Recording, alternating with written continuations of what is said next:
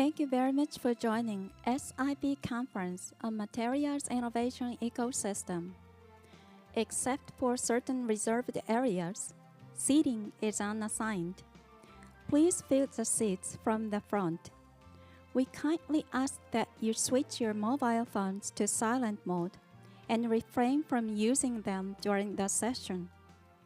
Photography and audio recording are not permitted. By scanning the QR code printed on the pass you receive at the registration, you can access today's schedule. We would also appreciate your cooperation in completing the questionnaire.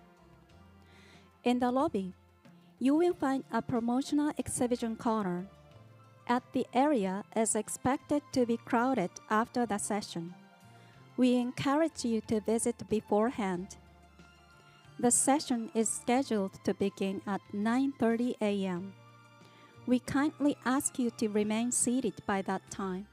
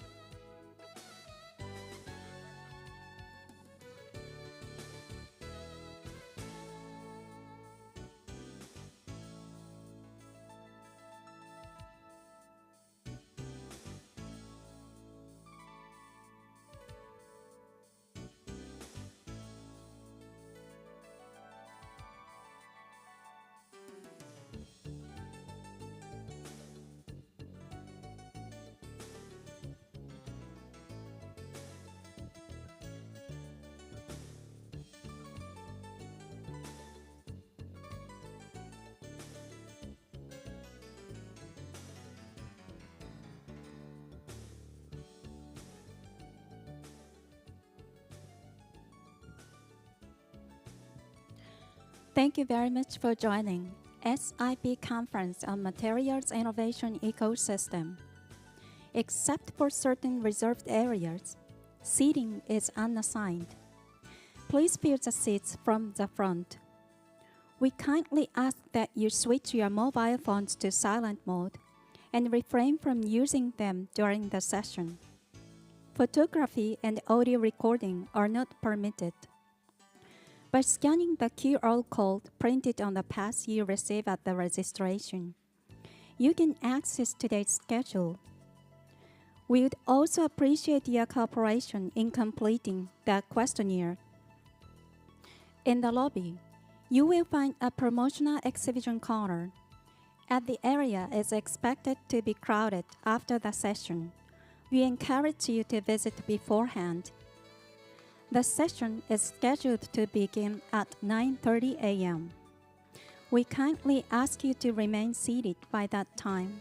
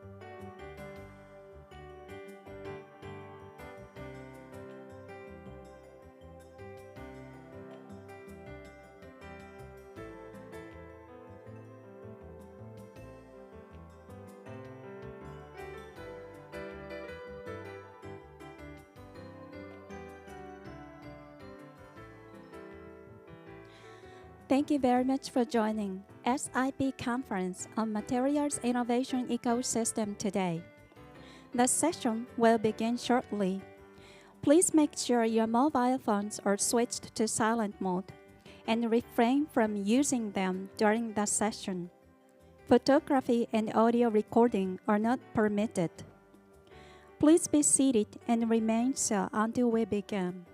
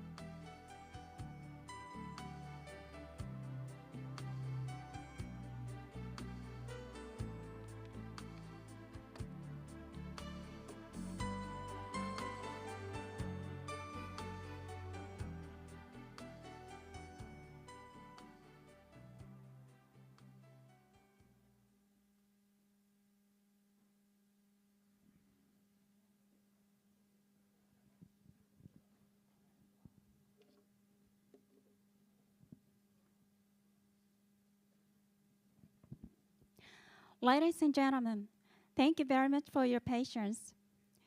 We are now pleased to begin the SIP Conference on Materials Innovation Ecosystem. My name is Megumi Nose, and I have the honor of serving as your MC for today's program. To begin, we'd like to invite our program director, Mr.Shosuke Kiba, to deliver the opening remarks. Please join me in welcoming Mr. Kiba.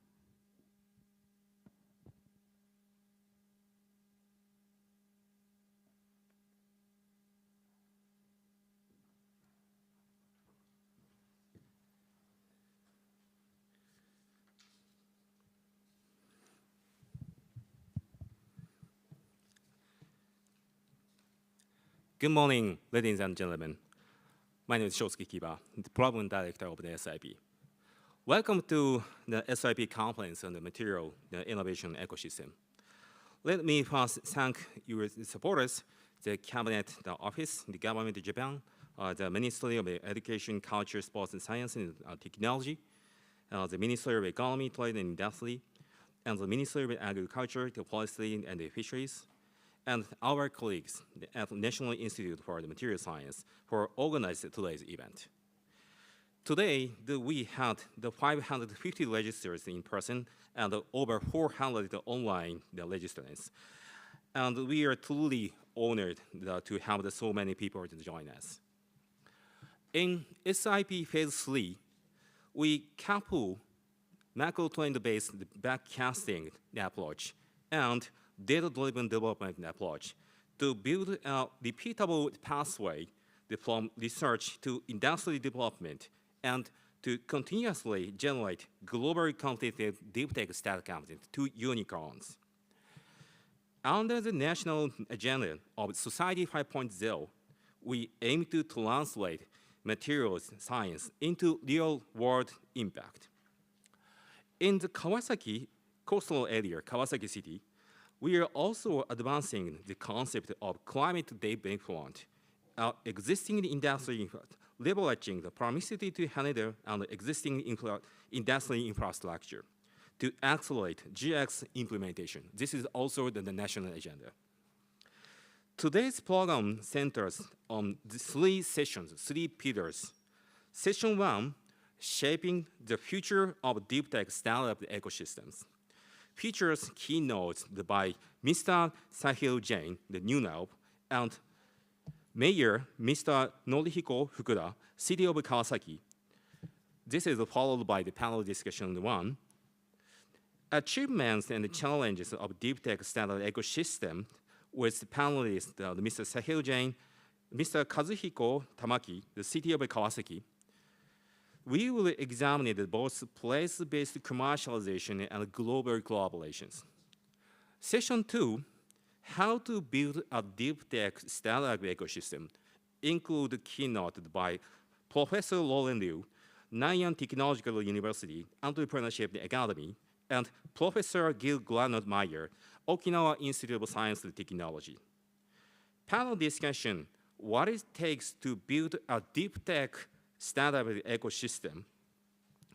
This with panelists Lerwen Liu and Professor Gil Granot-Mayer, and Taizo Hayashida from SIP, addressing laws, governance, capital, and regulatory design across universities, cities, investors, and corporations, including startup companies. Session 3, igniting deep tech startup ecosystem with data and AI, features lectures by Dr. Shinya Mine from AIST, and Dr. Ryo Tamura from NIMS, and Mr. Mitsuru Irie, MI6 Limited, followed by panel discussion 3.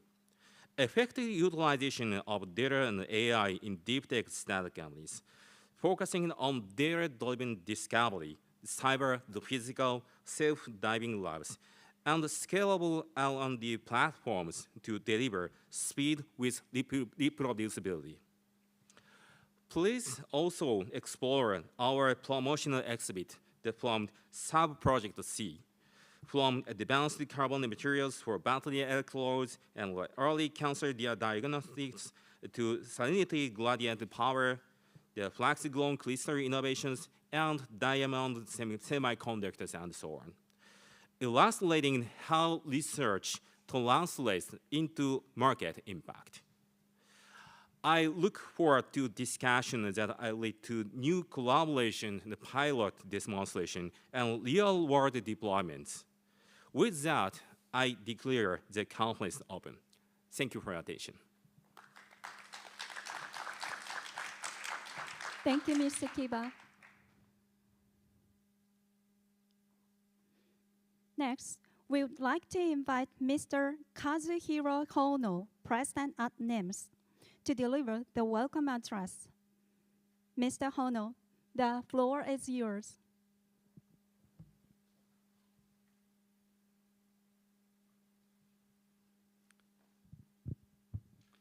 Good morning, ladies and gentlemen. Is it on? Okay. As president of NIMS, it is my great pleasure to welcome you all to the SIP conference on the materials innovation ecosystem. Thank you for joining us today, both here in Tokyo and online. This conference has been organized under the leadership of Program Director Dr. Shosuke Kiba, whom I thank for his vision and dedication. NIMS, as a project management agency, plays a supporting role ensuring smooth operation from an administrative standpoint. That means we work as secretary for Dr. Kiba. NIMS is still building its experience in startup support, and through this program, we are eager to learn from the expertise of others. Our mission has always been in material science, but to bring innovations into society, we must also strengthen our understanding of entrepreneurship and startup ecosystems. In the past, NIMS contributed to innovations such as iron phosphors, bismuth-based superconductors, and heat-resistant superalloys, achieved mainly through collaboration with established industries. Today, however, startups play a vital role in turning research into real-world impact. Supporting this new pathway is what this SIP program aims to achieve.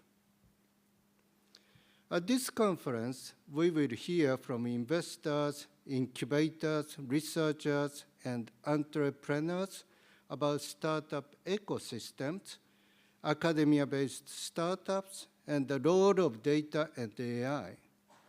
For NIMS, this is not only an opportunity to provide an administrative support, but also to learn and consider how we can contribute more effectively to building a vibrant materials innovation ecosystem in Japan.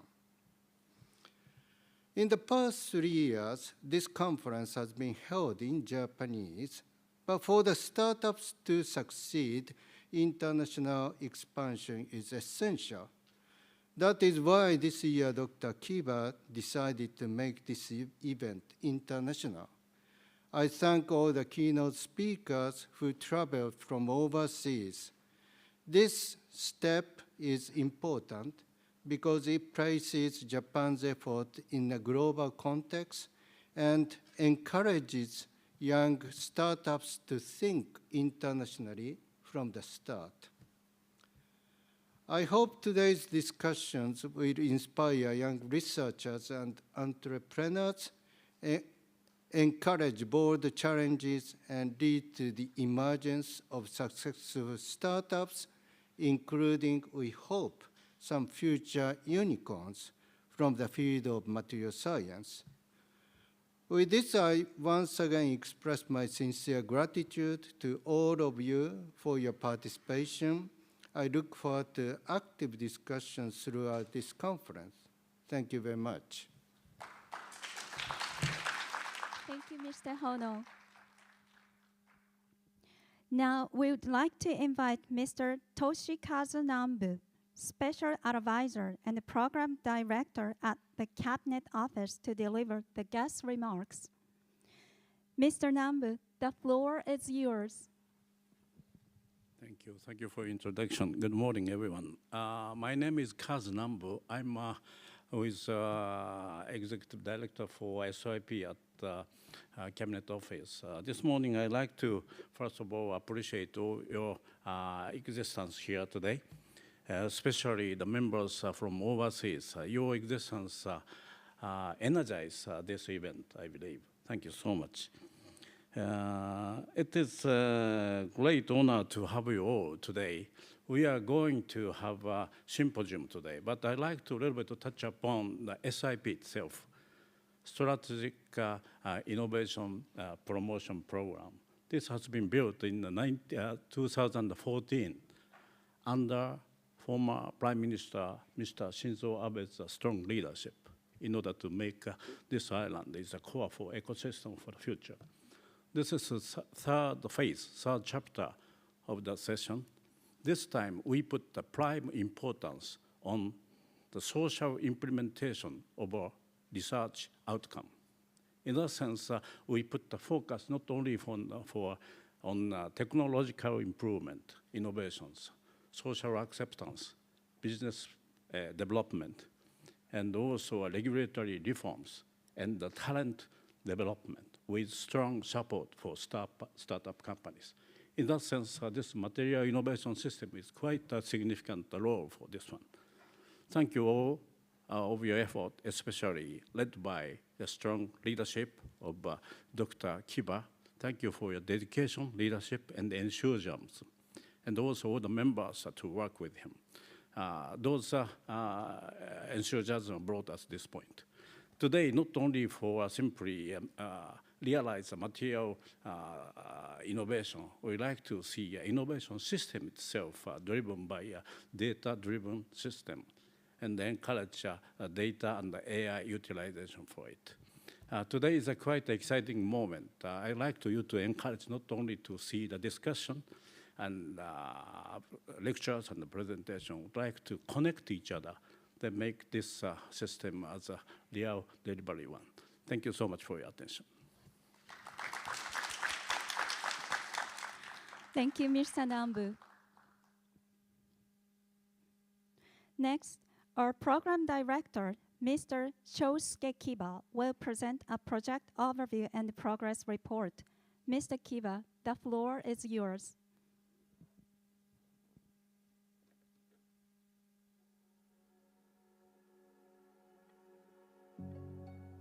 The Cross-Ministerial Strategic Innovation Program, SIP, of the Cabinet Office is aiming for a human-centered society 5.0 in which economic development and the resolution of social issues are achieved through a system that highly integrates cyberspace and physical space. The keywords here are solving social issues and balancing economic development by human beings. The future, which seems very far away, 20 to 30 years from now, is actually fixed to a certain degree. For example, demographics and the global environment.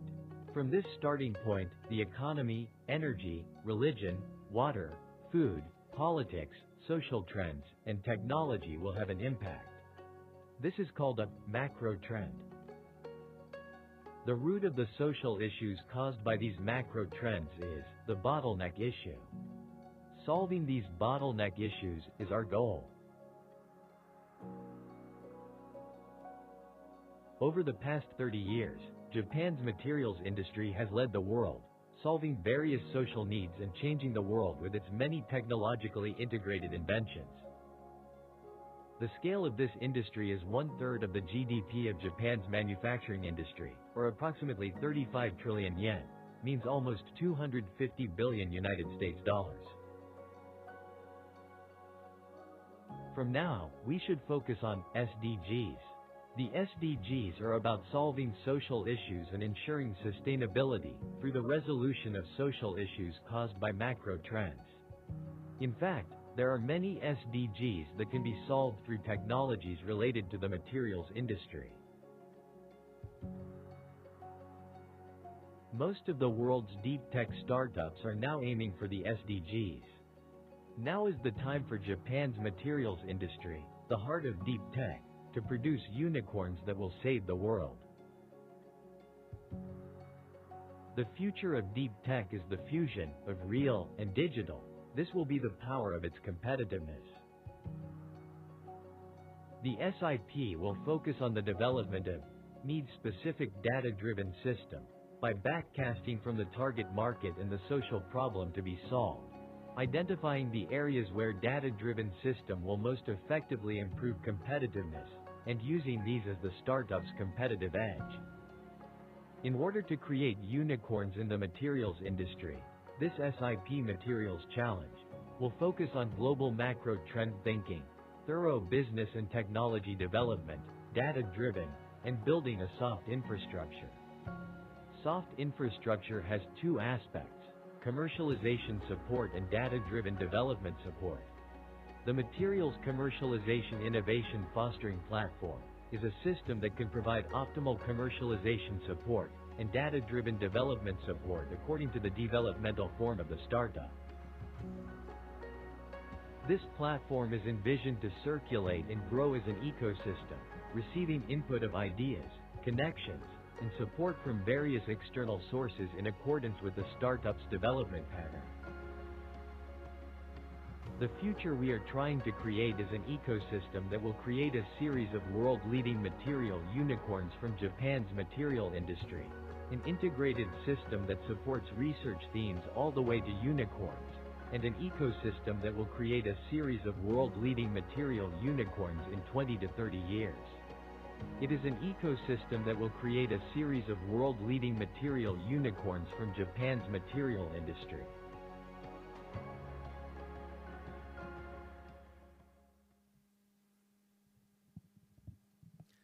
Thank you for attention to the video. So I would like to explain the quick overview of what is the SIP and what is the SIP material programs. So I would like to introduce the SIP, the Strategic the Innovation Promotion Program, the cross-ministerial program by Cabinet Office in the Japanese government, aiming for the Japanese national agenda, the Society 5.0 realizations. The Japanese government has now made the realization of Society 5.0 strategy.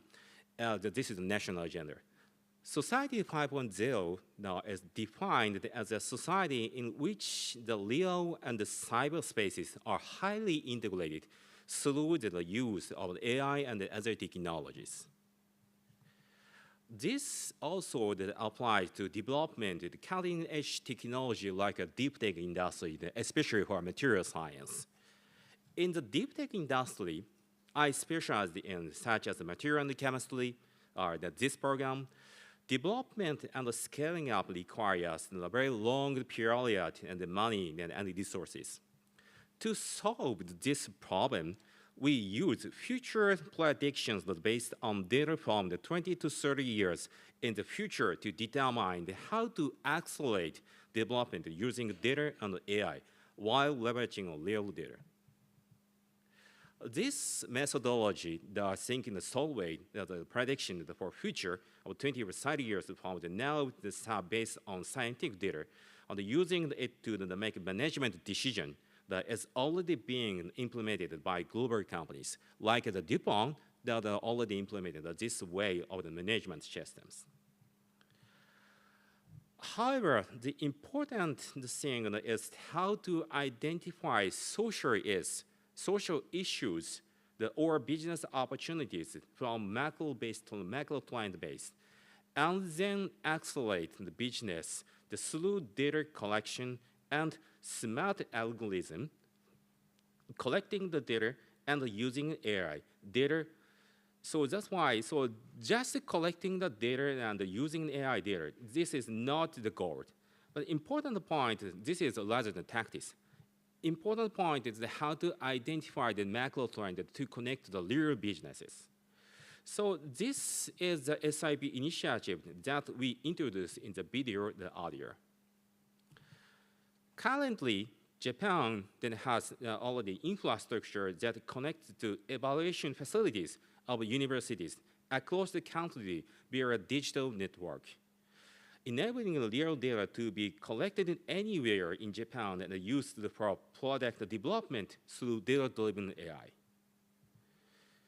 Through the three programmatic components, this SIP aims to establish an ecosystem that consistently produces unicorns in the deep tech world by implementing a macro trend-based backcasting approach and a data-driven development approach. Subprogram A focuses on building the ecosystem, and subprogram B on establishing a data-driven development environment, and subprogram C on nurturing unicorns candidates started using these ecosystems. So we will advance their ecosystems, the implementation, through the cultivation of these unicorn candidate startups. By leveraging these data-driven development platforms, we are planning to establish the climate deployment, the world's first data-driven development initiative, located just a step away from Haneda Airport. Spanning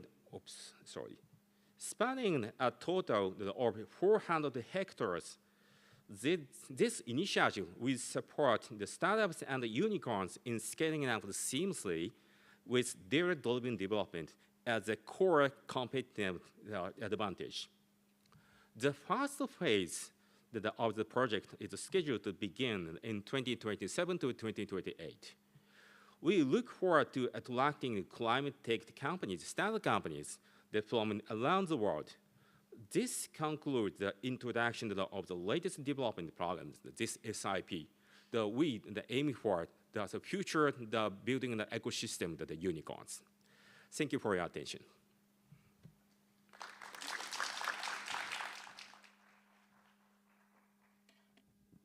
Thank you, Mr. Kiba. We will now move on to session 1, shaping the future of deep tech startup ecosystems. Our first keynote speaker is Mr. Sahil Jain, Vice President of Strategy at New Lab.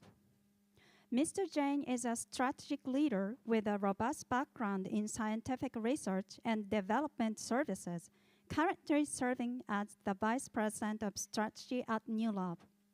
With a degree in chemical engineering from the University of Michigan, he has cultivated extensive expertise in areas ranging from process engineering to business development.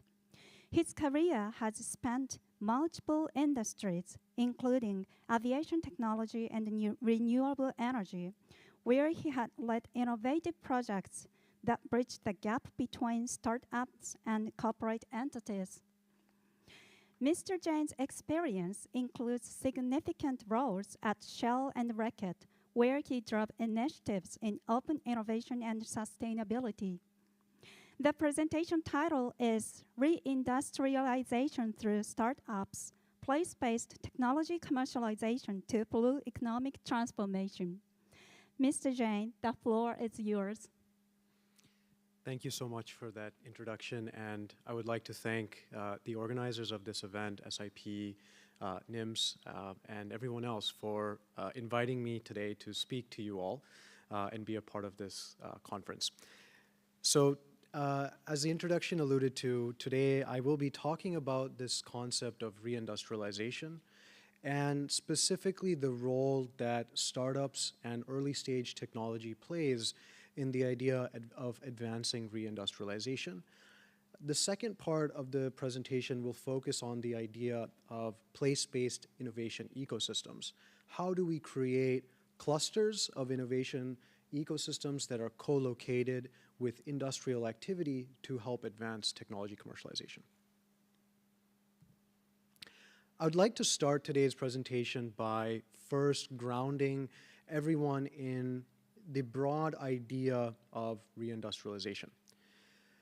I define reindustrialization as the imperative of our time, modernizing legacy sectors, building frontier industries, and ensuring resilience. Reindustrialization is synonymous with this idea of critical technology development, manufacturing, and deployment.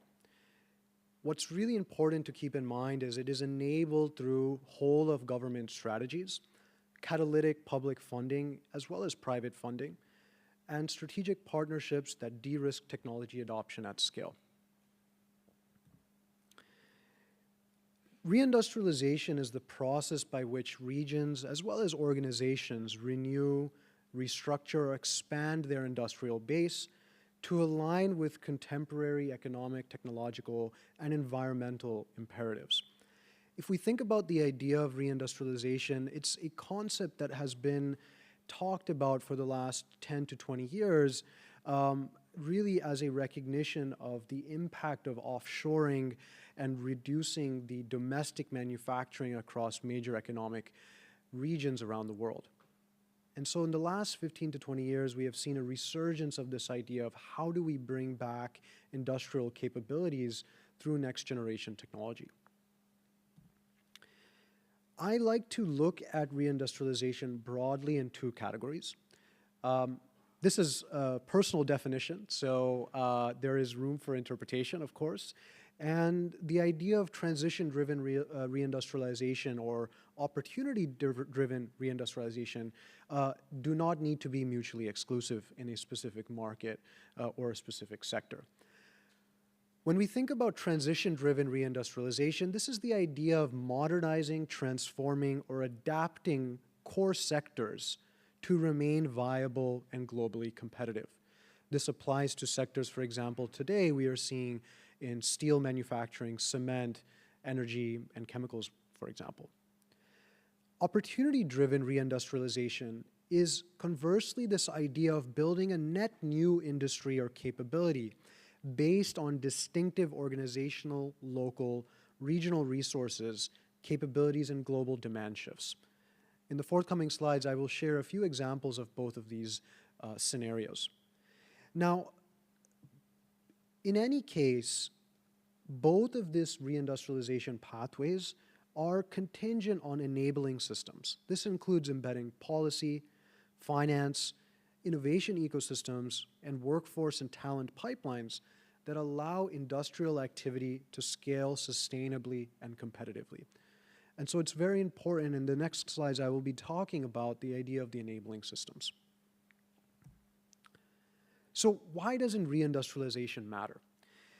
There's a few reasons that we are seeing a motivation for reindustrialization. As you can see from this study from Capgemini, broadly in an interview with a number of organizations, the top drivers for reindustrialization included things like supply chain resilience and reliability, climate and environmental risks, geopolitical tension and national security, a desire to capture or recapture economic value and increase competitiveness, different government policies that were mandating change, labor costs and shortage of labor in these critical technology sectors, and the desire to reduce logistical supply chain costs.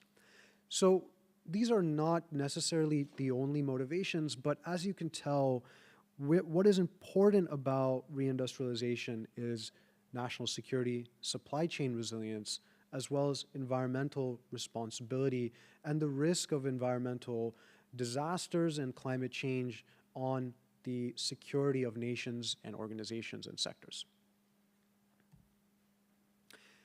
As organizations and countries are aiming to reindustrialize, onshoring or reshoring span across several critical manufacturing sectors. And we are specifically seeing a revolution of technology development and scale-up in areas such as aerospace and defense, electric vehicle manufacturing and future of mobilities, semiconductors, for example, energy, clean energy generation, as well as telecommunications infrastructure. This is an example of where we're starting to see a lot of private capital investment, but we're also seeing a big shift in where government is trying to help advance these sectors as a way of driving economic development. So when I had distinguished opportunity-driven reindustrialization versus transition-based reindustrialization, I just thought of what are some examples that represent that. So as you can see on this map, again, by no means is this comprehensive. These are a few examples that I'd really like to talk about. In the United States, for example, there is a big movement right now in the southeast part of the country, specifically in the state of Arkansas, with the discovery of lithium resources. So we are seeing the government of Arkansas in the United States developing a strategy for economic development to actually be able to leverage the lithium brine resources that have been discovered there to advance the battery and energy storage and electrification value chain. And so there's policy, there's industry engagement as a mechanism to create a new sector in the state of Arkansas tied to the lithium natural resource there. So that is an example of the opportunity-driven reindustrialization. Another very interesting example is in the Kingdom of Saudi Arabia. The Kingdom of Saudi Arabia, as many of you might know, has traditionally been an economy very much anchored around its oil and gas and hydrocarbon resources. Well, over the last several years, the kingdom has made a very significant push around diversifying the economy into the mining and minerals sector. Of course, the kingdom has some very interesting mineral endowment resources, but what they're interested in doing is creating an entire mining value chain in the kingdom, leveraging its background in energy infrastructure, energy project development, and the workforce and talent that they have operationally from leading these type of projects. So this is another example of an opportunity-driven reindustrialization. Now, if we think about transition-driven reindustrialization, another interesting example that comes to mind is the state of Michigan in the United States. Actually, New Lab is working with the state of Michigan to help the state repurpose and leverage its expertise in automotive manufacturing to enable more drone manufacturing in the state. specifically what we are doing with the state of Michigan is actually creating an ecosystem for startups that don't have the capacity or the know-how to manufacture drones at mass production, to leverage the industrial infrastructure from the automotive sector to create more drones for things like a national security imperative. So these are just a few examples that I wanted to highlight today about the different types of reindustrialization efforts and specifically their sector-based focus from the perspective of startups supporting that mission. I would like to talk about now the role of policy intervention as one mechanism in which we can help drive reindustrialization. We are seeing in the last 5 years approximately a wave of government enablement through policy and regulations that are catalyzing region and sector-specific reindustrialization in an attempt to drive economic resilience. Policies that don't just mandate compliance, but enable change are critical.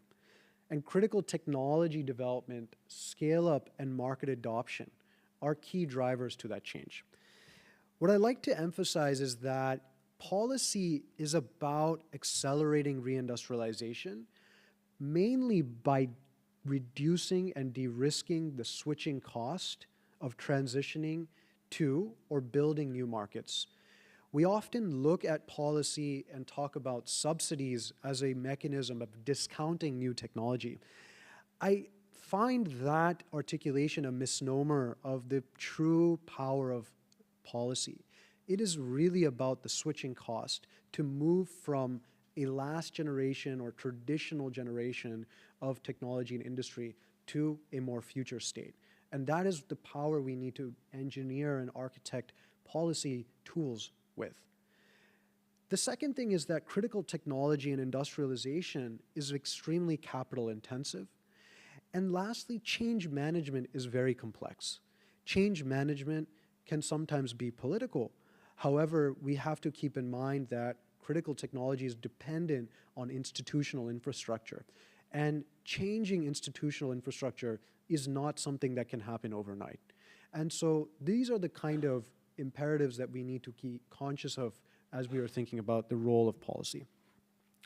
So this slide is, again, a very, very illustrative breakdown of some recent monumental bills and policy actions that have taken place over the last 5 to 10 years, namely examples that I have pulled from the United States, from the European Union, as well as representing some other nations that I think have very creative policy mechanisms that are trying to address different technology and commercialization readiness risks. I would like to start by referencing the 3 bills that were passed in the previous US federal administration as an example of very interesting policy tool to look at incentivizing early stage technology development and R&D, lab to market transition and early commercialization, and then large scale project development.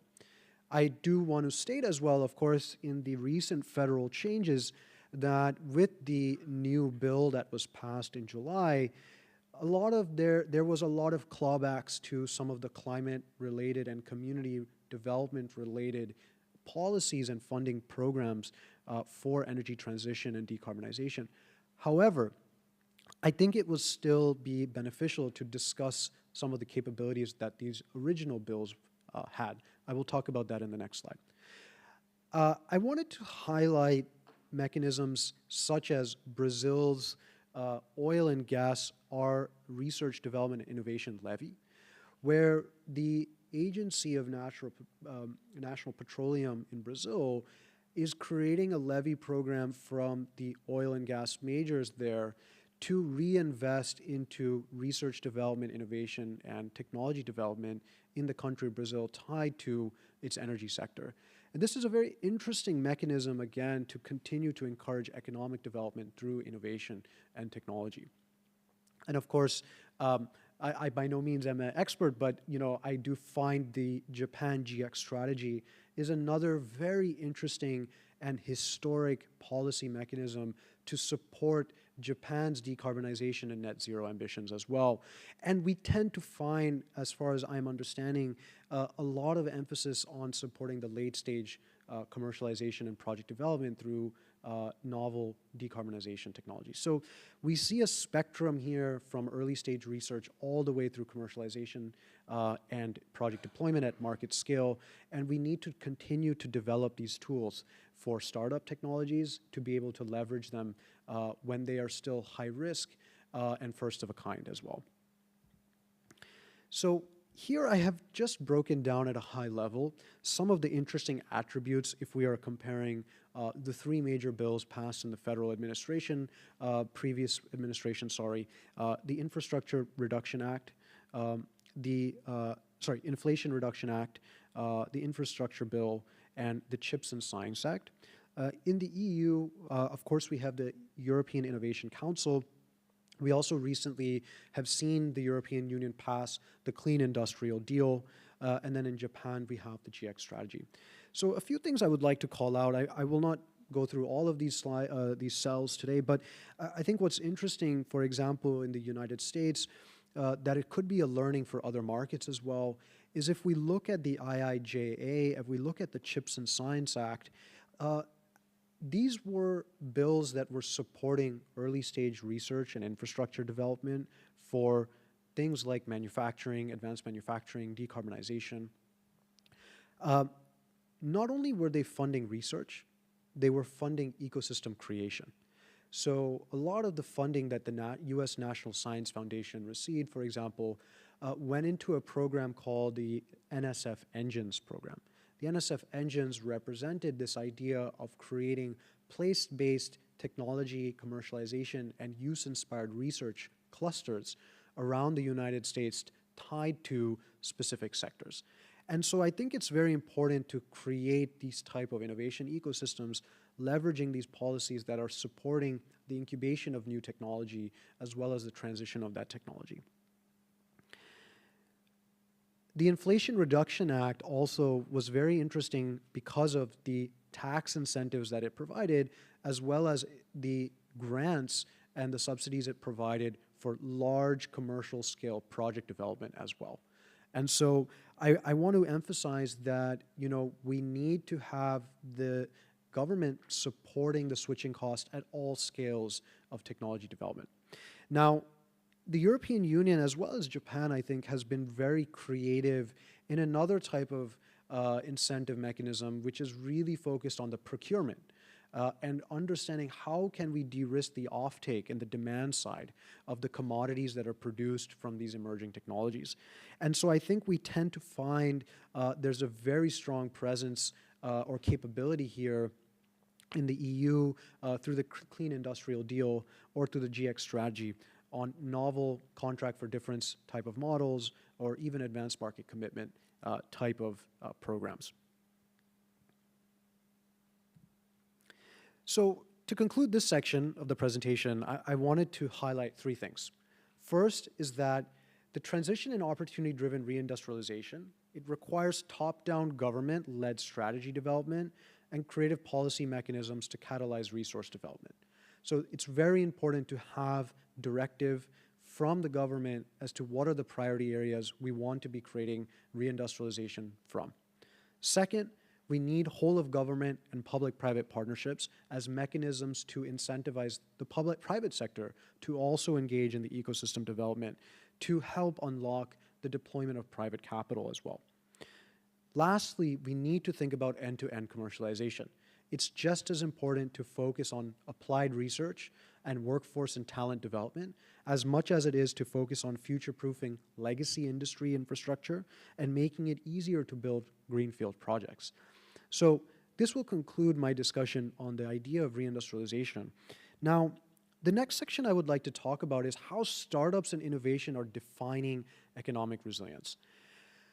I like to think that critical technology startups are the building blocks of reindustrialization. And in order to capture this potential, the upside of reindustrialization, we need to make sure that the critical technology startups are the protagonists. They are the key atomic unit that we need to be designing systems, programs, and financial schemes around. If that is true and they're the catalyst of industrial renewal and competitiveness and GDP growth, I think it's important to make sure we are seeing and understanding the impact. This was a very interesting study done by CARTA. This is just US-specific data, so please keep that in mind. But what we are seeing in this graph here is that companies, especially the early stage companies valued less than $100 million US, are starting to represent a larger share of new job creation and new job growth. You can start to see that change through this data from 2022 to 2023.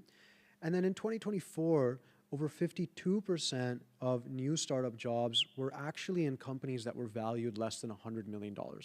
There's a very positive distribution, of course, in companies valued greater than that as well. But I think it's important to recognize that the incumbent companies are, talent from the incumbent companies are also, hungry for innovation and technology, and they're seeing startups as a vehicle to express that hunger for innovation and change. This is another representative diagram that speaks to the same principle.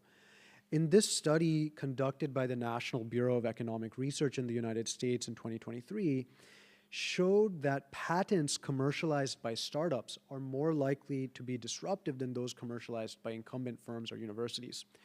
Between 2001 and 2019, patent licenses granted by research institutions went to startups, grew from 19 to 27%.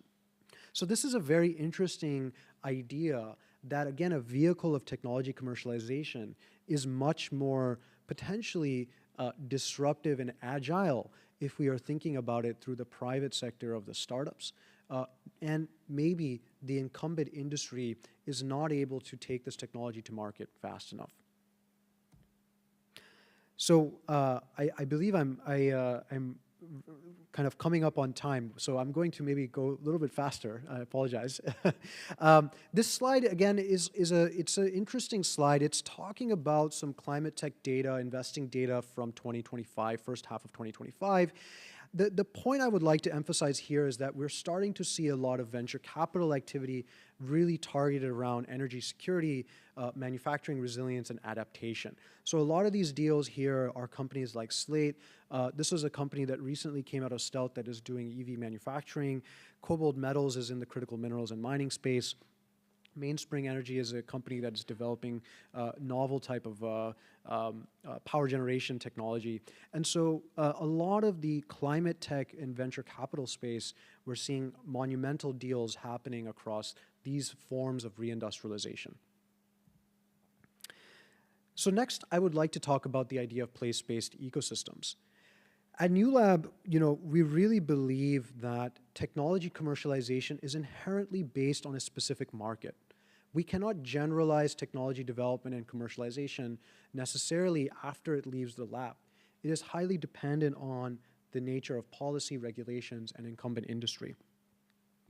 So if industrialization is contingent on these critical companies, critical startups coming to fruition, we believe that the ecosystems that can coordinate resources like policy, like capital, like infrastructure will have an unfair advantage to attract companies into their market and drive economic transformation.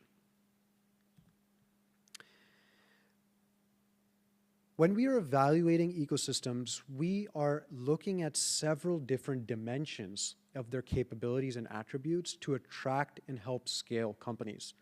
This ranges from understanding the presence of local industry, as I mentioned earlier, understanding the motivation around economic development, the idea of responsive policy and regulatory development, academic and startup, the existing academic and startup ecosystem, talent, supply chains that are critical for manufacturing, access to risk capital, and strategic infrastructure. First and foremost, I want to emphasize the role of industry. As I already spoke about government, we also need to recognize that industry has an important role and a capability to driving the adoption of technology. When we are designing place-based innovation ecosystems at New Lab, we are thinking about the role that industry has by helping startups de-risk technology, validating the use cases for these solutions, and accelerating the adoption and procurement of their solutions within existing operations. Early demand signal from industry is really important, especially when these technologies come at a premium cost. And we need to be able to bring that demand to the financing markets so that we can reduce the risks as well as prove the bankability and the return that these projects can generate for a number of years thereafter. Lastly, industry truly understands the value chain and system level dependencies around the techno-economics for scale-up. And so startups value having that exposure from industry that knows how to operate complex projects. How do the techno-economics play a role in their scale-up potential? This graph is a very interesting graph. Again, I would like to caveat that I think corporate venture capital is a very important aspect for technology growth, but it is only one component in the toolbox for these companies. But what you can see through the study from McKinsey is that the likelihood of companies to grow and scale is tremendously supported by strategic capital from corporate venture funds. And so in this diagram here, you can see the comparison between companies that were only taking an institutional venture capital versus companies that were taking strategic corporate capital at different stages of growth. Now, of course, I think we all understand that the strategic corporate venture capital is a very important aspect given the stage and maturity and the sector of different technology companies. So I'm going to kind of go a little bit quicker now. So we think about infrastructure as the second key pillar. So I've talked about industry. The second key pillar is infrastructure. The idea of infrastructure is not only providing startups with access to infrastructure for R&D, but it's also for piloting and demonstrating technology here. And so we think about a whole network of assets that are technical infrastructure for companies to be able to scale in different ecosystems. This is a very interesting graph, again, from the same study from Capgemini that showed that organizations are particularly focused on brownfield project redevelopment. What that means is they're actually interested in repurposing their existing assets and the steel they've invested in modernizing those through technology. We think this is very important because, one, it reduces, again, the cost of scale-up for a startup to be able to leverage and launch off of existing infrastructure, but for the incumbent, it also creates an extended and additional value from their pre-invested assets. Now, the next several slides I have are examples of different place-based test beds that I find are very interesting assets to contemplate the development of in different sectors and different regions. Here we have the National Carbon Capture Center in Alabama, United States. This is a publicly owned, or it's a public-private partnership actually with the Department of Energy and a large utility in the southeast part of the United States focused on pre- and post-combustion carbon capture technology demonstration. This is an interesting industrial and circular industrial park in Denmark called Green Lab, where they are providing access to shared power, 100% renewable, by the way, 80 megawatts, access to heat, steam, and CO2 in order to support early stage technology demonstration with the idea of co-locating technologies that have synergistic effect on one another to reduce the overall techno-economic burden. And lastly, this is another project in Alberta, Canada that is focused on direct air capture. This is actually mostly a privately funded initiative that was focused on this idea of supporting early stage DAC companies with deployment where they were providing shared carbon management services and then actually sequestering the CO2 to generate CDR credits that would generate revenue for this asset here. So it was in part a commercialization asset that had a very interesting commercial model to actually show the potential for revenue generation from this technology category. So I would like to conclude by perhaps talking a little bit about New Lab. You know, everything I've shared today represents the DNA of what New Lab is focused on. We are trying to help attract high-growth startups to markets, to help government meet their sector-specific mandates, while also helping enable industry to transform and capture new opportunities. And we're really focused on this idea of technology-led economic development. Because we are a venture platform, we often get asked, you know, are you an accelerator? Are you an incubator? Are you a VC? We're a little bit a combination of all of these things. Our mandate, as I mentioned, though, is to help incumbent industry adopt technology faster, as well as to help local economies realize the benefit of building and helping startups scale, because they will create economic returns through job growth for those regions. So we believe in places, and specifically the nuance of regions.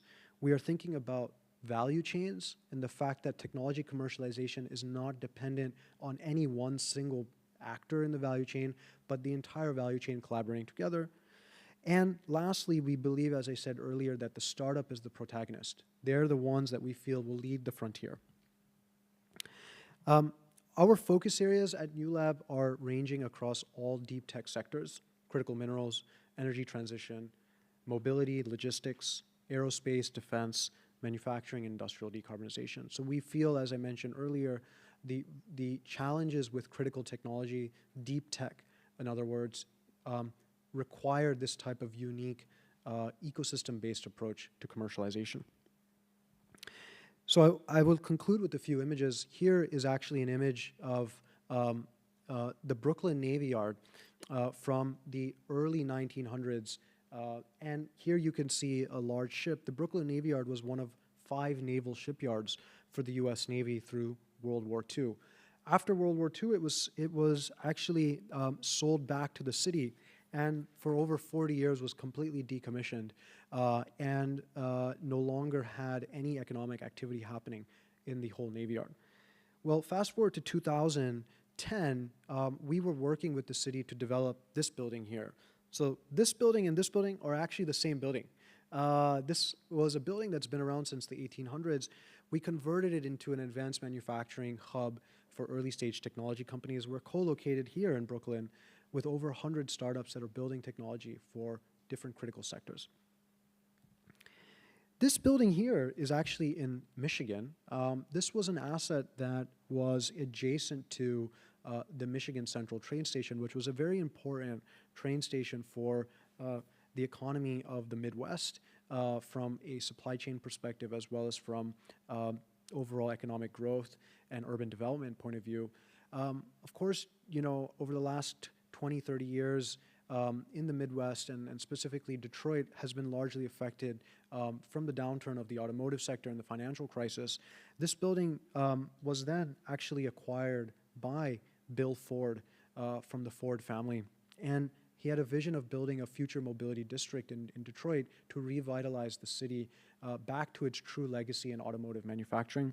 And so we worked with the team and the public-private partnership through the state of Michigan and Ford to build this innovation hub in Michigan, which is really focused now on the future of mobility, from heavy-duty trucking to drone manufacturing, as well as electrification. Lastly, a project that I have been personally working on for 2 years in the southeast of the United States has been in Louisiana. Here you see an image of an old naval building for the US Navy that was used as a warehouse for equipment for the US Navy, and as a very critical deployment spot in the Gulf south of the United States. Again, after Hurricane Katrina, the Navy actually pulled out of this site and sold and gave the building to the city of New Orleans. And actually, since Hurricane Katrina, which is the 20th anniversary this year, the site has been decommissioned. Well, actually, we formed a public-private partnership with the state of Louisiana and the city of New Orleans. We are also working with Shell on revitalizing this area to build a hub for the energy transition and industrial decarbonization technologies. And this is just a render of the building that we are currently developing in New Orleans, where we will be supporting technology companies with first-of-a-kind product development, fabrication, and manufacturing for them to be able to deploy this in the industrial corridor of the Gulf Coast of the United States. So with that, thank you very much for listening to my presentation today and again for inviting me here. I'm very excited to continue discussion with everybody for the rest of the day. And I leave you with a question for discussion is, what do you all believe is the future of reindustrialization for Japan? We are very excited to collaborate with you all to see how we can support that mission. Thank you very much. Thank you, Mr. Jain.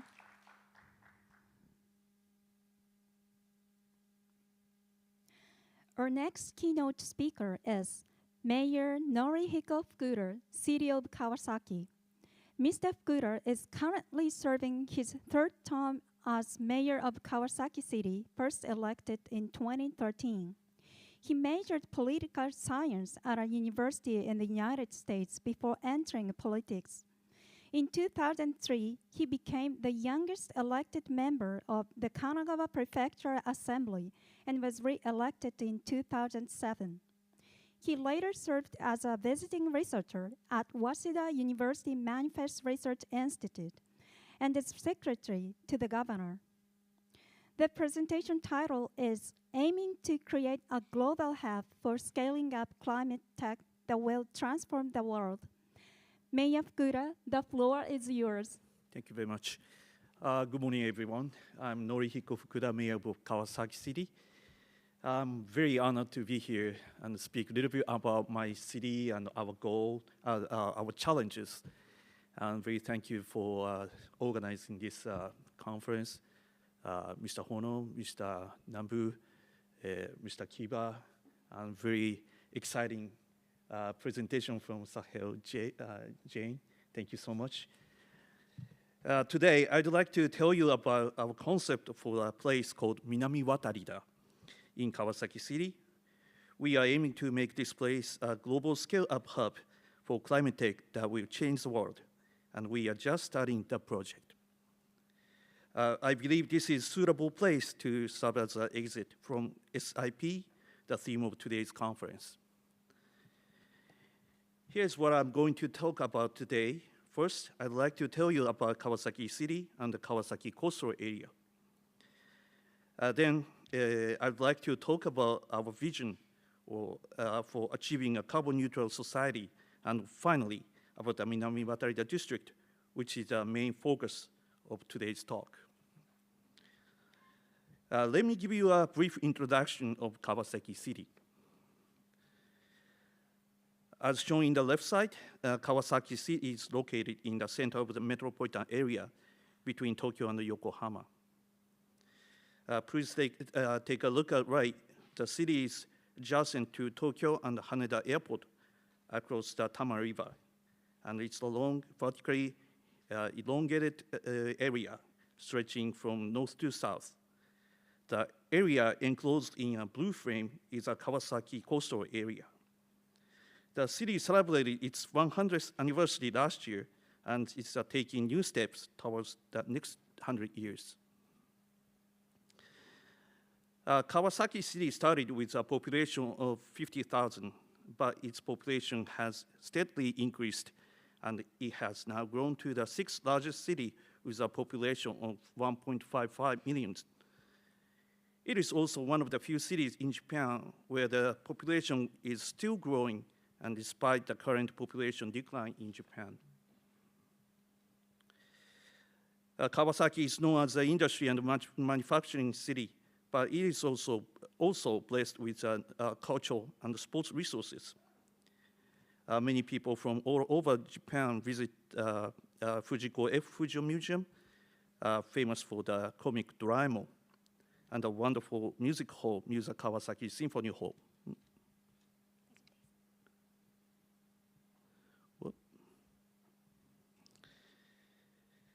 In terms of the sports, we are known as the home of popular teams such as Kawasaki Frontale, soccer team, and the Kawasaki Brave Thunders basketball team.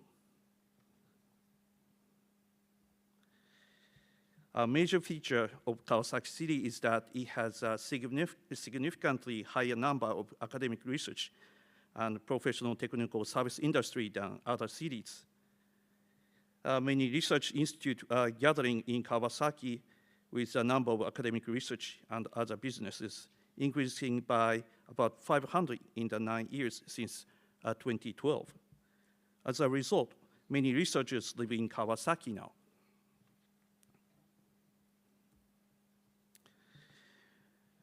From the perspective of being city of research and development, we can actually find the similarities between Boston in the United States and Kawasaki City.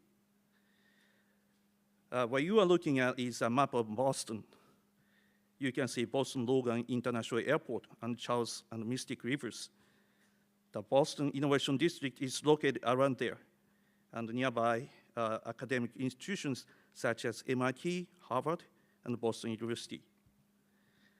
As you can see, innovation areas tends to be found near international airport and rivers. In other words, the proximity from the innovation area to the international airport brings technology and wisdom from around the world. Well, this is a map of Kawasaki. As you can see, Haneda International Airport is located here, and Tama River flows between Tokyo and Kawasaki. On the Kawasaki side, many research and development facilities of companies such as Canon, Toshiba, Fujitsu, and NEC are located. And there is also a concentration of academic institutions such as Keio University. We were working to create research and development innovation hub such as King Sky Front and Minami Watarida, which I will talk about later. And we believe that Kawasaki has an environment similar to that of Boston.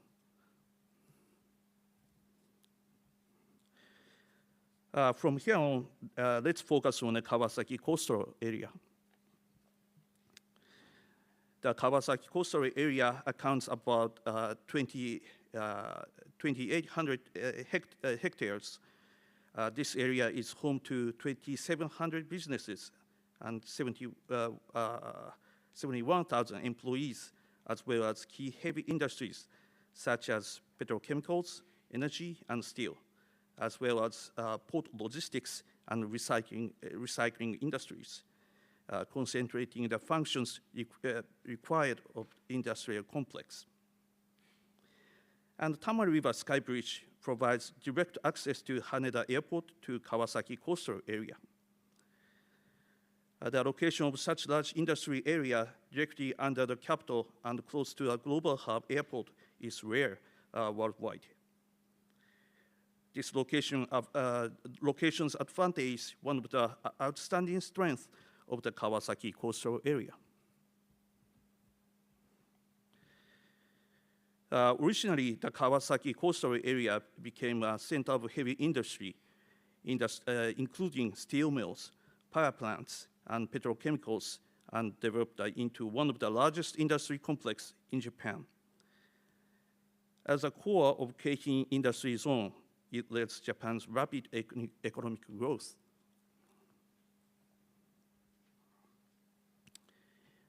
In the 1990s, with the trends towards globalization and international division of labor, factories across the country began to relocate overseas or the other areas.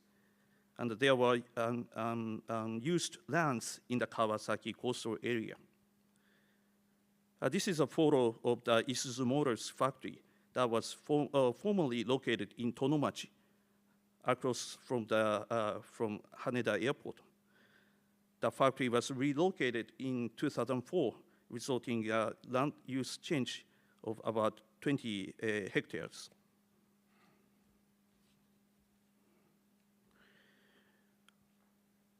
We, Kawasaki City, have been working in collaboration with companies to turn this location into a life science R&D and innovation hub named King Sky Front.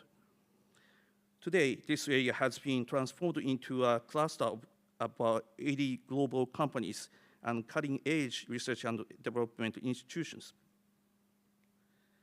Location of this is quite unique. Just a 5-minute drive from Haneda International Airport using the Tama River Sky Bridge. This is what the area looked like about 20 years after the factory closed.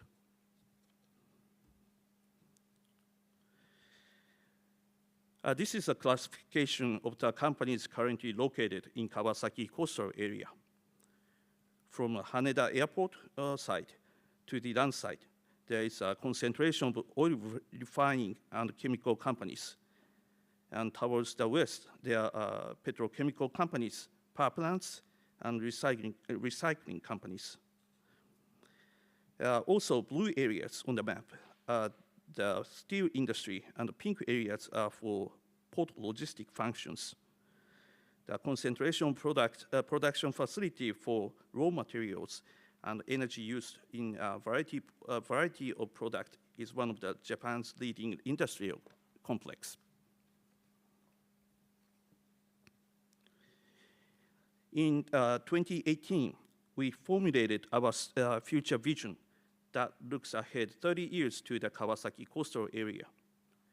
In it, we clearly stated our intention to make the Kawasaki coastal area an area where industry will continue to thrive in the future. This vision also shows our picture of the future, where innovations are constantly being generated.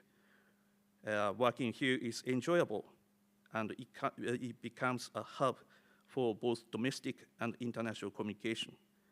And we are currently working on various projects to make this reality. As a means to realize this vision, we have formulated a Kawasaki Carbon Neutral Initiative. Kawasaki has the highest greenhouse gas emissions among major cities in Japan due to the large number of heavy industry companies located here. In particular, coastal area accounted for about 70% of emissions. In response to this, we had put forward a plan to reduce greenhouse gas emissions by 50% by fiscal 2030 and introduce more than 330,000 kilowatt of renewable energy. And furthermore, we have formulated the Kawasaki Carbon Neutral Initiative as a challenge for the coastal area towards realizing a carbon neutral society by 2050. This is an image of hydrogen, excuse me. This is an image of hydrogen use in the Kawasaki coastal area. Currently, about 1/10 of Japanese hydrogen demand is concentrated in Kawasaki. At the same time, due to the industrial complex area, there is a pipeline network operated by private companies. If hydrogen is converted to electricity, this demand is equivalent to energy consumption of about 870,000 households. This is a diagram, is a current flow of resources throughout the coastal area. Currently, it is a fossil fuel energy supply hub that imports and processes fossil fuel, such as energy and crude oil from overseas and supplies them to the metropolitan area as gasoline, electricity, etc. It is also a petrochemical complex that produces various chemical products using naphtha refined from the crude oil as a raw material.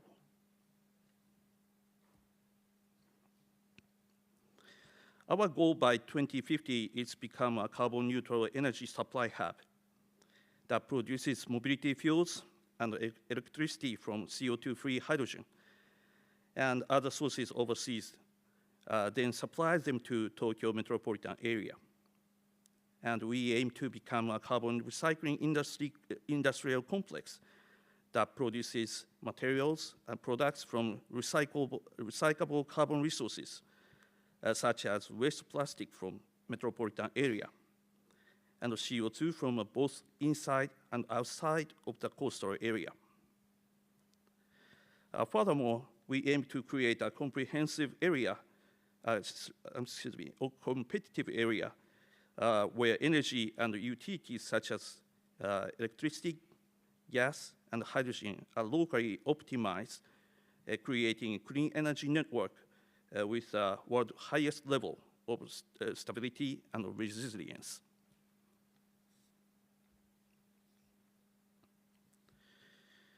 To realize this vision, we are working in collaboration with various public and private sectors players. Among the private companies, Kawasaki Heavy Industries and ENEOS have signed agreement with us. As for the surrounding local governments, we have signed partnership agreement with Yokohama City, Tokyo Metropolitan Government, and Ottawa. We are working together with these players to expand use of hydrogen and build a supply system.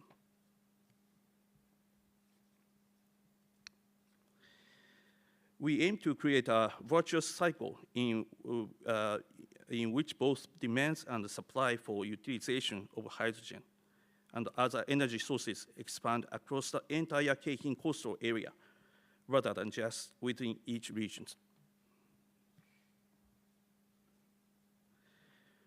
Now, I would like to talk about the large-scale land use conversion we are currently working on in the Minami-Watarida district.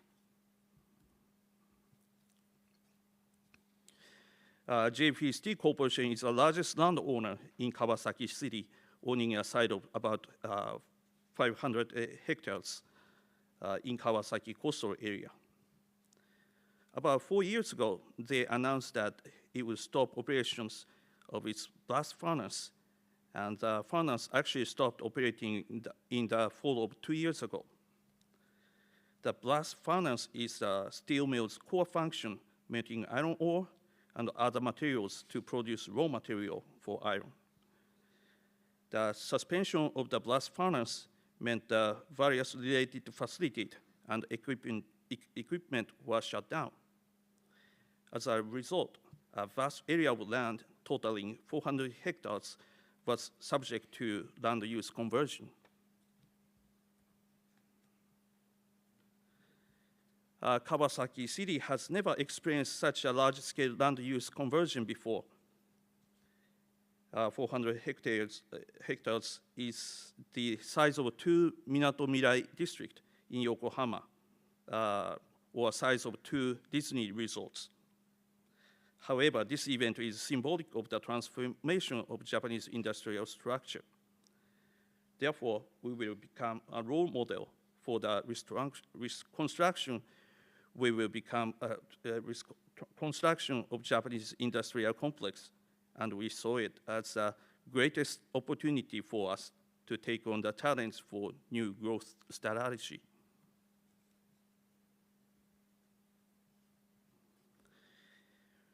First, in the southern part, the largest area is Ogishima district. In this eastern area, with the aim of realizing carbon neutral society, you are utilizing a national project to develop a base for receiving and supplying imported hydrogen from overseas.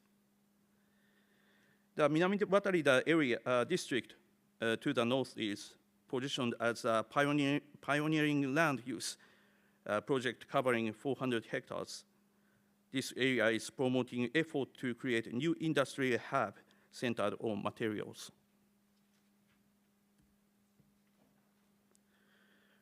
From here, I explain about Minami-Watarida district, which aims to form a new industrial hub. This area is close to the residential area, about 3 kilometers from Kawasaki Station and 5 kilometers from Haneda Airport. It is also located near the train station, making it very accessible. The Minami-Watarida is promoting the accumulation of material industries. This is because material and energy companies have played a central role in this area, making it a good fit for becoming a hub that will lead the future. In addition, national government believes that the development of innovative material is essential to realizing a GX society and a DX society, and has launched a policy called a Strategy for Strengthening Material Innovation.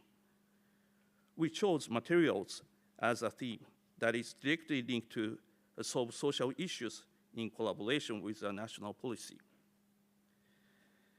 Minami Watarida's concept is to be a scale-up hub for implementing climate tech in society. We aim to be a unique place where deep tech that contributes to combating global warming can be born, nurtured, and even expanded.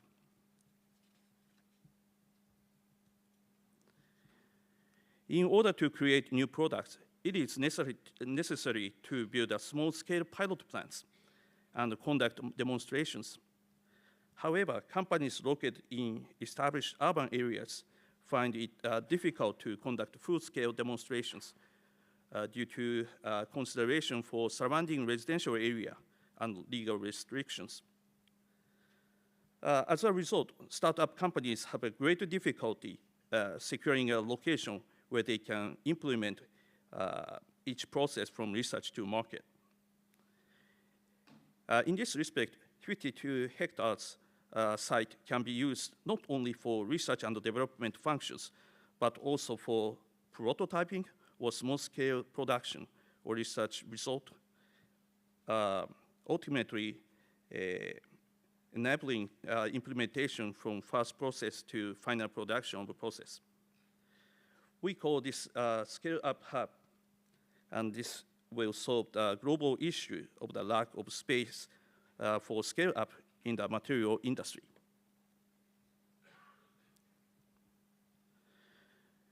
There is probably no other industry hub in the world that can seamlessly realize everything from research and development to final production process near global hub airport. As a first step in this grand challenge, a large-scale rental wet lab will be built in this red frame area of the northern district. This is the first phase of our project. And then scale-up functions such as prototyping, small-scale production, and mass production will be introduced in the industry-only area of the southern district, framed in green.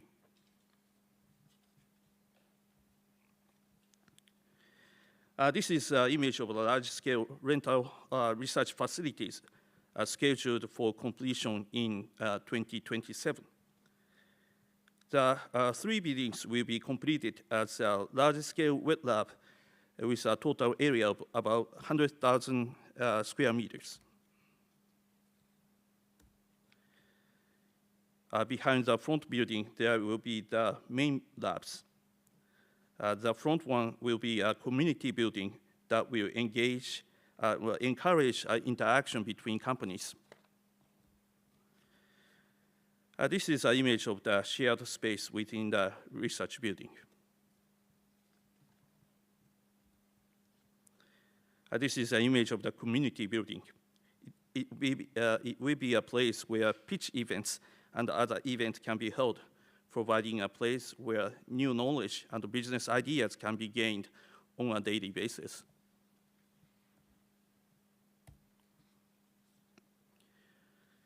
To realize this vision, we have signed an agreement with UMI. We are working to build an innovation ecosystem in Minami Watarida together, including business creation, company development, and the formation of industrial hub. We aim to build an ecosystem where intellectual property, human resources, and funding come together and connect to advance each business.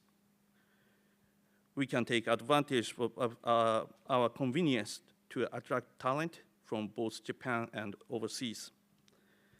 So we are aiming to nurture human resources and building relationship with stakeholders, such as companies, academia, national and public research development institutions, incubators that encourage the growth of startups, and investors and financial institutions. These players will increase value and uniqueness to our hub. Collaboration with SIP program is greatly significant for our efforts from the perspective of promoting innovative technological development and its social implementation through industry, academia, government collaboration.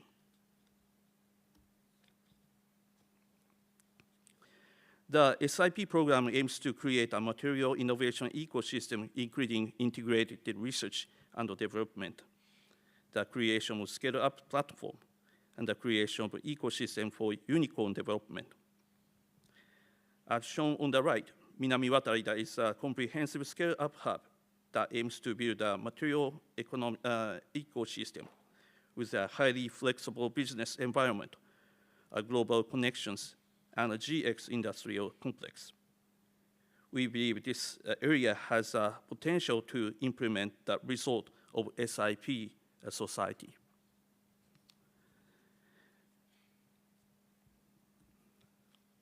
Now, do you know what year 2027 is? This will be final year of SIP, and also year when the Minami-Watarida Phase 1 district will open. This means that the environment for accelerating materials will be born here as a suitable place for exit of SIP and place for your social implementation. Let's create a new era together in Minami-Watarida.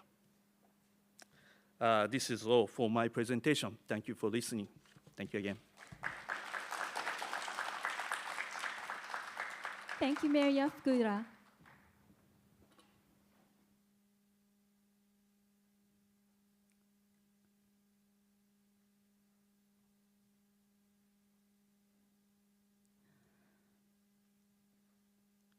We will now move on to the panel discussion.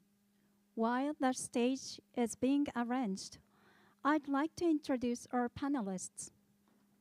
Our panelists are Mr. Sahil Jain, Vice President of Strategy, New Lab; Mr. Kazuhiko Tamai, Head Director of the Kawasaki Coastal Area International Strategy Headquarters, City of Kawasaki; Mr.Shosuke Kiba, Program Director, SIP.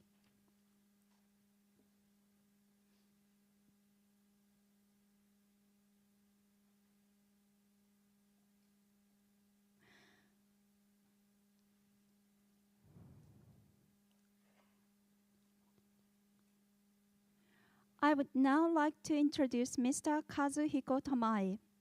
Mr. Tamai is the head director at the Kawasaki Coastal Area International Strategy Headquarters.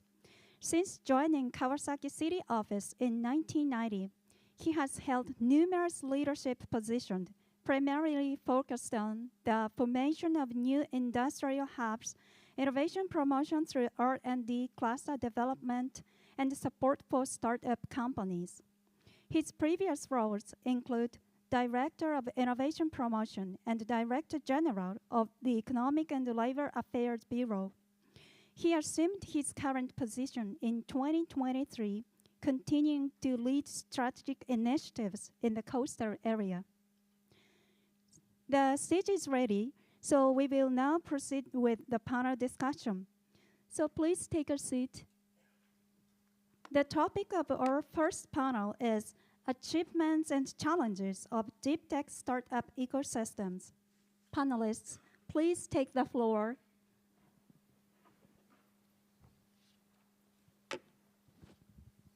Hello, everyone. I'm not the panelist, the moderator of this panel discussion.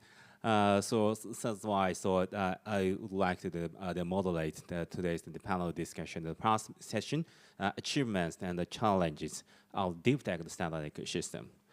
So this session is we would like to discuss that will build up on the high level the presentation before this panel discussion from Mr. Sahil and the Mayor Fukuda. So New Lab shared their practical simultaneously will launch the place, the projects, then the funding across the United States, advancing them seamlessly through the commercialization. And also the Kawasaki City introduced the two established very unique hubs the ecosystem, the King Sky Plant, and the ambitious their plan for large-scale transformation of coastal area, especially for Minami Watarida. So therefore, in this panel, so we will specify into two layers, the achievement, the outcomes for the ecosystem, the building, for Kawasaki City and the new lab, forming such the ecosystem and the hub. And what is a potential challenge for existing, for advancing to next step and the continuous sustainability for the ecosystem building. So that's why we have the game insight for the forming an ecosystem where deep tech companies, startup companies, continuously grow into the unicorns. So which is the theme of this SIP material challenges.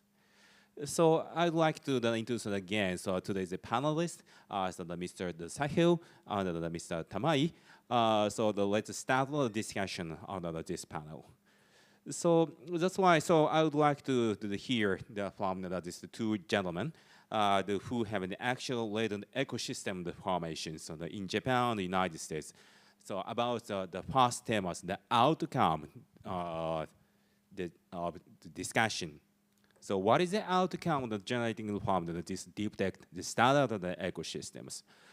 So these two processes shared earlier, so the new laws and the implementation knowledge of the space, the place, and the projects, the planning.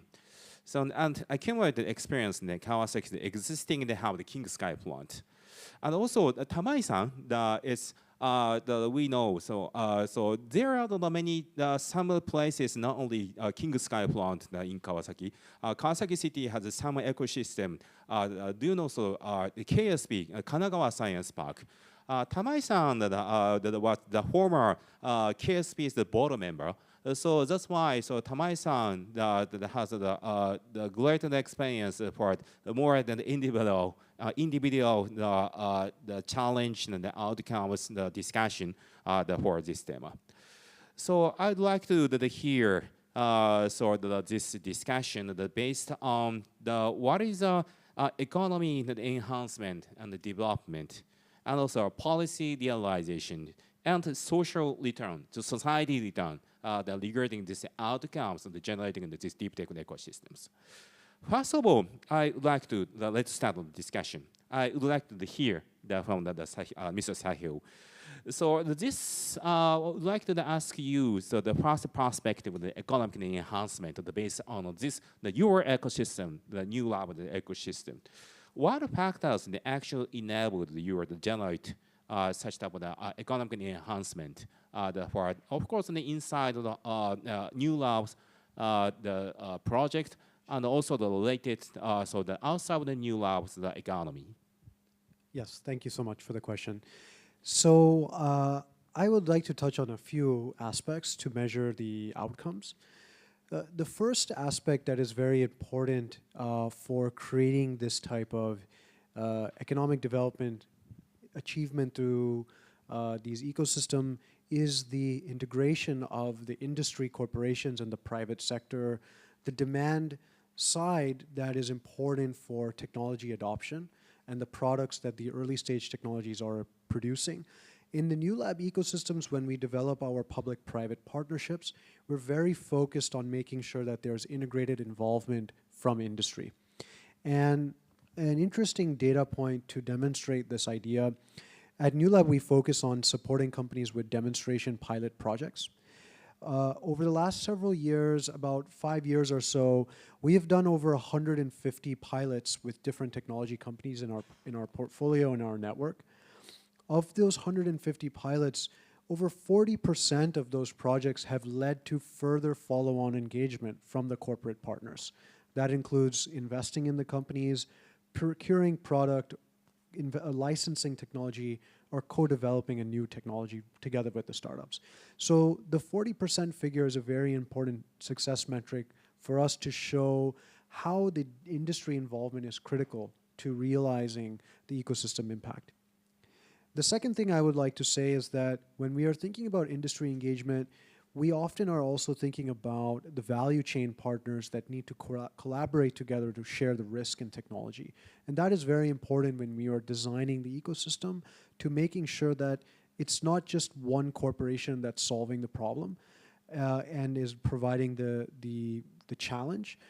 We actually need to think about the upstream and downstream organizations that also have a responsibility in technology commercialization, and New Lab tries to bring those partners together to enable the adoption and commercialization outcome. So that is the key part of our ecosystem design. Thank you for your explanation. I'm very curious. This is because you mentioned about we mentioned about the static company ecosystem, the building. However, important point is the building the demand side. So that's why. You mentioned about the key factor for the ecosystem, the economic enhancement, the development, the outcome is the building the value chain, through static companies and the large corporations and the diverse, not only one corporation, the many corporation collaborations. Correct.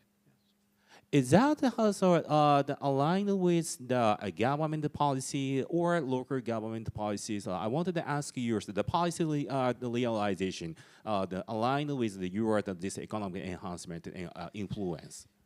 Yes, absolutely. The policy aspect is very important because, you know, as I mentioned in my presentation, we need to have the top-down alignment from the government as to where is the government and the region looking to create the economic resilience and economic transformation, which are the legacy sectors that represent the local economy today that need to be transformed.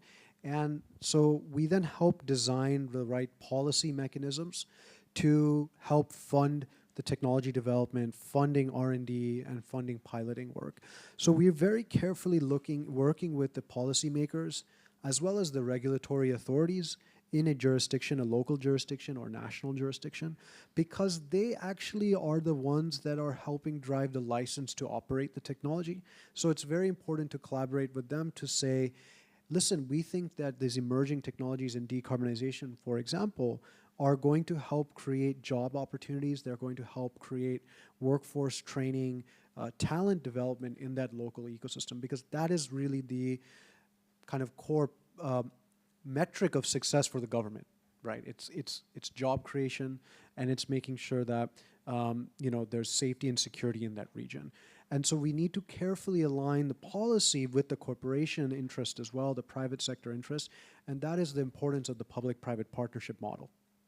Very nice. I have those 3 questions. The first one is that you mentioned about the government strategy quite important. So you align with the federal, national level government policy or local government policy, either or both? Both. Yes. So a very good example of that is, as I referenced earlier, you know, in the United States, you know, there's you know, a lot of urgency, not just in the United States, but around the world, around national security.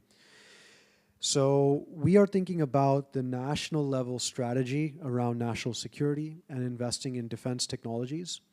And we are translating what is the role for the state of Michigan as one example. What is the contribution that the state government can make as a part of the national strategy for national security?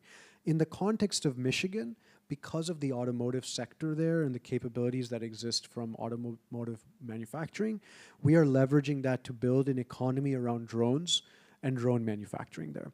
So we are actually doing both the national level strategy down, as well as thinking, because in the United States, the economic development strategy is very much driven by the individual states, or in Japan, the, you know, prefecture level. So we are very kind of working at both levels of the government. Very good. The second of my question is, do you have any outcome share to the KPI, like a KPI, or as aligned with our government, state government, the national government to achieve your ecosystem, the building?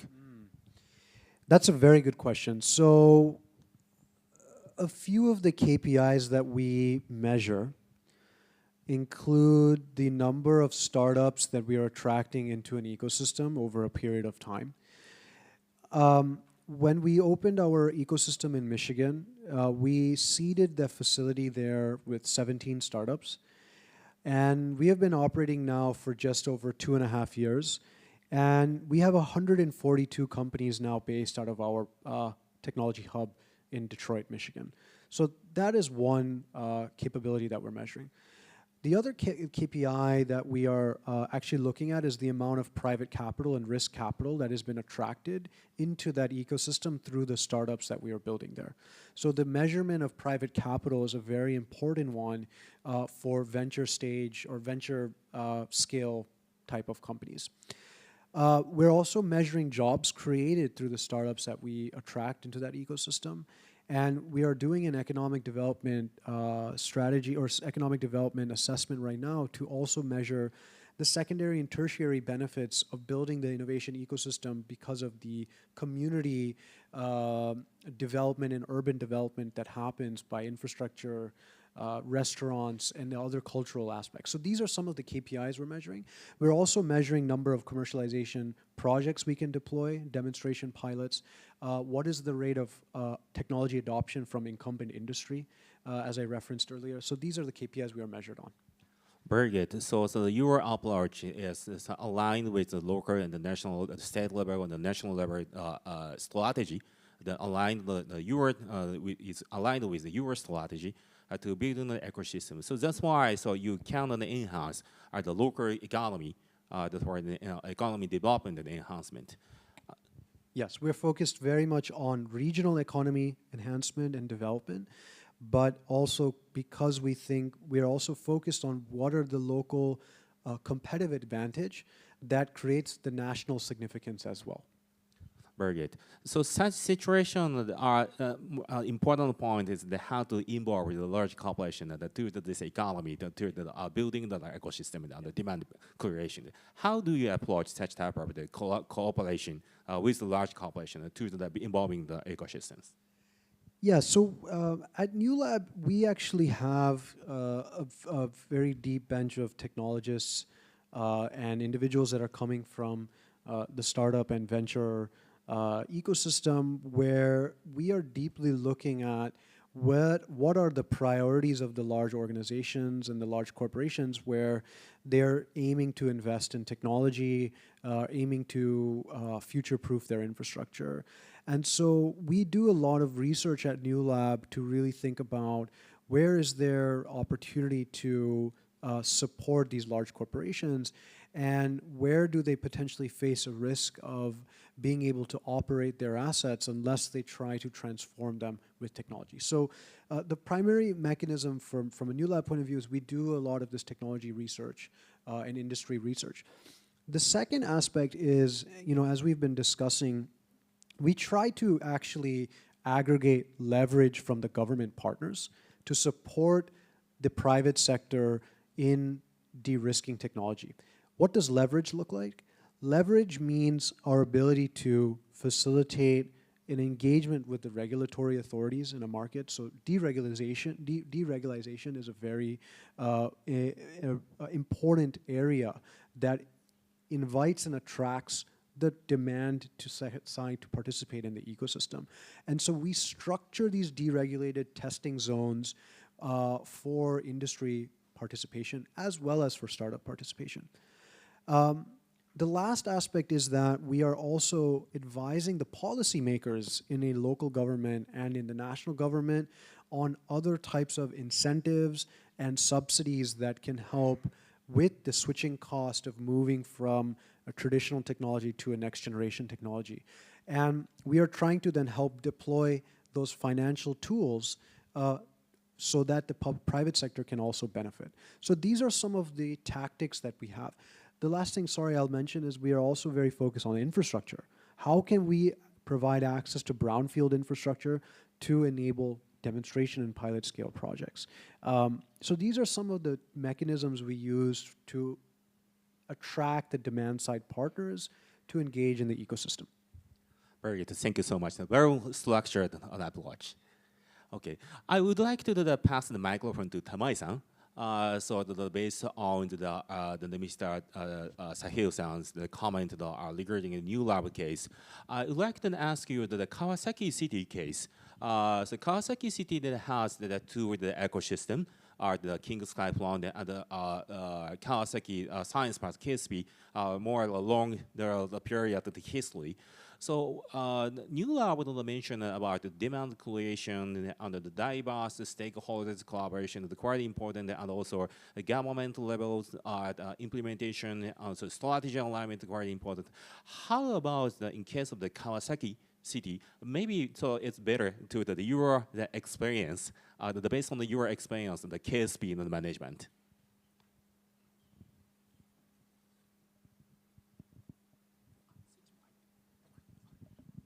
すいません、川崎さん前でございます。日本語で、話させていただきます。どうぞよろしくお願いします。私は以前の、職場の部分で KSP の、社外取りになってました。で、少しそのニューラボの今ヘルスさんと、共通してるんですけども、もともとこの KSP があった場所も、今ご紹介いただきましたキングスカイフロントがあった場所もですね、もともとこう、企業が立地したいわゆる古いですね重工長大型産業が立地してた後をケース KSP の場合はインキュベーションとファンディングとですね大企業ですとかいろんなところをマッチングするという機能を一体して公共的な部分のセクターとして1990年代ぐらいからずっと始めてきたというものでございます。多分インキュベーションで施設とですねファンディングを一緒にやってるというところはまず多分そこの KSP ぐらいしかないかなというところでございます。ただ既存のこの市街地に作ったものですからなかなかディープテックという場所にはですね若干不向きだったかなという部分がありますがかなり多くの IT 関係のスタートアップを生み出せるという成果は出してきたところでございます。その辺をですねもう一回こう振り返った時にもともと重工長大型のヘビーインダストリーの川崎市でございますのでもっとディープテックのスタートアップを生み出していこうということでいすゞ自動車の跡地トラックバスの跡地にですね先ほど市長が福田も話していましたけれどもバイオの関係のスタートアップの集積地を作ると。で単なるインキュベーションだけですとなかなかそのスタートアップとしての成長はないということなのでやはり高度な先端技術を有するアカデミアと一緒にやることによってですねいろんな技術それと部分をこなしていくということが必要かなということなのでアカデミアも含めたいろいろな企業を集積している場所で2008年の秋から始めて約15年ぐらいを始めてですねほぼ集積しているという状況でございましてさらに特に創薬の関係のバイオ関係スタートアップというのはもう何十年も続いてですねトップの海外マーケットの売り上げっていうのの企業はほとんど変わってない状況でございますのでそういったグローバルなファーマへのアクセスっていうのが非常に重要になるということがあってですね米国のですねバイオラボとの提携を作ってですね海外へのそのビッグファーマへのアプローチといったものも含めてですねグローバルな展開していただけるようなスタートアップのエコシステムというのを構築してきたというところでございます。Thank you so much. I have two questions about, especially for the KSP and the King Sky plant. So thank you for the background, the current features of the two the ecosystems. So my feeling, in case of the Kawasaki, there are many large corporations located there. So that's why it's easy to access to the ecosystem. Yeah, this is because the value creation, value chain creation is quite important for the building an ecosystem based on new levels of explanation. So that's why, so I think so advanced research based in academia and connected to the large corporation, maybe through the static companies. I think that such type of ecosystem will generate it from this ecosystem. Then my understanding is right? はい、その通りと思ってます。はい。So such cases, I wanted to ask you from you are the government the position, the local government position. Is that the Kawasaki City are the original the government policy? Yeah, this is because so is that strategy is originally the government that has a strategy to building such an ecosystem, or the place, and we need to change the convert to the someone. So that's why the generation such ecosystem. Which is the correct the result for this building the ecosystems? もともと KSP の場合は神奈川県と川崎市でそのもともと重厚長大型の産業を新しい産業を生み出して新陳代謝のそのきっかけを作っていこうということで始めたものでございまして、キングスコイフロントにおいては川崎市が主導でですね、重厚長大型の産業からやはり新陳代謝を起こしていこうと。でこれから雇用を生み出して活力になっていくというのは、この今までの重厚長大型の自動車というモビリティもあるかもしれないけども、日本の強みではありますけど自動車産業は、もっとバイオとかですね、そういう部分がこれから人がまだまだ増えていくと、グローバルで人が増えるという産業の中において伸びる産業として、医薬品というものが伸びていくんだろうというふうに考えてですね、市が独自に考えてキングスカイフロントをこれまで2008年から15年強ぐらいですね、進めてきたというものでございます。So that's why keyword is there are two keywords: the transformation, the industry, the for more advanced industry, and global. Is that correct? Thank you so much. はい、合ってます。はい。Thank you so much.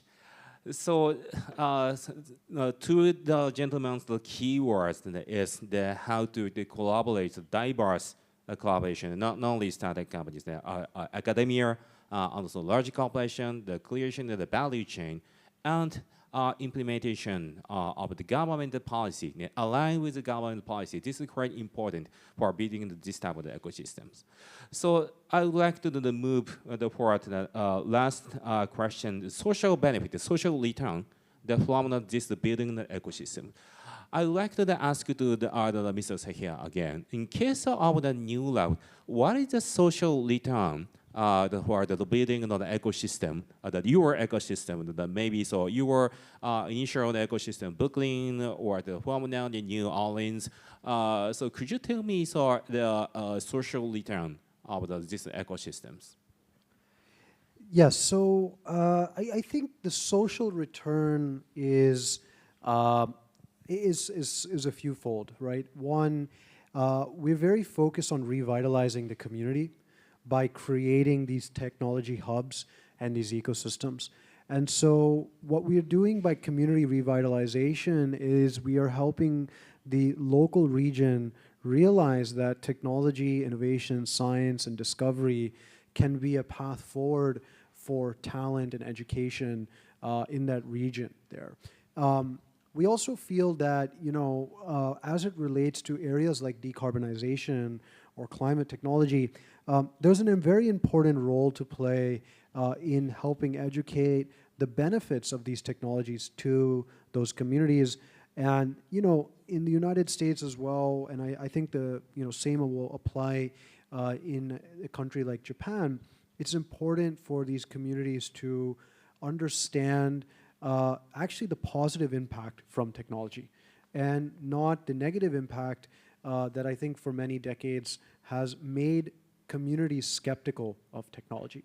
So from a social impact perspective, we are very invested in helping drive education and awareness of these emerging technology solutions that will provide societal benefit, as well as, as I mentioned earlier, the reindustrialization, the economy, economical benefit as well. So the community benefit is an important one. I will say the second measure of societal benefit as well has been the integration that we typically make with academic research institutions in our different markets as well. We obviously, the origin of discovery and invention often originates in academia, in these research institutions. And so we find it very important to integrate ourselves with these institutions to support more lab to market transition of technology. And so I think it is very imperative when we are building ecosystems to account for the role that research in academia and universities play in commercializing technology and encouraging more risk-taking and entrepreneurship in these institutions as well. So I think those are two aspects. We are not, even though we feel, as my presentation indicated, that startups are an important vehicle for commercializing technology, as measured through patent licensing and things like that, it does originate from making sure that we are investing in fundamental science and research as well. So you mentioned about the human capital, the education, what is the social impact? This is maybe the very good learning for the social return, for the regional economy of the new lab, the Euro ecosystem. Yes, absolutely. The talent aspect is very important. Actually, it's a combination of using and leveraging the expertise of the talent from the legacy industries. Early stage startups, oftentimes the founders or the teams of these companies have never actually built projects and scaled and operated capitally intensive infrastructure. It's an important nuance to recognize that technology development and project development are two different things. And so we are very focused on the transition from technology development to project development.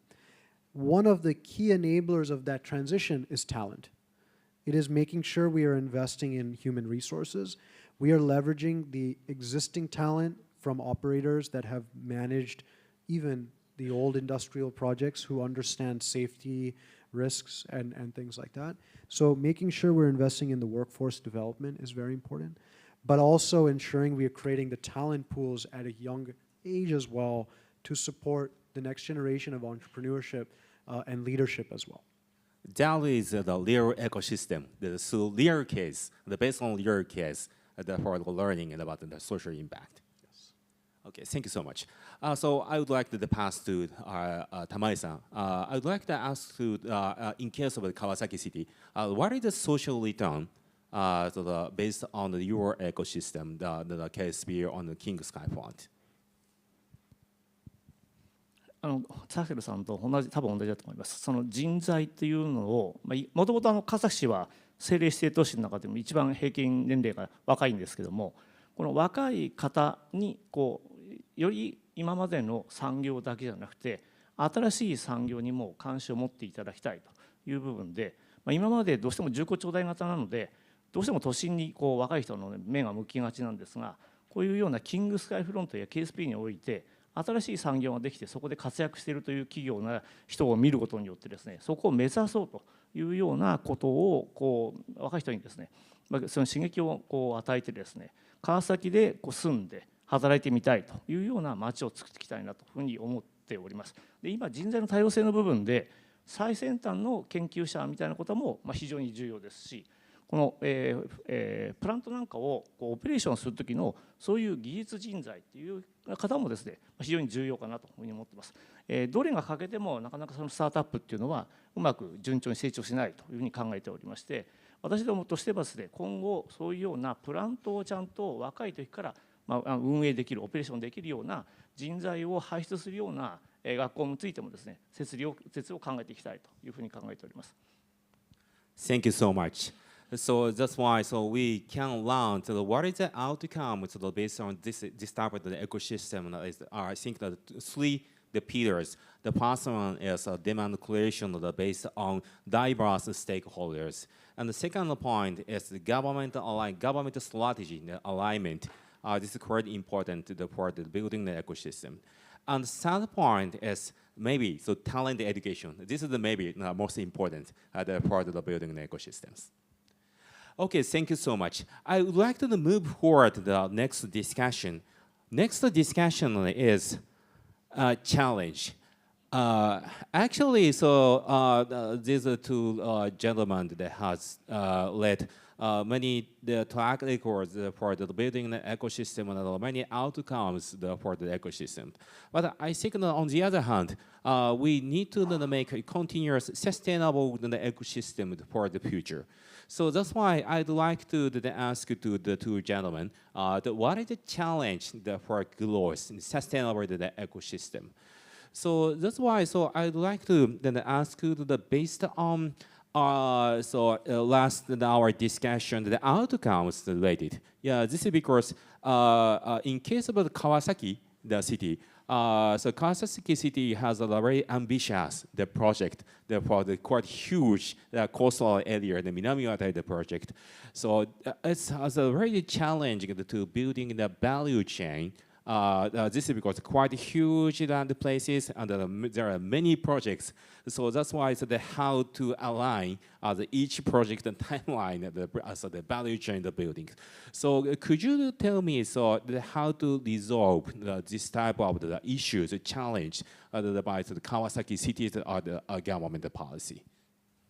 はい、重工長大型の土地利用からですね、新しい産業に変わるときに、まず私どもとして、行政としてですね、ここの土地利用という方針を明確に打ち出すということと、キングスカイフロントにおいてはかなり特区の制度を活用して、スタートアップなり立地する企業さんのリスクなりやりたいことっていうことを実現してきたというところがですね、急速に集積するというようなことにつながったということがございますので、同じように南渡田地区なり、先ほどあったような大規模な土地利用転換においてもですね、いろいろな規制を緩和する。で、規制を緩和するときに、緩和するって何年かかるんですかということもあるので、私どもはワンストップの窓口になって、きちっとコミットメントをして、それを実現するということに対応していくということは非常に重要かなと思っていますので、やはり時間イコール非常にコストなので、スタートアップからするとですね、なのでそこを私どもが行政が間に入ってですね、ワンストップで解決して実現していくということで、少しでもですね、スタートアップですとか来ていただくような立地する企業さんのリスクということを下げていくというのが非常に重要だと思っています。Thank you so much. I would like to pass to Mr. Sahil. So I want to ask you the two questions related to Tamai-san's explanation. So to how to make the visible demand for the future.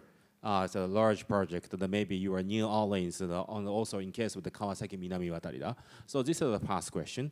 And the second question, one of the resolution of this issue by Kawasaki City is the deregulations.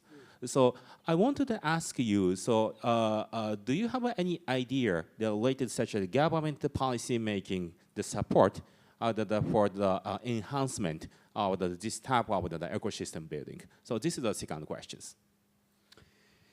Yeah, so, I think, first of all, I would like to comment that, I do, as Tamai-san said, I think it's very important to address the challenge around urgency.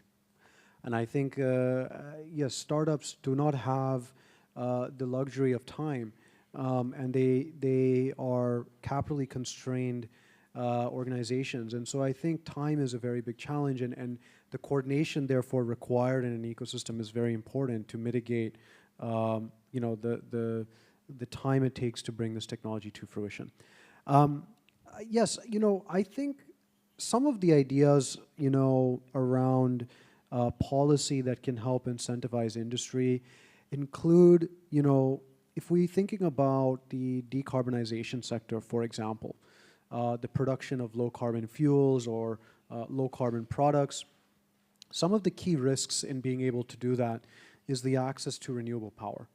And so I think it's the government, because if you think about creating an ecosystem to drive economic development, attraction of startups, if the dependency on that attraction in a given sector is the availability of power, clean power, then the government should try and support more capabilities to bring that type of resource online and help de-risk some of the, or deregulate the availability to build out more renewable power and transmission capabilities to deliver that power to users.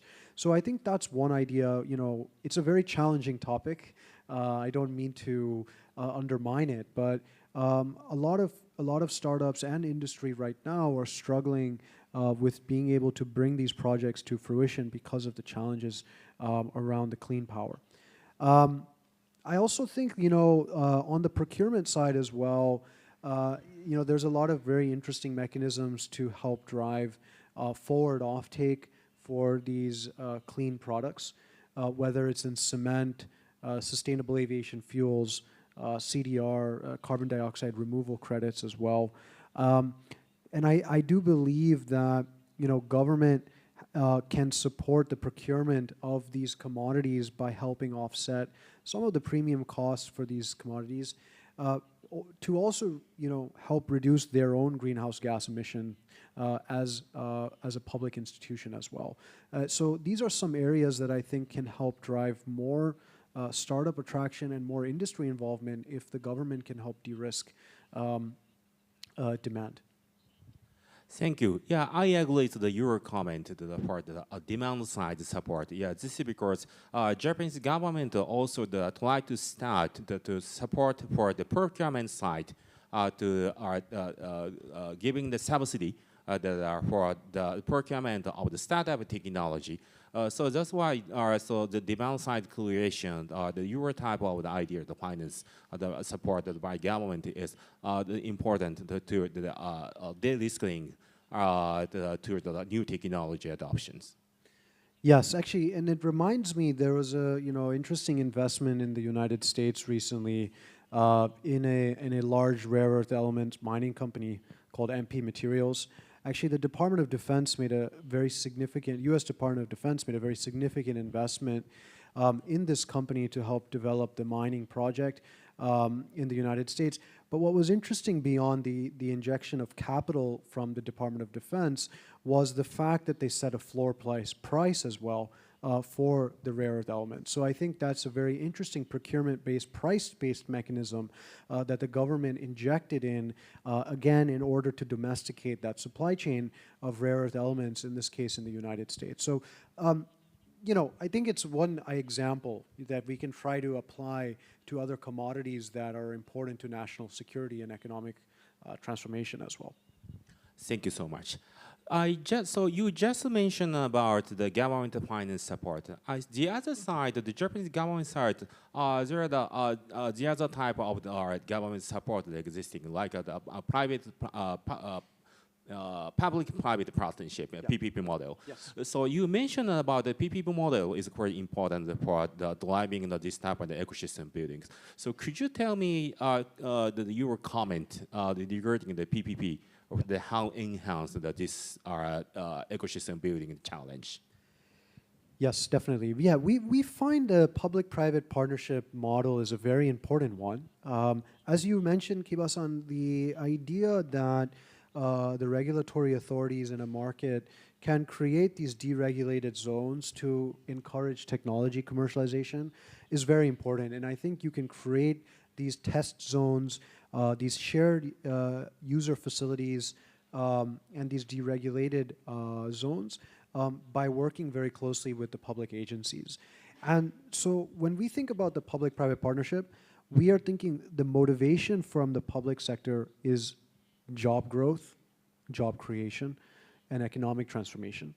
And by investing in the ecosystem, they are basically trying to create that ROI through economic development.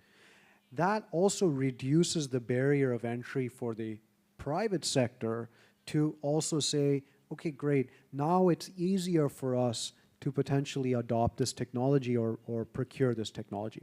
So that is the nature of the dual-sided public-private partnership, is trying to create a value exchange where the public sector gets the job growth, taxpayer dollars, and that type of development, urban development, infrastructure development, while the private sector gets to reduce the risk of adopting the technology and moving away from the institutional inertia, that they already have invested.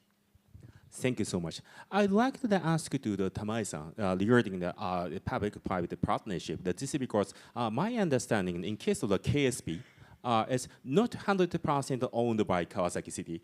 This is a combination of the private money. So that's why maybe audience that do not know well about this structure of the KSP. So this is a very unique case in case of the Japanese local government. So could you tell me about the Kawasaki case, this public-private partnership for KSP's structure? はい、インキュベーションというその公的な場の話とですね、ファンディングというような、民間の資金を獲得するという部分と、マッチングするというのを3つ大きくステージが分かれるような機能がありますけれども、ファンディングの部分は一定程度投資をして回収したお金をさらに再投資するという部分からしてですね、全て行政府がですね出資した会社ではなかなか難しいだろうということなので、官民を合わせたような出資の構成にしてですね、一定程度機動的なその機能を発揮しやすくするということで、当初のその考え方っていうのがなかなかその先進的だったなというふうに思っております。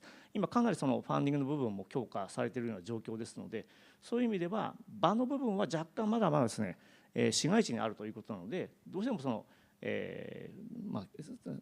スタートアップの中でもですね、一部その役割的なその分野というのが限られてしまうんですけども、まだまだですね、非常にその30年ぐらい以上経ってますけども、非常に人気のある場所になって、多くのスタートアップがまだまだ入ってですね、そこで成長していくというような、そういう意味ではエコシステムというのができているかなというふうに思っています。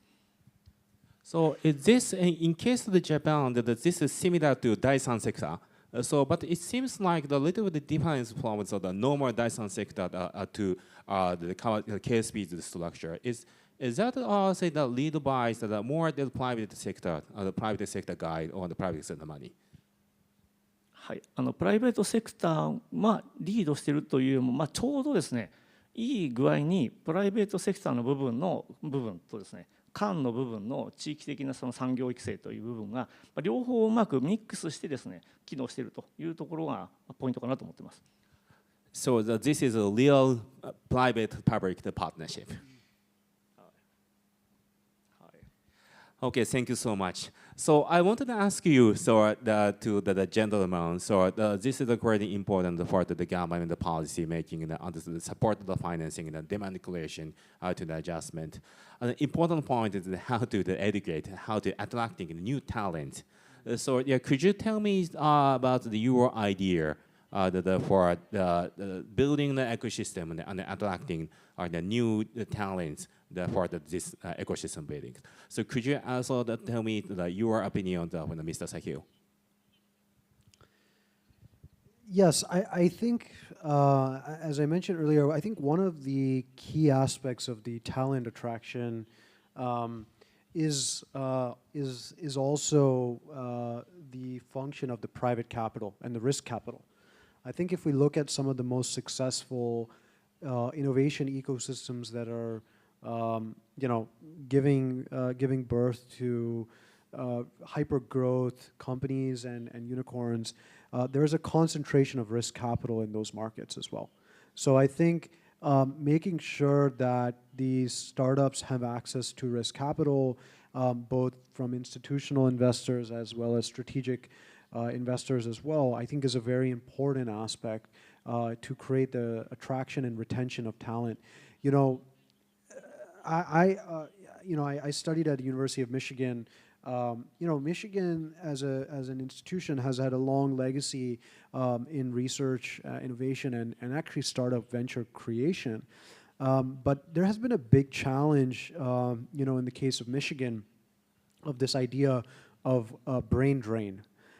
Brain drain is the idea that the talent will fleet from a region to an ecosystem where there is more opportunity for them to potentially join companies, scale in their leadership, and join an entrepreneurial environment. And so, in order to retain talent, you need to be able to provide the on-ramps to building companies, access to the infrastructure, and having proximate access to risk capital as well. So that's one idea, that we really are focused on in the ecosystem building. Thank you so much. I would like to ask you to also Tamai-san, so that this talent attracting, from your side, your opinion, your point of view. 一つが場の環境という部分と、あとはそのグローバルに展開を考えるっていうのが非常に重要なので、そのグローバルとつながるという部分の2点でお話をさせています。まず1つ目が、場の環境という意味では、その都心に近い場所でありながらも、こういうような、ディープテックの部分の場があるという部分で、場があった。今までキングスカイフロントもディープテック用の場としてですね、ラボとかがございましたが、じゃあそのラボから出てって次のその、プラント的な、スケールアップ的に行くときに小さいプラントみたいなのを作ろうと思ってもなかなか場所がないという部分の非常にそこの大きなハードルがございましたので、今回はそういう場も設けましょう。できればその場もですね、全て自分の資産でこうスケールアップしていくというよりは、違う形で新しい仕組みを作ってですね、スケールアップできるようにする仕組みを作るということを今考えております。なのでこれは必ず実現しないとスタートアップにとっては魅力的な場所にならないので、私どもとしては実現しようと考えていますというのがまず場の話でございます。2つ目としてですね、その人材がこう豊富にあって、一定程度その成長に応じたいろんなプラントを作ったりするときにはオペレーションの人だったり経営の人だったりいろんな人材というのが多様性があってですね、その成長に応じた人材が確保できるということは非常に重要かなと思っています。どうしてもまだまだ日本のスタートアップ技術オリエンテッドで、技術者だけの集団というのが非常に多いという状況でございますので、その人材の確保の部分とグローバルに行ったときにどういうふうに海外のマーケットではその、求められているものがあるかということをきちっと把握した上でですね、スケールアップして場合によっては海外の企業の間にいろんなところにやるという部分も必要かなと思っています。結果的にそれが日本の企業とコラボレーションしていけばなおさらよりベターではあるんですけども、常に考えることはですね、日本の国内だけでその自分の技術がどうだということよりもグローバルマーケットを考えて、人材ネットワークを作ってきてですね、発展していくという意味では実は非常に私どもの場所というのは、先ほど市長の福田がも言ったように空港から非常に近い場所でして、羽田空港から本当に車で10分程度の場所という部分が臨海部に展開しているという部分ですので、そういう意味でもその、海外にも展開できるというような場所でもあるし、そういう仕組みも作んなきゃいけないなと思っています。はい、以上です。Thank you so much. So we get the very deep insights from the two gentlemen. So that's why I would like to ask the last question. This is because we feel so the very challenge and also the very nice overview of how to close the challenges based on your comment. I think that I believe this type of close the challenge requires the leadership. So that's why. So my last question is importance of the leadership of this type of ecosystem buildings. So first of all, I would like to ask to Mr. Sahil.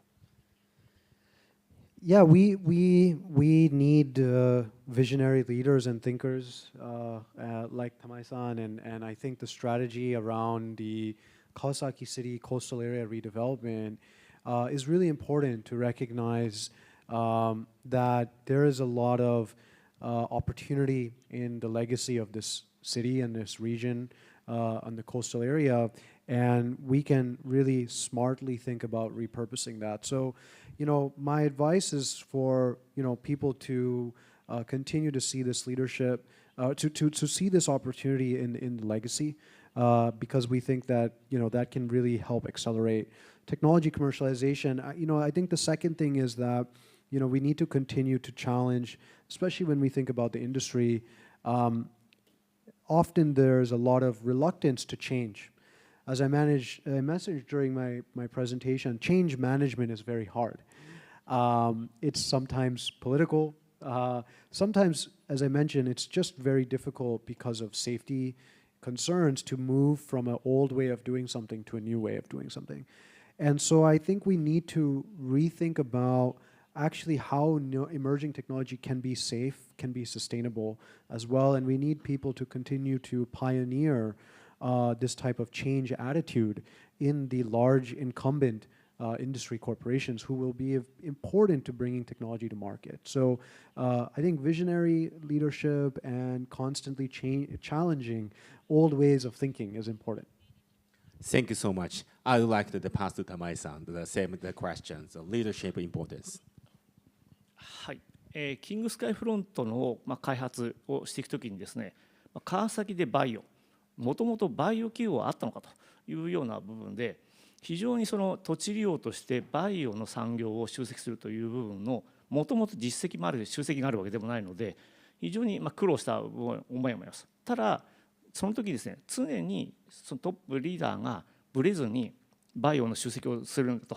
なので他の産業をここでこうミックスしてしまうと結果的にそのクラスターとしての統一感がなくなるということで、もう明確にですねここはバイオのクラスターだということを15年以上20年近くですね、進めてきたということで、今回の南渡りについてもマテリアルでいくと、もうこれ決めたということで、これをずっと続けていこうと。なので全てマテリアのそのスタートアップなり企業さんの方がですね、どういう環境であれば一番創業しやすいかということをずっとリーダーシップを取っていくということに関してはブレずにいくというところが非常に大事かなと思ってますので、今の福田もですねそこはブレずにずっといくということを決めてますので、時間はかかるかもしれませんけども、街が変わっていくということをこれからも進めていきたいと思っています。Thank you so much, Tamai-san. It's time to close. So let us look forward to the future leaps of the Kawasaki and the New Lab and the global collaboration. Thank you for your presentation and participation. And ladies and gentlemen, so thank you for your attention. Let's give the big applause for the panelists. Thank you so much. Thank you for your attention. This concludes the panel discussion 1. We sincerely thank all the panelists for their valuable contributions. Thank you very much.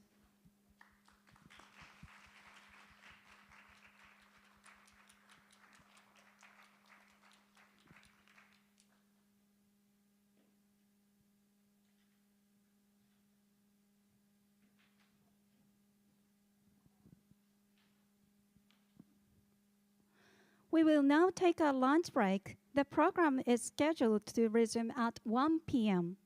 We kindly ask that you return to your seats by then.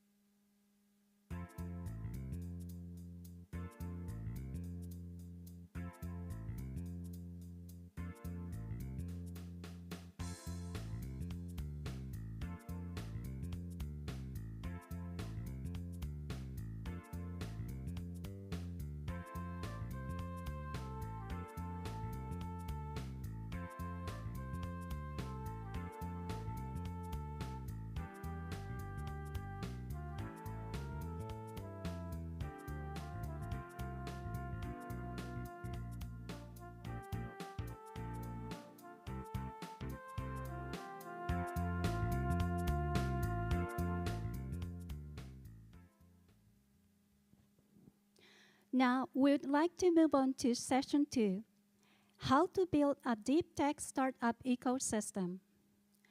Our first keynote speaker in this session is Ms.Lerwen Liu, Associate Professor at NTU Entrepreneurship Academy. Ms. Liu is also a resource person for technopreneurship and circular economy at the Asian Development Bank.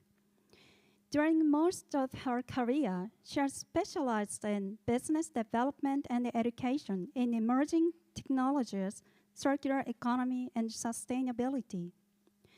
She has over 25 years of practice in global business development in strategic partnership and communication and marketing. She has worked in both the developed and the developing world, focusing on youth leadership and entrepreneurship development towards sustainability. At NTU, she focuses on purpose-driven entrepreneurship education, nurturing next-generation leaders of all stakeholders to drive the sustainability transformation of humanity. Her research focuses on developing an ecosystem integrating both human and AI through data entrepreneurship to accelerate the transition towards sustainability and the circular economy. She's a member of the QS Global Advisory Subcommittee, Asia Pacific and USA. The subject of her presentation is Developing an Innovation and Entrepreneurship Ecosystem for a Green Economy Transition. Ms. Liu, the floor is yours. Thank you. Thank you. Can you guys hear me? Fantastic. Oh, I want to correct my job title. I haven't changed job yet. I'm still at NTU. I am a professor in entrepreneurship at NTU. My unit is NTU Entrepreneurship Academy and also School of Mechanical Engineering and Aerospace. Good afternoon, everybody. I don't know about you. I had so much rice at lunch. Japanese rice is so great, and I haven't had it for a long time. I ate it all, so I have a lot of sugar in my head. So I hope I won't fall asleep, and I hope you won't fall asleep. So I need to entertain you for the next 30 minutes, and also to keep myself awake. What I wanted to share today in the context of this conference theme, to look at how Singapore developed its innovation and entrepreneurship ecosystem, and also in the context of NTU, how national level ecosystem supports NTU and also support our youth entrepreneurship journey, and also in particular in our academy, Entrepreneurship Academy, how we support our students' entrepreneurial mindset and practice. So I just want to go 3 levels, yeah? Macro, meso, micro. So who haven't been to Singapore? Show of hands. You all have been to Singapore. Fantastic. So you remember this Garden by the Bay? You guys been to Garden by the Bay? I just been there recently. Very nice in the evening. Lots of music and colorful lighting. So Singapore has transformed itself continuously over the last decades. I first went to Singapore about 25 years ago. And at that time, I was in Japan. I was actively doing research on Japanese policy in nanotechnology. And as part of our policy work, I visited Singapore to look at the Singapore innovation policy. At that time, it wasn't about entrepreneurship. It was really about technology innovation, because Japan, at that time, 25 years ago, in Asia, is considered the most advanced in technology at that time, 25 years ago. So, but at the same time, we also want to learn around Japan in Asia who else is competitive. So as for that reason, we went to Singapore and many other Asian countries, including South Korea, Taiwan, and China, to study those innovation policy and practice and industry advancements. So, but over the last 25 years, Singapore has transformed enormously. Because of various reasons, I would share that. The openness in the economy, the geographical location, right in the middle of the Malacca Strait, and also a very consistent investment from the government. This morning we talked about the government, how important the government policy is the strategy. So I think it's a very much top-down investment consistently over the last 25 or 30 years that has resulted in today's very vibrant entrepreneurship in ecosystem, innovation ecosystem in Singapore and connecting with ASEAN countries as well. So overall, when I look at an ecosystem, you always look at the government, you look at the research institution, education, you look at the infrastructure to support research and innovation and industry. And there's, of course, the whole industry supply chain and also the financial institutions that supports financing. Now, zoom a little bit into the government. I only list these three. There are many government agencies involved. I just want to highlight these three. The National Research Foundation is the core, is really the overall policy strategy body, and also control a lot of those, they call it INE, Innovation and Enterprise Fundings. And Enterprise Singapore used to be called Spring when I first went there. Supports SMEs and startups. So in this context, it's very relevant. And also globalization, which is another very important function of Enterprise Singapore. And then we have, in the context of sustainability, in the context of our discussion today on climate tech and sustainability, we have the new Ministry of Sustainability and Environment, and together with the existing agency, I didn't list it, the National Environmental Agency. These are the important bodies. Oh, okay, now it's very fast. Where are they? Oh, hang on, did I go too fast? No, hang on. Go back. Sorry. Oh, yeah, fast forward very fast, sorry. Okay. Now, okay, move to the second part, the research institution. So it's very important that you have R&D in a country. When I first went there, and when my first assessment in 2000 of Singapore, it wasn't compared with Japan. The research innovation wasn't very, I have to put a very diplomatic word. In contrast to Japan, Japan was more advanced, cutting edge, maybe in this way. But then now Singapore is one of the most, doing one of the most cutting edge, advancement in research and innovation. So there are leading labs such as A*STAR, and then under the NRF, I mentioned earlier, collaborating with various universities, we have this GREAT program, which is hundreds of millions of dollars investment, connecting universities in Singapore with global universities, very strategic. And we have attracted a lot of, over 100 corporate labs across our university and the research institutions such as A*STAR. And of course, we have a number of universities. It used to be just 2 universities. Now we have 5 universities in Singapore now.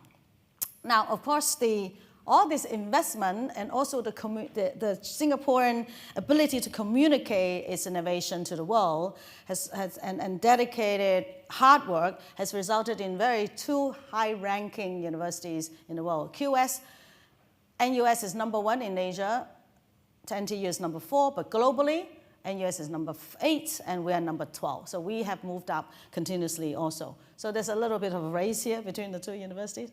But the ranking, what does ranking mean? Ranking, sometimes you think, okay, ranking really doesn't matter in practice, but it does matter. But when you have high ranking, you attract the top people. So every day I deal with international students in university. They're absolutely brilliant. So, and you attract top talent, right? Top talent, including researchers. And of course, and also industry collaboration. Bring in revenue, bring in expertise. So this is why it matters, but it's not absolute. But I just highlight the advantages. Now in our university, we are very strong in artificial intelligence. We in fact transform a school of computing into college of computing and data science. So focus on artificial intelligence, and we are very strong in material science. So there are different rankings in the domains. In biomedical engineering and material science, we're also very high ranking. Now, if you look at the infrastructure, so very important that infrastructure is important. Over lunch, I talked with a colleague about Sendai and AIC in Sendai, working with university. Now, infrastructure is very important when you want to create collaboration, when you want to bring people together. So you need to build those infrastructure to bring people together. So that's what very important, that In Singapore, even though it's a very small place, it still needs to be integrated. So for example, the top two, one North ASEAN is I call it, one North is where I call it the ASEAN Silicon Valley. It's where all the startup incubators are, corporate labs, national A-star labs, and corporate offices, government offices, everyone is there. It's literally a city where people live, research, and accelerate enterprises. Then not far, there's a Science Park 1 and 2. It's been there for ages. A lot of corporate labs are there. Then in the west side, where my university is located, we have the Innovation Jurong District and our Clean Tech Park 1 campus. Now, this is very important infrastructure. Now, just one outside of my office now, we will have an MRT station, metro station, ready next year, where it will be connected directly to the Jurong Innovation District. So that will make innovation, collaboration very convenient, right? Physically, my students can go over there, go into an internship, and I can take my classroom over to the district to do more experiential, immersive learning. So this is very important. And of course, Clean Tech Park, we have accelerator that focuses on an energy acceleration, startup acceleration for energy. Now, all this you can build everywhere in other countries, but what is unique in Singapore is its geopolitical advantages, and also the strategic logistic location where all the containers go through when it comes through Europe or Australia and Asia and America. So everything goes through here. There's a logistic hub for all kinds of goods and trading. And also because of all this convergence of resources, right? Energy, material, food, then it allow us to access to resources as well, right? Because everything comes through here, like energy, for example. And of course, people as well. Now, Singapore has developed various industries. So normally when we think of Singapore, okay, it's a great touristic city, it's a logistic hub, but surprisingly, there are amazing industries as well. So a lot of, for example, semiconductor industry, many semiconductor companies, top semiconductor companies have set up their R&D lab in Singapore and regional headquarters there, including Japanese companies, Toshiba, for example, Hitachi. And water is a very important resource for Singapore because we don't have actual water, we don't have river. So the circularity, water sustainability has been the national agenda since day one. So water in Singapore is completely circular, because this is really national security, right? Water is very important. And energy, of course, invested a lot in renewable energy. Chemical industry, energy and chemical industry is a flagship. Singapore is one of the biggest chemical refinery in the world. And construction, also in terms of sustainability, construction also close to 90% circularity. So these are important sectors. Now, it is a gateway for ASEAN in Singapore, because we're in the middle of ASEAN. It is also a place where people would like to put their IP. That's why many labs, corporate labs are set up there. And because it has a very strong legal framework for protecting innovation and intellectual property. And of course, the connectivity is obvious. Now, if you look at the financing institution, this is another very important element of Singapore. Especially in the last 5 years since COVID, a lot of capital has poured into Singapore due to its very friendly, tax-friendly system and very low tax, and attracting a lot of capital, and also very stable political system. So again, geopolitical importance, right, that attract capital in here as well. So, and financial institution includes, of course, we have from government, there's plenty of actually grants for supporting startups, and also for supporting SMEs. I'm not sure it is. Okay, hang on. I think we're a bit too sensitive. This click, let's say slower. Okay, and so the government gives a lot of support for startup founders, startups, and SMEs in transition to sustainability, and also to prepare their market readiness. So various grants, up to 70% reimbursement of the cost in terms of productivity, improving productivity, improving market readiness. And also there are over 100 philanthropy organizations, impact investors in Singapore focused on sustainability agenda. And of course, there are various venture capitals, including Asian Development Ventures. And also active VC scene. Oh, I think, let's see, let me see, okay. Family offices. Over 1,000 family offices have set up in Singapore. Again, due to stability, political stability and tax incentive. And corporate ventures are very active there. And of course, the angel investor network has been there for decades. Now, overall, the government in the last 5 years has spent $25 billion in R&D. And that's pretty substantial for a small country with less than 7 million people. So, average seed funding for startups is between $500,000 to $2 million typically.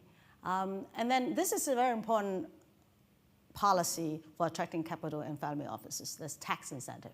These are the, I don't want to go into the detail of this, but this is really the carrot for attracting global capital into the place. Very low corporate tax and no capital gain tax. So now I want to come back to the mesos.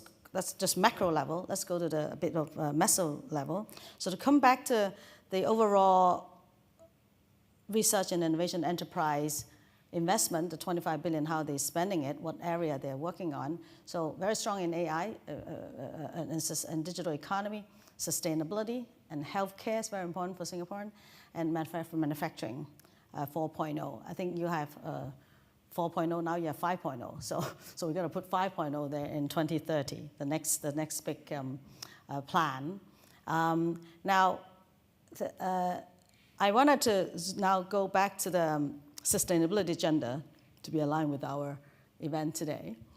Now, the sustainability agenda has been driven by the Singapore Zero Waste Master Plan 2030.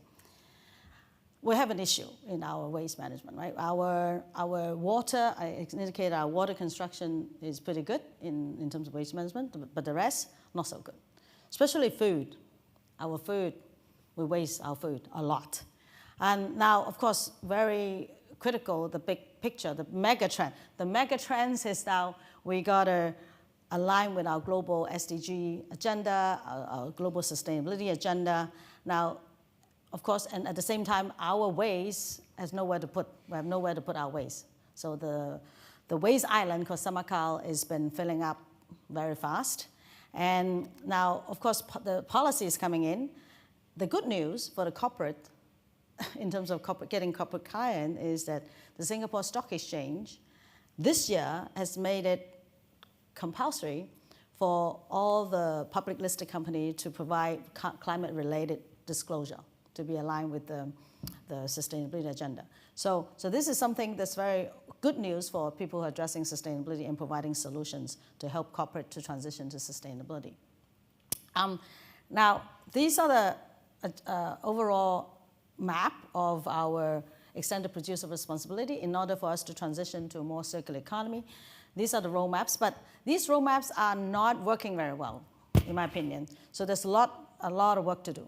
And so I don't want to deep dive into this, but I wanted to give you an example. So I talked about this macro policy, but how could students, young startup, benefit from this ecosystem?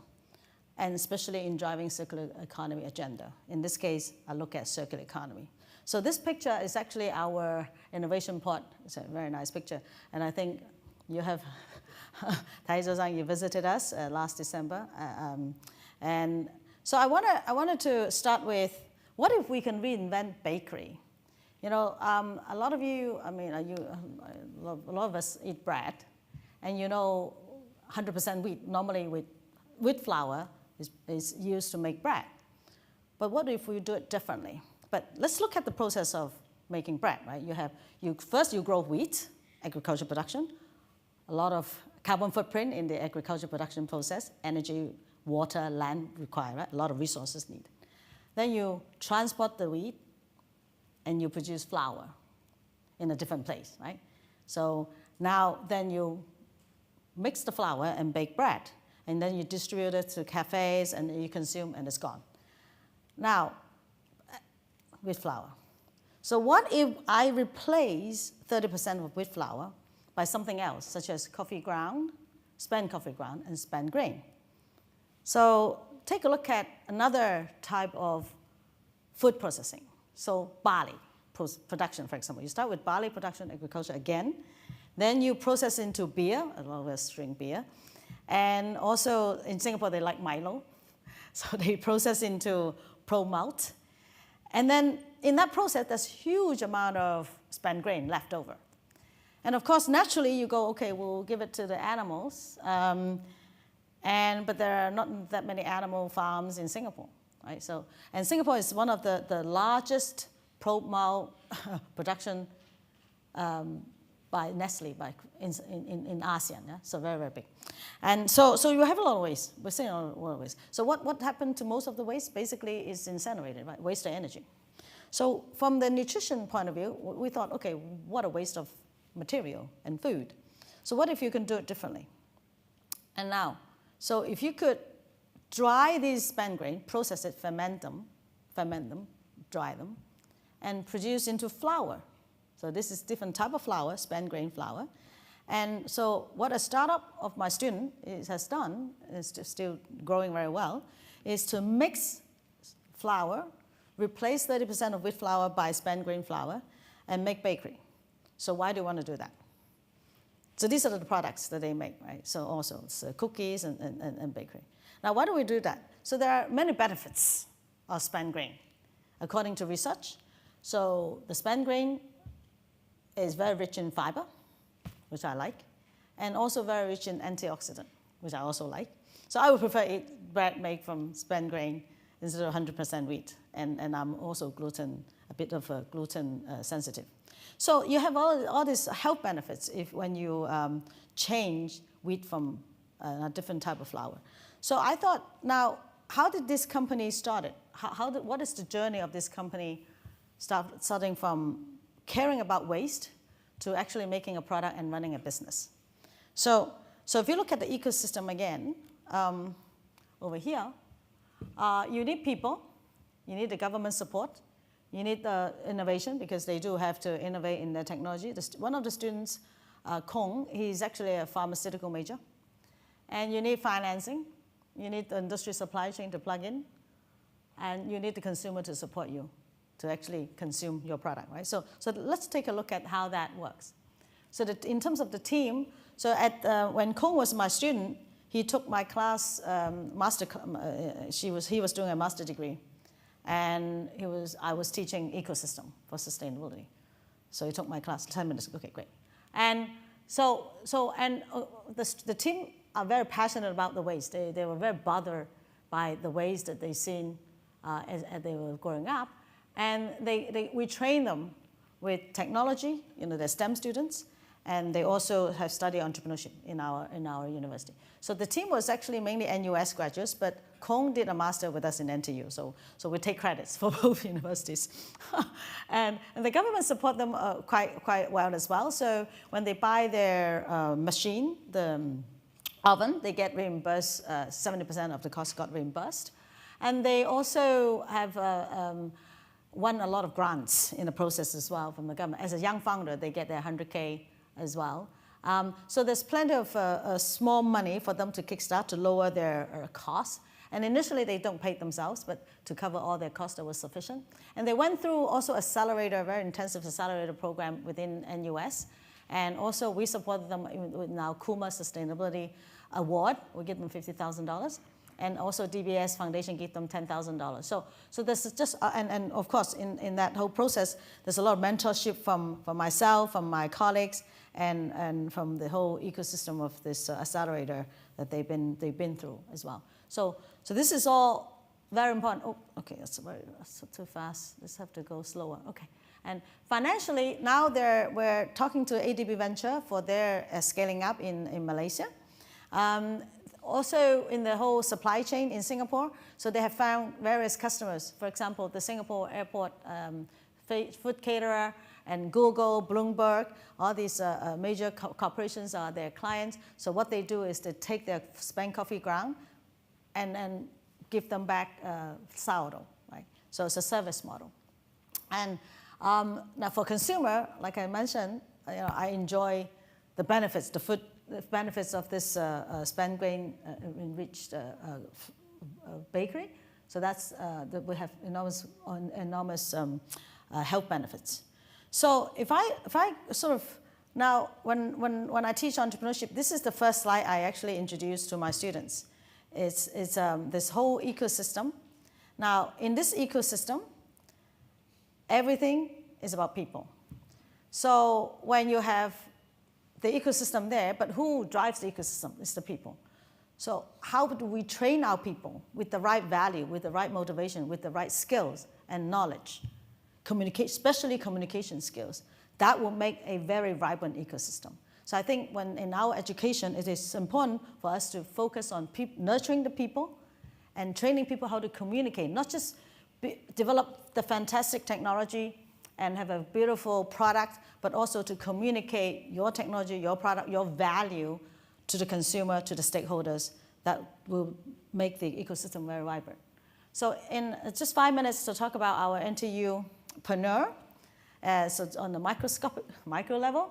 So NTU will have a dedicated entrepreneurship academy to nurture youth, our students, undergraduate, postgraduate, in their entrepreneurship journey, from mindset to knowledge to skills and to practicing their entrepreneurial, the entire journey, we guide them along the way. So we start with our undergraduate education on mindset. I personally teach one course called Venturing into Entrepreneurship. I have another course called Rethinking Innovation and Entrepreneurship for a Just and Sustainable Future. So these are very foundational modules for our undergraduate students to develop the right mindset to move forward. We also have second major and minor in entrepreneurship. So, oops, I don't know what happened. I just clicked the wrong button. Can we, do. So it's a very sensitive button, no? Okay, that's something. And we have 2 innovation ports on campus to allow our students and startups mixed together and people from outside. So we have the green part is our innovation port. 2 ports in different part of the campus. One is next to the business school, the other one is next to our engineering, and where people could mix together and find founders. We have various venture competitions to allow them to develop solutions. And we have an enormous network. And our Intuitive is a commercialization arm that also help our researchers as well as our young innovators and have continuous training. And we have a graduate program called TIP, Technology Innovation Program. We also have executive training. So we cover all the stakeholders in our Entrepreneurship Academy. So this thing, I wanted to spend a minute on this venture link. This is a very unique feature of our entrepreneurship education in NTU. We have a team called Experiential Learning Support Team, run by very experienced industry people, and also with a team with a lot of experience in startups. So this is our professionals working with faculties like myself to mentor our students, undergraduate and graduate, and really help them shaping their mindset, their idea into venture and actionable ideas, and provide them not only mentoring, but also funding. So we have, within our academy, we have seed funding as well. And so we every 2 months, we call for applications. So really integrate classroom learning to the real world practice. So really an entire ecosystem support holistically. And so it's open to all NTU students. We're not limited to anyone. And so the students, like for example, I just finished my 5 Saturdays class, Venturing into Entrepreneurship. So during the pitching, majority of the ideas actually very actionable. So that as next step, and my venture link team come in, did a pitch, and then majority of the students already followed up with consultation. So that's something that we streamline classroom and to real-world practice. Now, another feature that I like to highlight is our Overseas Entrepreneurship Program, which we already collaborated with EMI. I'm very proud to announce also a second cohort, right? It's already entering Tokyo. I think some of my students are here. Are they here? Oh, here. You guys stand up? So they're already, yes, here you go. So NTU, our Overseas Entrepreneurship Program. So this is a program funded by Enterprise Singapore and NTU. We literally fund our students together with our partner, like in this case UMI, to allow our students to have an international exposure, not only learn about startup process, but also have that international experience. That's really critical for their journey in the future. Also to help our hosting organizations to globalize their practice as well. So we cover all over the world, not just Japan. So it's a global overseas entrepreneurship program.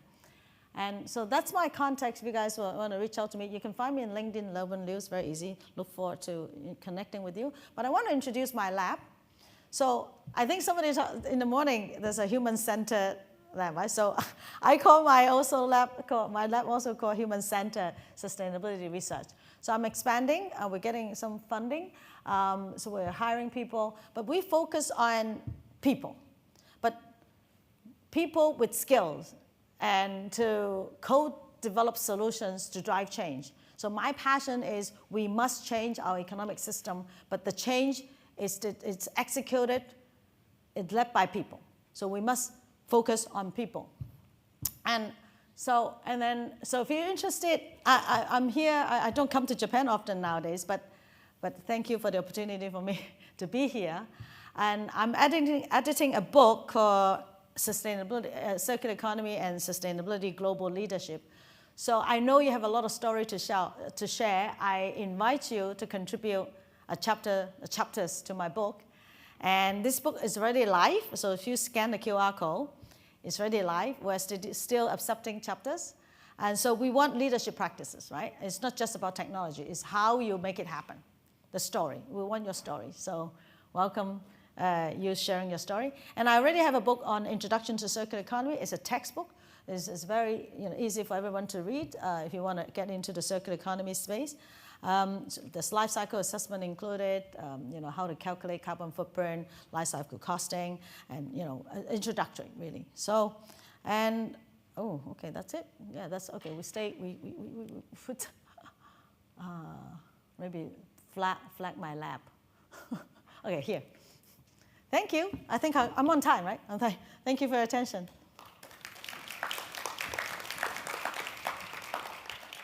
Thank you, Ms. Liu. Thank you. Our next keynote speaker is Mr. Gil Granot-Mayer, Executive Vice President at OISD. Mr. Mayer has over 20 years of international experience in technology transfer, innovation management, and venture support. He previously served as CEO of YETA, the technology transfer arm of the Weizmann Institute of Science in Israel. He currently holds the position of Executive Vice President and Vice CEO at the Okinawa Institute of Science and Technology Graduate University, where he oversees technology transfer, startup support, innovation development, and outreach activities.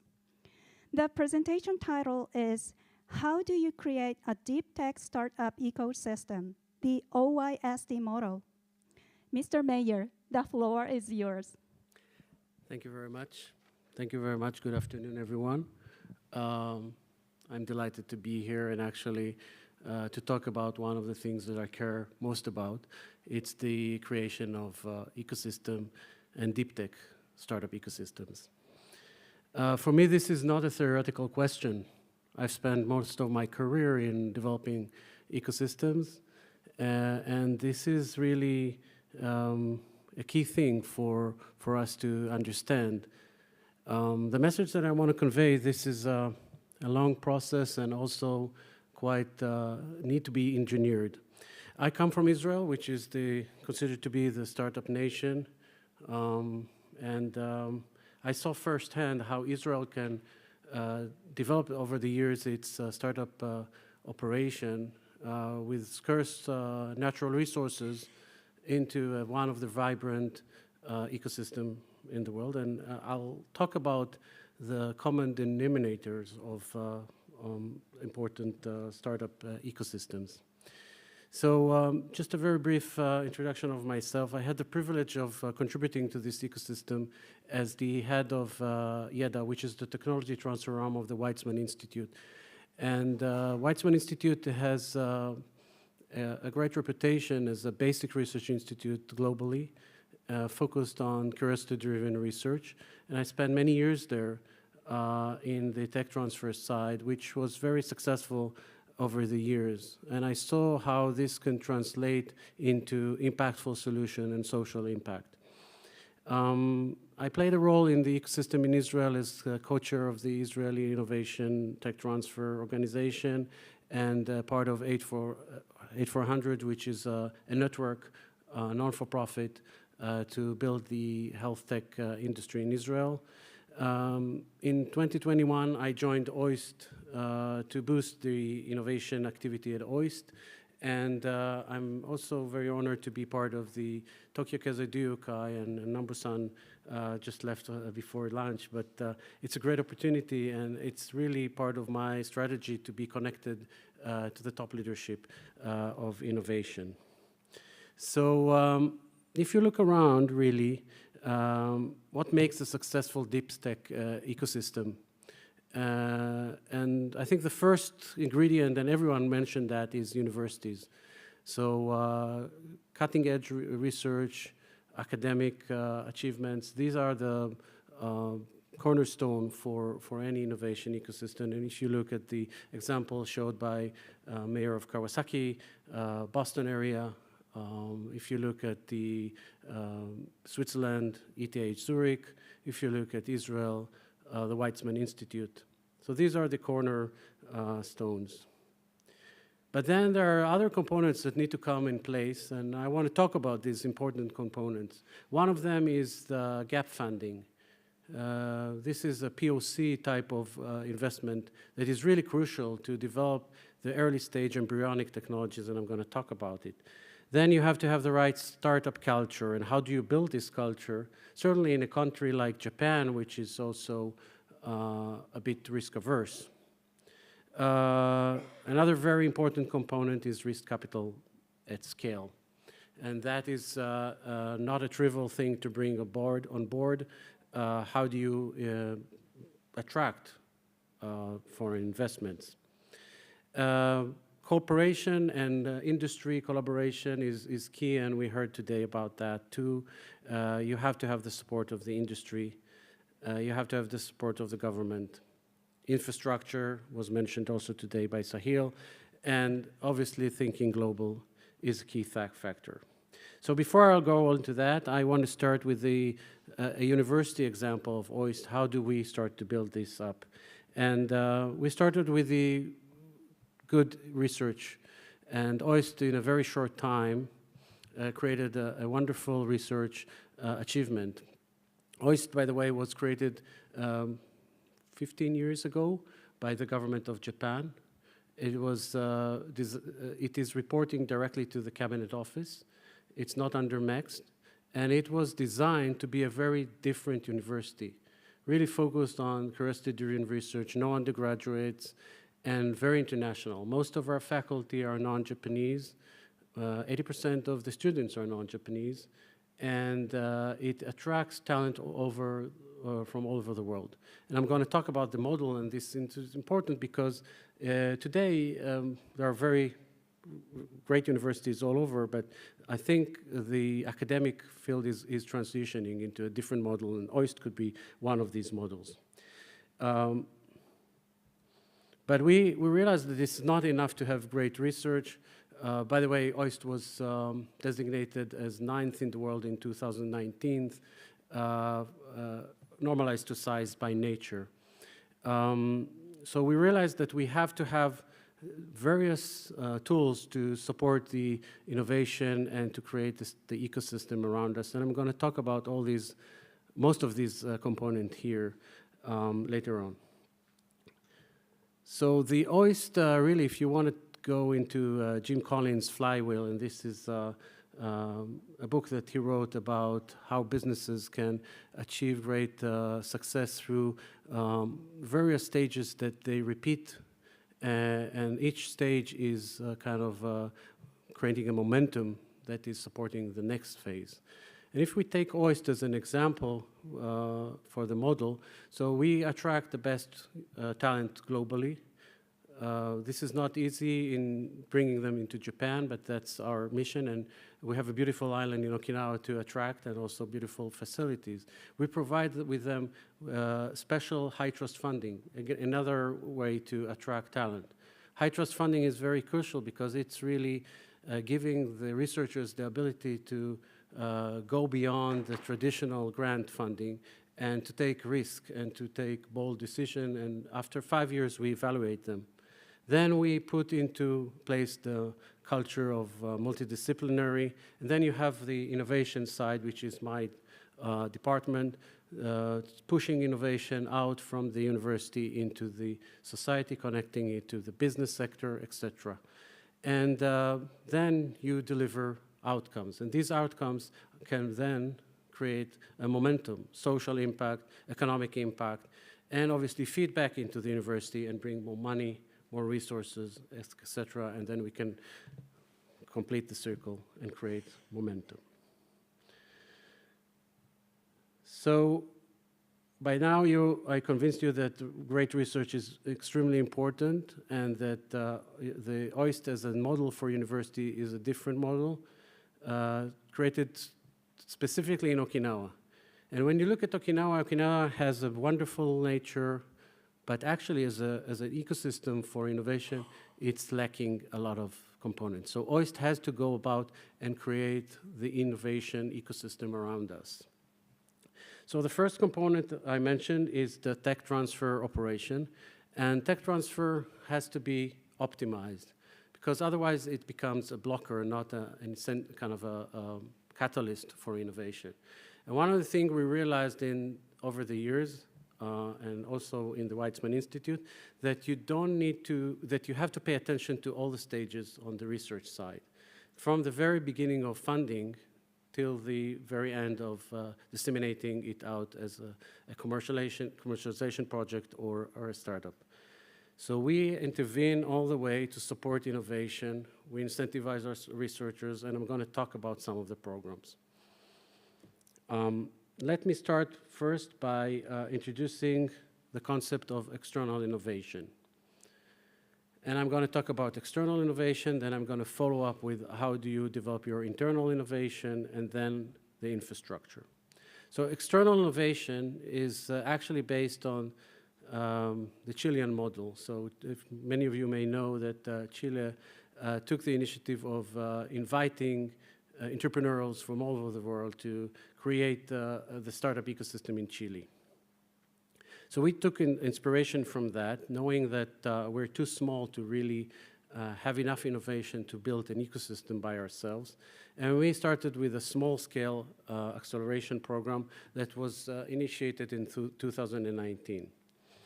The purpose of this operation was to support entrepreneurs, nurture startups, facilitate collaboration, build ecosystem, and then have an impact. And it was quite successful. We kept 2 startups every year for 10 months, and most of them stayed on the island and grew up, and I'm going to tell you about one of them very shortly. But in 2022, we doubled that, and we decided that we want to go and increase that. And through the support of COI Next, this is the next grant that we received, we doubled the program and changed it to have a bigger impact. And this program now includes an online session with 25 startups, an boot camp on ground with 12 startups, and then we select 4 startups to stay. And it has 2 tracks. One is focused on the needs for Okinawa, and the second one is bioconvergence, a term we borrowed from Israel that was very much supported there. It's the idea of converging different technology for better health and better environment. This turned to be a very successful operation, and the fact that we have every year 4 startups that emerge from this, and they are supported by the university, and they enrich our ecosystem and inspire our own faculty and students. So this will share with you just the one of the pitching events that we held a few years ago. Now, once you have startups running, you have to have the venture capital at scale to support that, and we didn't have that in Okinawa, so OIST decided to invite venture capital to partner with us. And we don't have capital by ourselves, so the only thing we can provide is the, again, the magnet, the good research and the connection to the university. And that small fund was created 4 years ago, already invested in over 30 companies. By design, it's not exclusive to OIST, but they decided to invest about 50% of their investments in OIST-related technologies. And to tell you the truth, when we went on board, the selection of the partners was very tough. We did a beauty contest. Many people told us you should never do a beauty contest with venture capitalists. But actually we did that, and we selected the least experienced team, but the most suitable for our culture and the fact that they were fully aligned with our principles and early stage investment.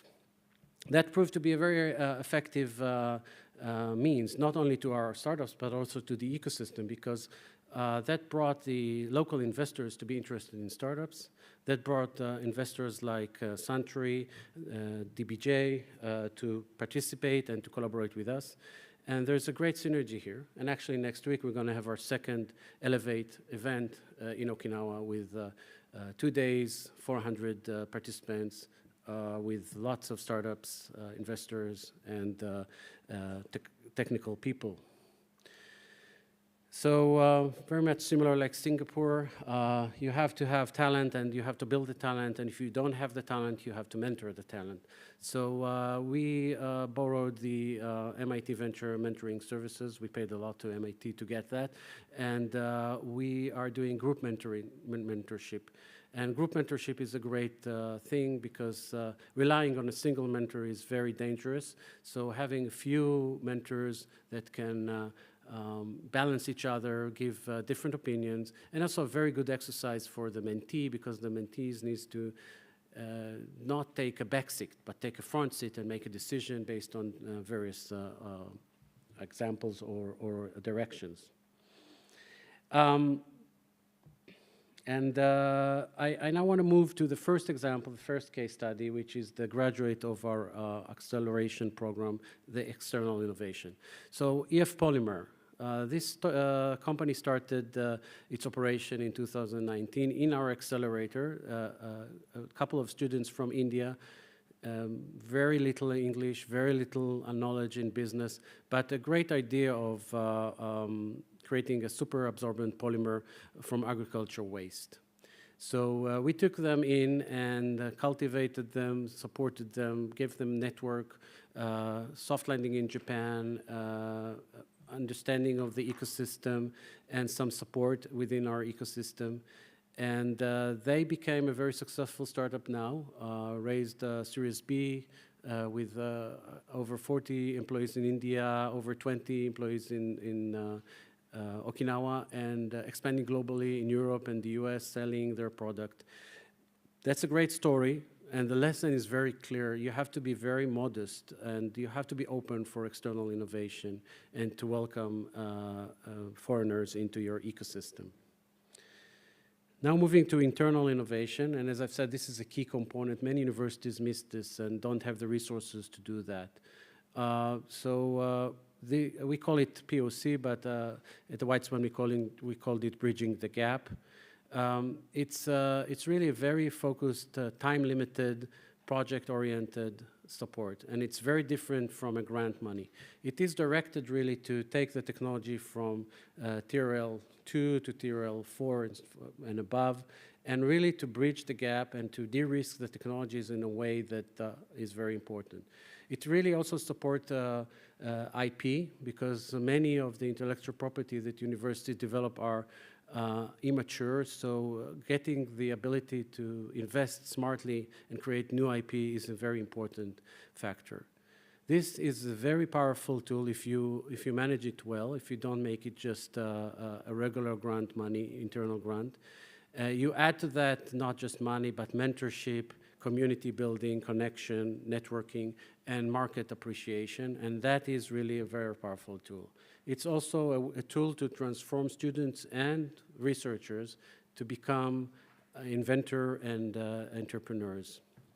And just to give you some flavor, these are 3 recent projects that we selected. You can see 2 of them are focused on aquaculture, very different perspectives, and the other one is ion trap, cavity, quantum technology. And for this event, I wanted to talk about a challenge, which is the plastic challenge.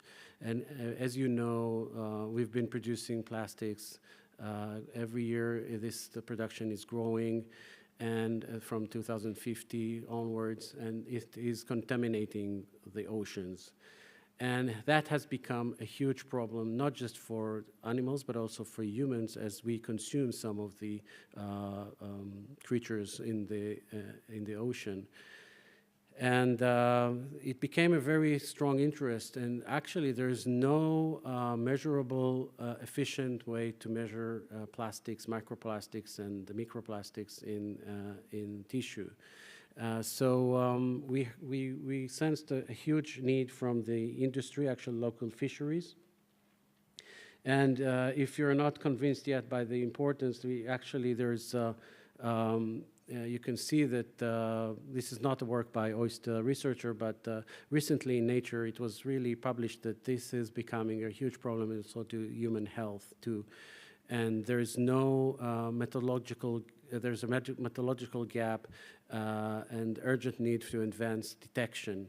So our team went aboard and we really developed the method for detecting and mapping the different compounds, and with sophisticated technology to really evaluate the level of microplastics in tissues, and combined with AI. The team is really working forward, getting lots of support from us, and we hope very soon it will be launched as a new startup. But for this year, we already launched 3 startups from the POC program. And as you can see them here, Storzen doing opioid prevention, from developing actually specific peptides to prevent addiction from opioids. Korea is doing femtosecond laser for catheter for atherectomy. And you can see Victoras and Penn, our students that went into the Tech Pioneer Fellowship under the POC. After 2 years, they became entrepreneurs and startup leaders. Both got investment, quite substantive investment from reputable venture capitals. And the last one, Qubit Core, supported by our faculty, Takahashi, Professor Takahashi, is focusing on quantum computing, and again, investment from our lifetime ventures, and open round now for 1 billion yen going on. So you can see the impact of investing in internal innovation in a smart way. Third case study I want to show you is the investment in infrastructure. It's very important to have the right infrastructure in place. And we started in 2019 with a very small scale prefab incubation place. This was just to demonstrate our ability to manage this on campus and to have the proximity to the researchers. After a few years, we convinced both the government and METI to give us funding for new facilities, actually 2 incubators. And we have now on campus over 2,000 square meters of wet and dry labs. This is quite a unique space in Okinawa. And actually, I don't know if it's not so common also to have these facilities on campus. And the innovation headquarters, my office and my team moved to there to be in proximity to the startups and to signal that this is important. It's not serving just as a real estate, because we are organizing events, workshops, and actually all our activities and all the teams that I mentioned, the acceleration team, the POC teams, all work together in the same environment. It's fully equipped. It has the capacity of about 70 startups. So it's very important to have this in place to really boost the last component, and ecosystems thrive when the infrastructure enable them to do so, and we've heard that today several times. So to sum up, so by this time you can see that this is not just individual startups. We are having a momentum that is creating a startup ecosystem. And just to repeat, we have venture capital, we have acceleration program, global talent coming in, we have internal innovation supported by the proof of concept. We have the connection to the corporates, which I didn't discuss, but as I mentioned, support by the government, support by the METI and Cabinet Office, and a connection with the industry. Global partnerships, both in universities, with universities and corporates and investors, and community activities and engagement. Our collaboration with UMI is one of the example of our connection with industries. So ecosystems are not a single action, it's really a platform that is connecting a lot of activities and a lot of components that need to work in synchronization.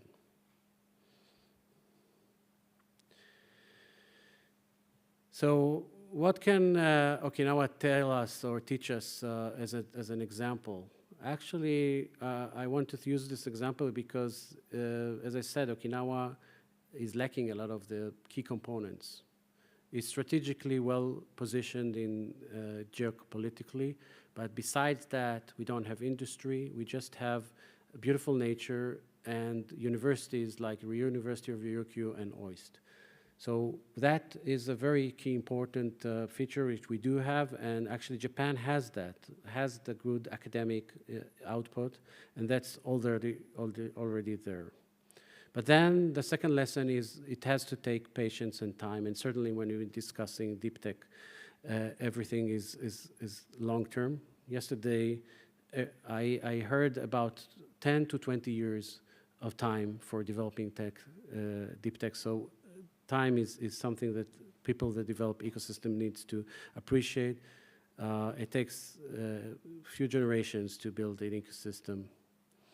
Importance of proof of early stage and capital to bridge the gap from academia, from the bench to the market. You have to have the openness for global talent, and to be open means to have the ability to attract global talent and to retain global talent. The importance of the industry's collaboration is extremely important, and not just as investors, it's very important to have the industry participate as partners, as collaborators, as co-developers. And the last item I want to put on here for discussion is the importance of regional hubs. So we have the central hubs, we have the capital and the important places, but regions have, the regional innovation has a lot of important contribution and have a specific contribution to the ecosystem. So by that, I think I conclude my presentation to you, and I'm be happy to participate later on the panel and answer any questions if you have. Thank you very much. Thank you, Mr. Mayor.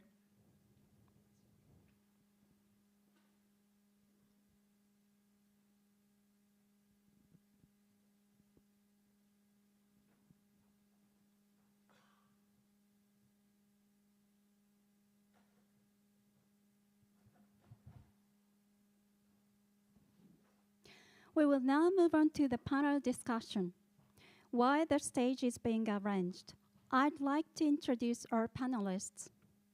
Our panelists are Ms.Lerwen Liu, NTU Entrepreneurship Academy, Mr.Gil Granot-Mayer, OIST, Mr. Taizo Hayashida, Assistant Sub-Program Director, SIP.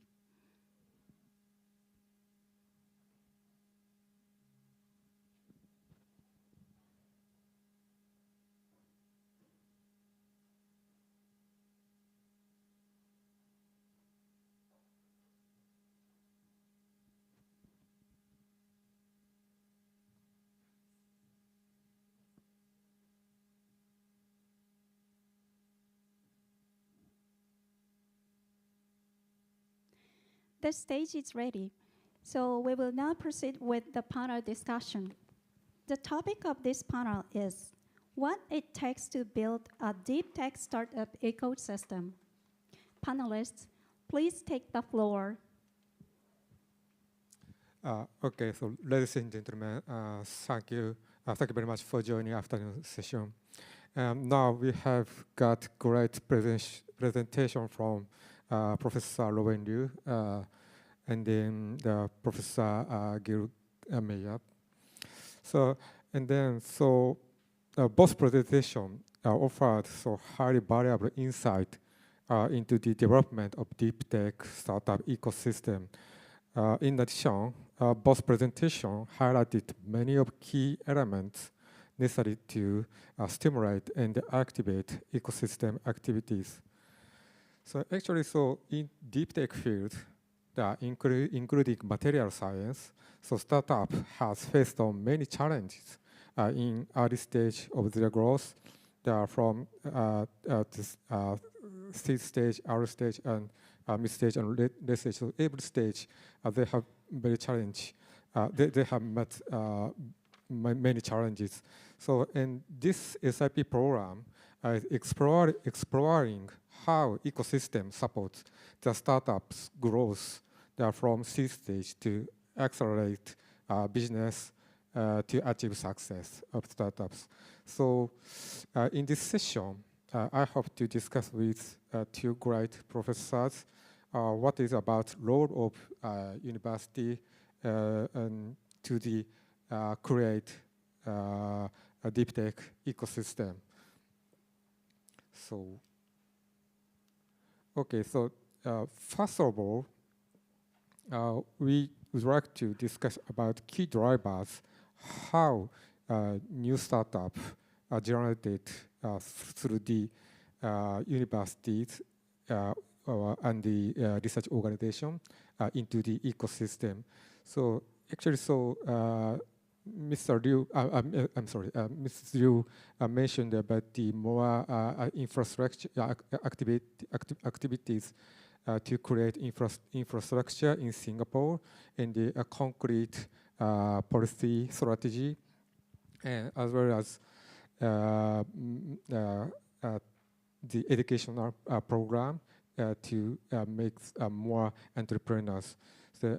So Liu said, what is the key point for how the connection aligned with the Singapore's government policy to generate the new startups? Testing. Okay. Good. Okay.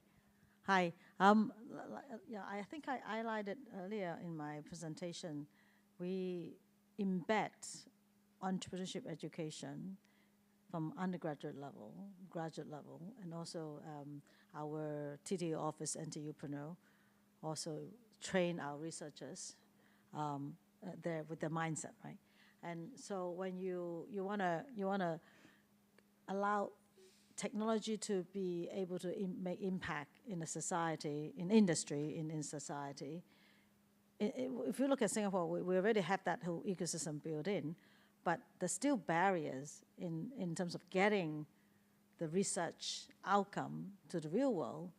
There are a few barriers that I see personally, because I'm in this space on a daily basis, is that ability for scientists engineers to communicate their innovation, address their value. We call it value proposition. How do you communicate your value proposition to stakeholders? I think that's something I see as consistent barrier that in our research.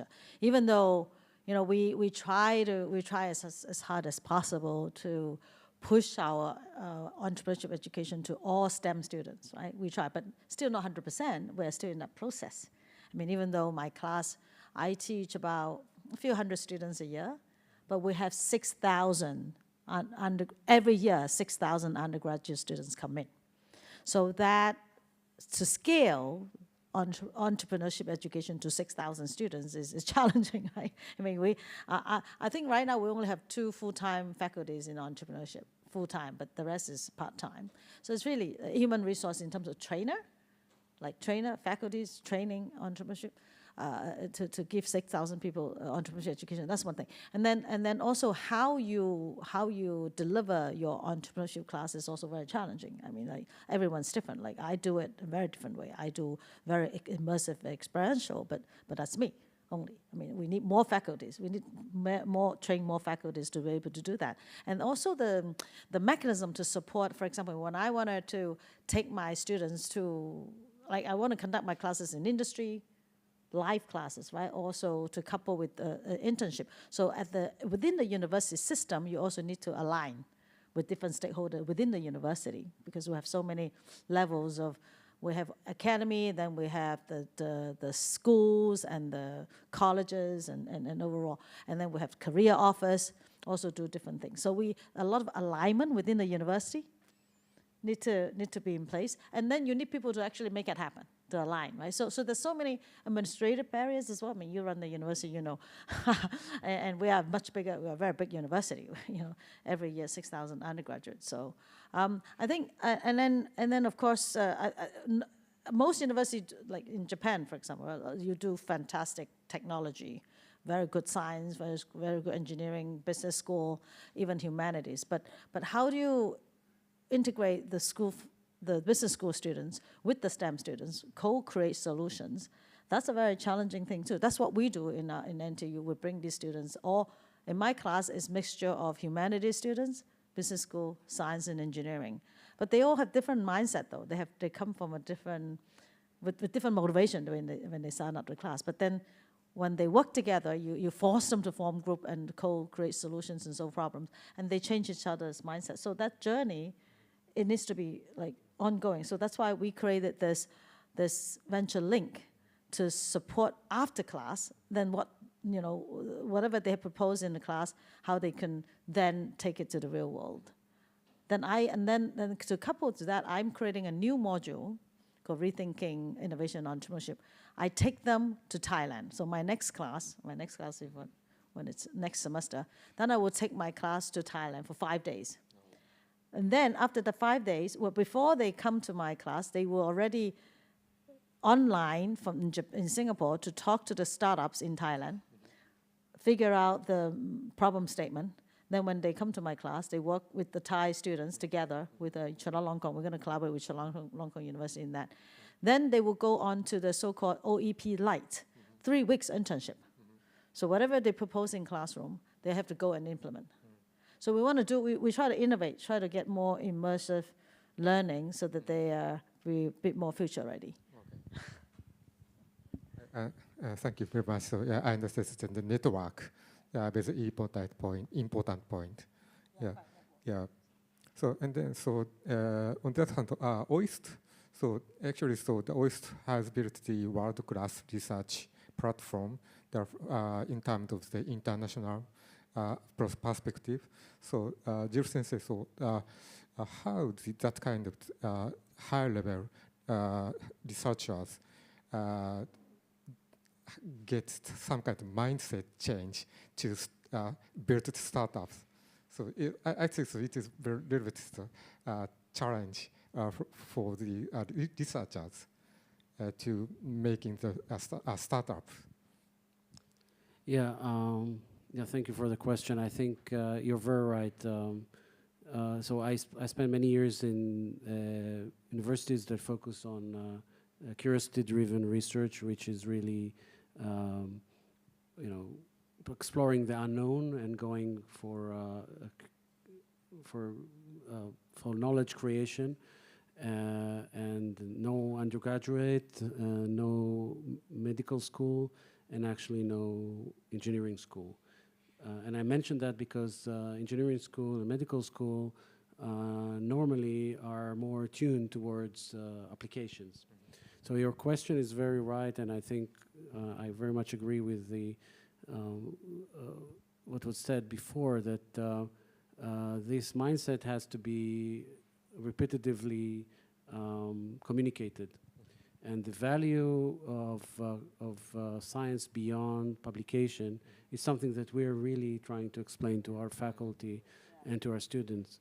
And not to say that publications are not important. They are very important. They are the way that they are measured and the way that they're communicating their science to the community and to society. And we're not aiming to change that, but we're trying to tell them that on top of that, there's a bigger impact that they can have, or a different impact that they may have if they go to the next phase. And that next phase includes talking to industry, working with industry, collaborating, and potentially also creating a startup. And there's a big fear in many universities that this is going to temper the academic work. It's not going to be appreciated, or it's not. And many scientists are not tuned to that and cannot really. They won't go in that direction. But I think and my experience is that you need few rainmakers, and then you get momentum, and then the other will join. And it's okay that not everyone will join. So that is the way we do it, and it's quite successful. The POC program that I mentioned is a great tool for that, because we can walk them very smoothly into that direction without changing their behavior, and then they see the light and they say, oh, it has value. It's going to make my research even better if I do that. Actually, I want to add on to that. When we do research and when we do education, whatever we do on campus, if we are doing it in isolation from the industry, then our scientists and our students will never know what's going on out there. So what we're trying to do, at least personally me, is trying to take my students to the company, right? They go and go to industry to see what's going on in industry. In fact, in NTU, our student needs to spend at least 6 months for industry internship, compulsory. 10 AU, the equivalent of 3 classes, 6 months they must do, and then plus we have this OEP, which is focusing on startups.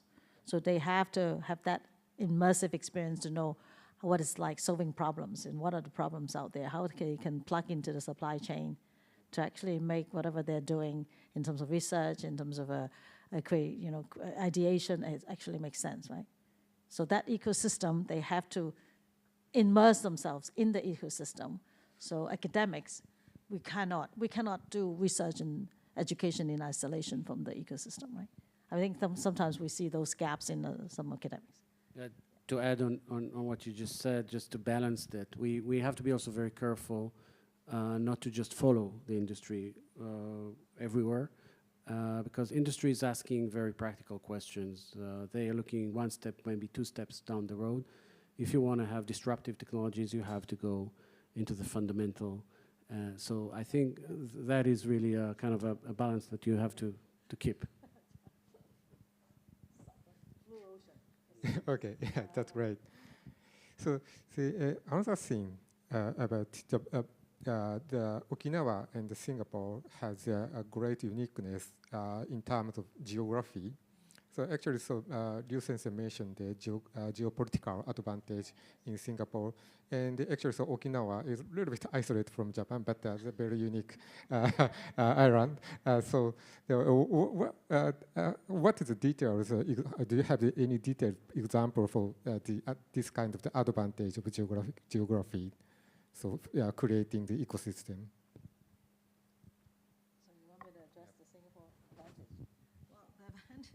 I think every single day we join the advantage, sometimes we take it for granted. advantages and disadvantages, I think. If I look at the startup I show you, Moonbeam, and so the advantage of Moonbeam at the moment in a Singapore context is that they have access to clients like Google, Bloomberg, who set up their regional offices. So these companies, right, set up their regional headquarters. They need to look sustainable. They need to perform sustainability. So they will engage startups to give them solutions that make them look sustainable. And so in that context, because the government is able to attract these multinationals setting up in Singapore, so when you have a solution, they are your client, and in that context. And then, of course, financing. I mean, right now I'm dealing with investors who have lots of capital. They like to park their money strategically in Singapore. They've set up their family offices here, so I have access to capital. But at the same time with NTU brand, like brand is important, and then we become partners, and then I can help adding value to their agenda, and then building sustainable industry parks, for example, and then I can have access to capital to do innovation and co-create solutions with them. So in this kind of context, we have, because of that strategic location, we have access to people who have resources from different parts of the world to co-create solutions together to address global issues, right? So it doesn't matter whether it's coming from Japan or China or Europe.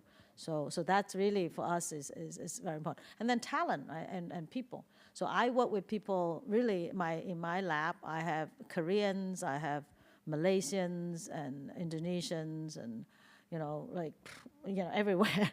It's really, and that diversity, I want to emphasize diversity. If you want to innovate, you need to be diversified. I mean, diversity stimulates innovation. And we all coming from different background, right? We think differently, but by bringing us together, brainstorm, we always come up with something better than who we are. So I think that's another thing I like to highlight. Thank you.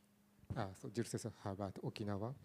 Yeah, so I think I want to highlight several things. First, being in a remote area gives you some constraints, but also force you to do things differently.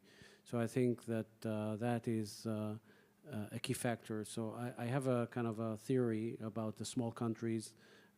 If you look at Switzerland, if you look at Israel, if you look at Singapore, all of them are really focused on, we don't have the market. We have to do it differently, and we don't have the natural resources. So we do. So I think, like Singapore, Okinawa is lacking a lot of the benefits of being in the mainland, but that's also an advantage in that respect. And then there's the proximity to hubs in different places, and I think connecting hubs is extremely powerful. So by design, Okinawa is really in the middle of Southeast Asia, and that is and then flights coming in, port mentioned as like yeah, exactly. So and historically Okinawa and the Ryukyu's kingdom was part of this trading path of so I think this tradition is there, and again what was mentioned, the fact that you have the ability to connect to industries, we don't have it at the moment in Okinawa. I hope, this is my vision, that in 10, 20 years we'll have Amazon, we'll have Google, we'll have all these companies already well embedded in Singapore, thinking maybe Okinawa is a good place to come and join, because we have the beautiful nature. So. Well, onsen, it's not the strongest part, but nature is the greatest part, and I think that is something we're going to leverage a lot, because this is going to be a scarce resource going forward. Okay, thank you very much. So let's move to next agenda. So yeah, actually, so next session we talk about the human development. So actually, the both organizations have the great program for the acceleration program, incubation program, mentoring program. So yeah, entrepreneurs, the core of startup ecosystem. So, and then Liu mentioned about the importance of the communication skill of entrepreneurs. So how so the program improves the communication knowledge or skills for entrepreneurs? You know, when I run my class, Venturing in Entrepreneurship, so the very first day of half a day, I make them talk to each other. And then, so I do a wood clap to survey, okay, what's their entrepreneurial mindset? Like, do you have critical thinking skills? You know, are you good at networking? You know, so self-assessment, do a little self-assessment on your entrepreneurial mindset and skills.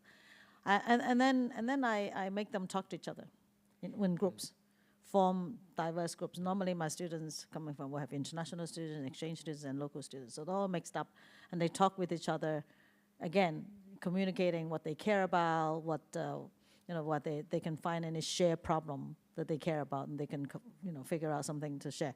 And so that is a first step to talking to each other, really, like friends, right? You know, and they love that because they come from a different part of the world. You know, Singaporeans talk to Germans and talk to Turkish and Japanese and Koreans. You know, that enjoy that, and then when they find shared problems, we're all humans, right? Some people talk about, I care about animals, right? They did animal rescue. Some people talk about volunteering to help elderlies or disabled or developing country. You know, it's like then they get to know each other, as humans, what they truly care about. So when they come and form groups to solve problems, they kind of already know each other as humans, right? So I think it's very important that we talk, we really look at our humanity side to connect with each other, not just professional, right? Really, just people. Then when you work together, then you know the human side of things, and then whatever misunderstanding, whatever differences, you can resolve that, I think. So I do the experiment. I've done this experiment, and I think it's quite powerful. Now, at the same time, when we do pitching, so for example, you stand up on stage, you give me 30 minutes, so I take my time, so that's easy. But if you give me 5 minutes or 3 minutes, to actually speak about what I want to say about Singapore innovation on entrepreneurship and NTU, it's very challenging. So in these circumstances, what kind of technique that I have to train my students to communicate in the shortest time and then be very effective and engage your audience, that you can all focus on what I'm talking about rather than slipping. So that is skills, right? So communication skills. Even for every one of us, we're still learning every single day how to engage our audience to keep their attention and entertain. So these are the skills we also train our students on in a continuous fashion, right? So I'm sure you have something to share. First, I totally agree with you that communication skills are key, certainly in multinational environments. What we also provide is we have a Japanese team supporting the non-Japanese. And that's very important because any non-Japanese trying to create a startup in Japan is going to face a lot of difficulties. So I think understanding the culture, understanding the barriers, very important. Network is extremely important, and many entrepreneurs do not understand the value of networks and the ability to find the right match in a very easy way. Coming from a very small country, to me it's very trivial. I can pinpoint an expert in cybersecurity or health or quantum very easily, and that's extremely important. So network and culture and communication, very important. And then there are all the entrepreneurial skills that we mentioned, like pitching, brushing your value proposition. These are teachable things. I think the hard things is the communication and the network. So in OIST, so you mentioned you installed the acceleration program through the collaboration with MIT. So what is the uniqueness of that program? There are two different programs. The acceleration program actually started with the local government support. And that is a great thing for us to have, because I think that shows that the local government appreciates the creation of startups. And actually, they're very happy with this program because nowadays Okinawa has already gained also a designated area as a startup city, which gives Okinawa the ability to issue visas. So the government is seeing a growth in the ecosystem, partially because of OIST activity, and it's a return on their investment. So that program is, as I've said, the uniqueness of this program is most universities look inwards. They don't cultivate their own, they cultivate their own technologies, their own students, their own community. They don't import innovation. So we took this move again from necessity, and I think it's a great model because as said before, this brings diversity, and diversity is really key. The MIT mentoring program there are lots of mentoring methods, and we like that one because of the group mentorship activity, and also the fact that it is separating between investment and mentorship. So it's not a mixture. The mentors are totally kept aside. They don't have an interest. They're kind of unbiased in that direction, and it's a group mentorship. So you have a variety of opinions. All our mentors are volunteering and supporting the young startup because they believe in these new talents. And if anyone here in the audience wants to join the program, please contact me because I think it's a great way to build the future for us. Great. So I know Singapore has also kind of sophisticated program, education program, incubation program for startups. So how gather that talented mentors, talented staff for supporting the accelerating the startups? You want my honest opinion or diplomatic opinion? Well, actually, I really like the group mentor practice. So you have experts, domain experts from different, not only industry sectors, but different perspectives. For example, you have people from sustainability space. So ideally, I can tell you, so we're not perfect, but I tell you my ideal scenario, which I'm going to build. So I have this agenda, very important agenda, to address sustainability. I think humanity must put sustainability as the foundation of our entrepreneurial efforts, right? As a foundation. I mean, sustainability, literally every 3 pillars, right? Planet, people, prosperity. I don't call profit, prosperity. The UN changed the narrative. So when you have that agenda now, who are the mentors who could actually support this agenda? So the naturally, I will go to the UN, right? The UN agencies. So I work with the UNEP, Environmental Program, UNDP, Development Program, UNESCO. And when I was in Bangkok, because UN is, the APEC headquarters is in Bangkok, so that's easy for me to access. Now Singapore now we have the UN office, but not very big, but then the regional office is actually based in Kuala Lumpur. So I recently established collaboration with them. And then the next people I go to Asian Development Bank, right? The Development Bank, the World Bank, all the development agencies, right? So I personally, I'm a consultant for the HDB, so I access to a lot of the expertise there.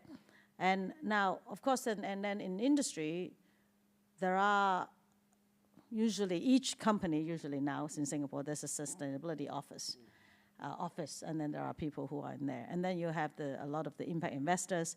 So, but still, and then right now, I just organized a boot camp 2 weeks ago.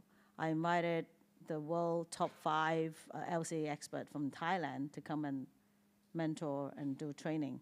So the people, actually, all the really domain expertise I have, I actually go to Thailand for all the impact assessment. It's really it's strange, right? You think, oh, why would you go to Thailand? Actually, a lot of people don't know, Thailand's sustainability agenda has a long history. In fact, in the SDG negotiation back in, started in 2015? Before that, Thai government play a very important role in the SDG negotiation. So a lot of people didn't know that, but Thailand really, the government has been pushing a sustainability agenda for a long, long time. So I think these are the sort of places I go, and of course in Europe as well.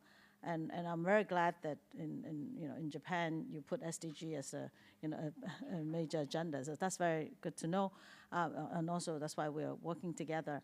And I would like to see more of this domain experts be out there, more active in the academic institution to support not only but mentorship for startup, but entrepreneurship, but really in the education as well. So I'm creating programs where now it's just submitted a proposal, where I actually will engage the UN colleague and all our partners in ASEAN, as a secretary in Indonesia, and ADB to co-design our curriculums and participate in delivery of the curriculum. So that's my ideal scenario. Actually, I think this mentorship is a great investment because you're catching young talent and you can have a great impact on their career path. And I totally agree. It doesn't need to be just startups. It could be also PhD students and projects within the universities. And the more we have this diverse contribution from the industry, from various sectors in mentorship, the better. And then you can really have a much better impact and output. And in terms of resources, it's quite, I would say it's very easy to obtain that. So that's a very nice investment for the government. Okay, thank you very much. So, okay, so let's move to the final discussion. So, it's a little bit different agenda, but so actually, startup it's necessary to gather the finance for their business growth. So, in terms of academia institutions, financing is a little bit different section. But so I wonder, so how academia institutions support that kind of financing event of startups? Actually, so from the seed round or Series A round, like that. So, so the both organizations that have a good relationship with venture capital investors. So, what is key issues to create that kind of network with investors from the aspect of academia institutions? Okay, Mr. Ryo. Now, normally the way you look at this financing is that, okay, we're going to go and try to get investors to fund us. But what about my experience is that I think investors need to be educated as well.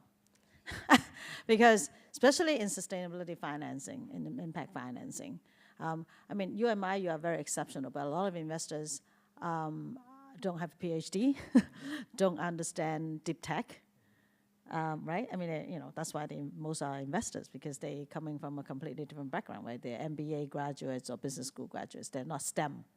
They don't have STEM background. So I'm not saying you must have a STEM background, but you need to have the foundation scientific knowledge in order for you to actually add value, right? It's not just capital. So I feel strongly that investor needs to learn, we need to educate for investors about technology ecosystem and also how, the process of, invention, right? Technological innovation. So investor needs to understand that, needs to develop the empathy for entrepreneurs and understand technology development. Without that, I think you are not coming as an equal partner. So it's not like I have the money, I have to say, right? So I think that empathy in investor is very critical for really adding value in the ecosystem. So that's one. And for us, again, for startup, for entrepreneurs, for academics, we need to learn how to communicate our value proposition. It's very important for us to understanding their mindset, their objective, but at the same time, how we can add value. So I think both sides need to add value on the table. Not just money, right? Money is one of the instruments. So that's that. Now, government Now, in Singapore, there's a very strong PPP model, right? So it's government always, I think Israel, same thing. I think Singapore learned from Israel in many of the National Research Foundation policy, really learned from you guys. And because I was involved in one of the, so 85% matching, one-on-one fund matching, it's all Israeli program, it's all direct copy. So you guys have a lot already to give to the world in terms of a working financing mechanism in PPP model. So I think similarly, Singapore government invests a lot in, of course, infrastructure, also co-financing with VCs and accelerators. And we have a national GRIP program. You probably have heard when you were there. National GRIP program is really government putting financing into training entrepreneurs, get them to be investment ready. So these are very good programs. But also, I talk about Singapore Enterprise. Literally give free money to founders, right? So if you're Singaporean, if you're first-time founder, you get 100K easily, right? So these are it's very easy to start a company in Singapore, but there's always a but. It's because we're a small market, and also to really take off to become unicorn, you really need to be regional. You got to have that regional mindset, and not everyone have that. Again, if you are brought up in an island, and so how connect? If you're not traveling, if you're not continue to networking, you probably or venture out there, you probably have a mindset that's still kind of focusing on an island. But I think we need to continue to have that global exposure. You know, that international partnership is a continuous engagement to get us out there, and with support, of course. So Enterprise Singapore also support startup to go outside. So support means money. So if you travel to outside to explore new market, if you want to set up an overseas office, the government subsidize 70%, up to 70% of the operation. So that is very important to lower the risk for startups, right? And also for the investors who want to come in to invest in your expansion, right? Actually, this was a perfect answer. I don't have a lot to add, but just one point, I think, relationship with investors. So I want to add to that. So it's not just and I really support educating the investors and educating ourselves, but it's also about relationship and trust.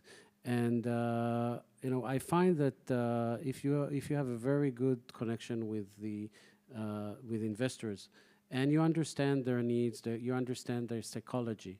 And some investors, by the way, by design, if you understand the way that they are built, you can understand how to, if you're attractive or not attractive to them. And if you're not attractive, you can understand why. And when you build a relationship, you get feedback from investors about your operation and about your startups and about your projects. That feedback is extremely important. And if there is trust and the feedback is honest, this is the most valuable thing, because even if the investor does not invest in your project, the feedback you receive may be more important in the future for your operation. This is the way that we try to educate our students, our researchers. And the second point I wanted to make is government incentives. So government involvement is critical, and as you've said, sophisticated programs like the Israeli Innovation Authority has created over the years with matching and there's 85%, etc. They are very important, but the key point is that you have to make sure that you're creating a competitive startup ecosystem, because if you're feeding the ecosystem with lots of money continuously, and you don't put an end, and you don't incentivize people to go out of their comfort zone, you end up with local startups that are really not competitive enough. And they have to think global. They have to know that this funding is really to bridge the gap or to mitigate this phase where the private sector is still, it's too risky for the private sector to step in. But if you continue this too long, and I really think that some countries are doing that, you're risking into going into mediocre stage of companies. So to go back to that entrepreneurship education, right? So I'm advocating entrepreneurship education for all stakeholders, investors included. Because if you're not entrepreneurial, you expect entrepreneurs, scientists to be entrepreneurial. It's not fair, right? Everybody has to be entrepreneurial because you have to adapt to the new regulations, to the new mega trends, to the new need of humanity and the society. And policymakers, same thing. Policymakers has to continue to adapt, to be entrepreneurial, to adapt your policy, to make sure your policy is implementing impactfully. And then come back and continue to adjust design thinking, right? You got to have that design thinking process all the way through to continue to improve and have a way to monitor the impact of your policy.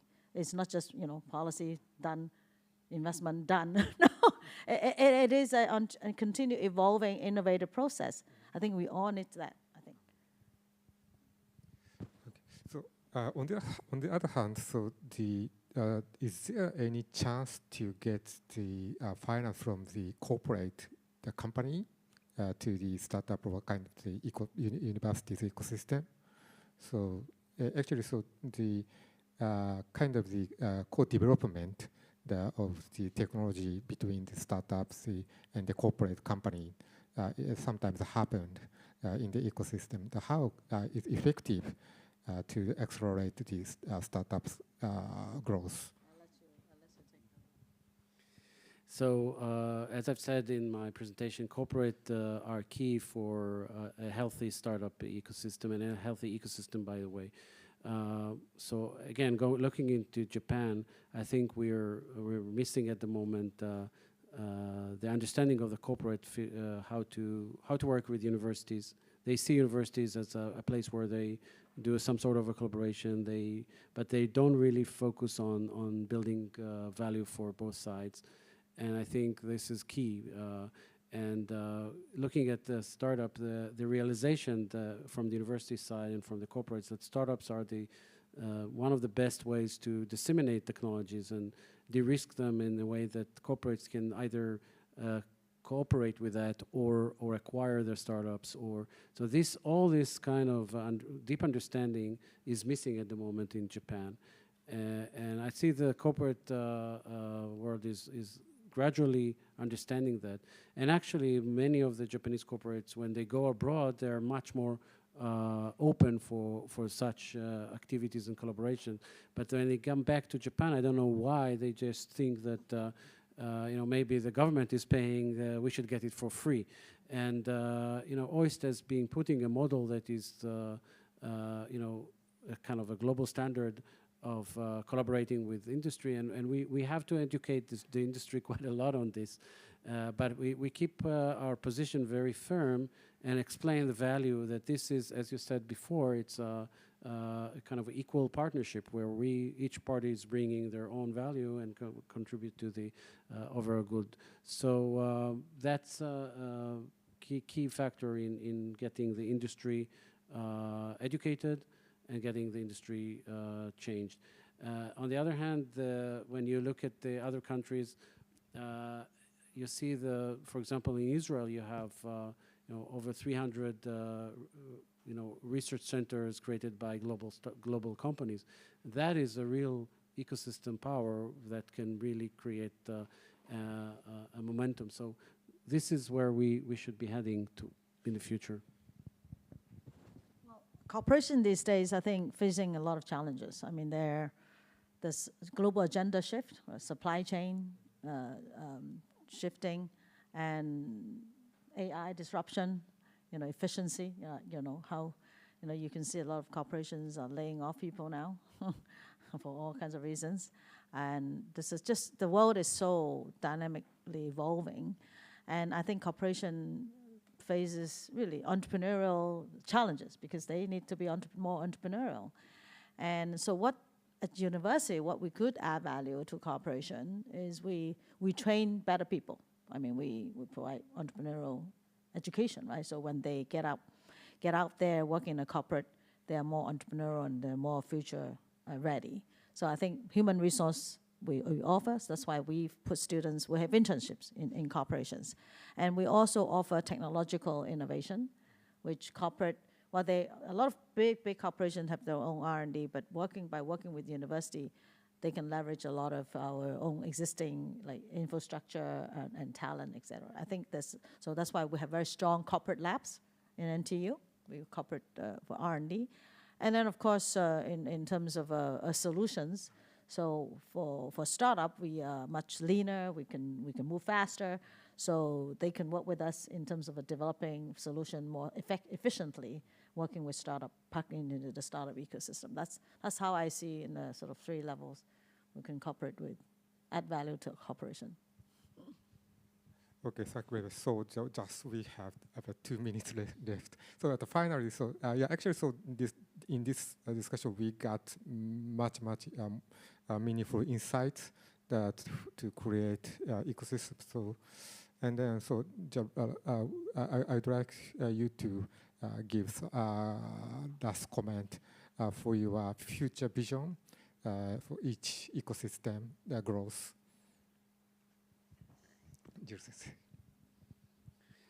So I think, building on what was discussed, this is a very interesting and disruptive time, and a lot of things are going to be different as we go in the next few years. So geopolitical instability, changes in the US, mobility of talent, and AI, all these are opportunities in my mind for regional hubs. So my vision is that these regional hubs like Okinawa could become an important part of the innovation ecosystem globally. And then I also think that different hubs should be collaborating more and creating more connections between the hubs, central hubs and regional hubs and international hubs. Because the knowledge is really it's becoming very, very complicated to navigate, and the challenges are great, and sustainability is one of them. So multi-node collaboration and regional prosperity. I'm a global citizen. I like to see more Japanese young people, all age group, to be everywhere in the world. So in my class, I will have, every cohort I will have 1 Japanese in my class. But I like to see more, to be honest. I think NTU have signed agreement with some of the Japanese universities. I think we need more. I would love to see really more Japanese students in my class. I actually have more Korean students than Japanese students. So I really like to see, I'd like to invite you all to open and get out there. I think all age group can have internship.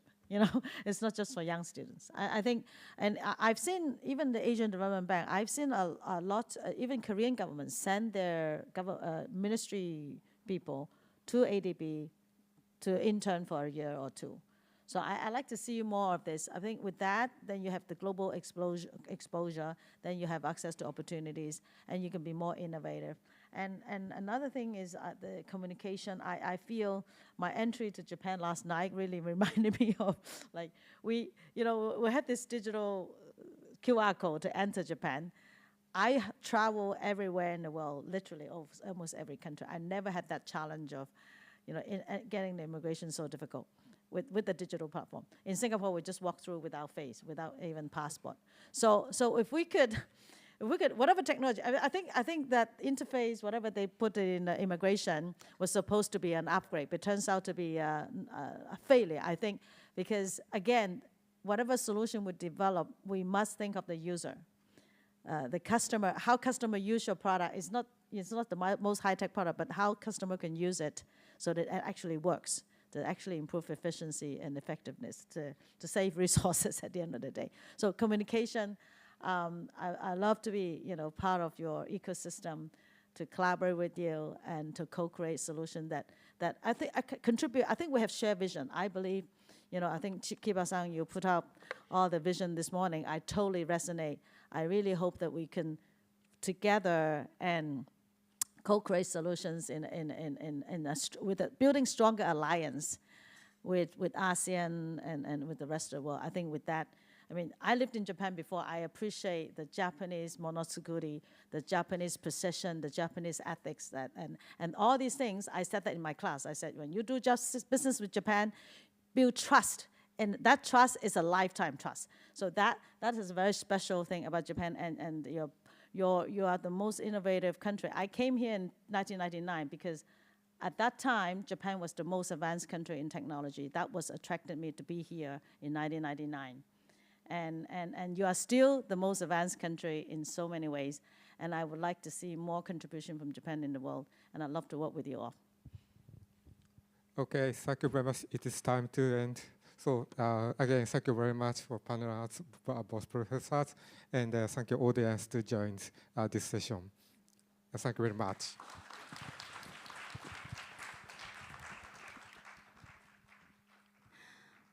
This concludes the panel discussion too. We thank all the panelists for their thoughtful input. Thank you very much.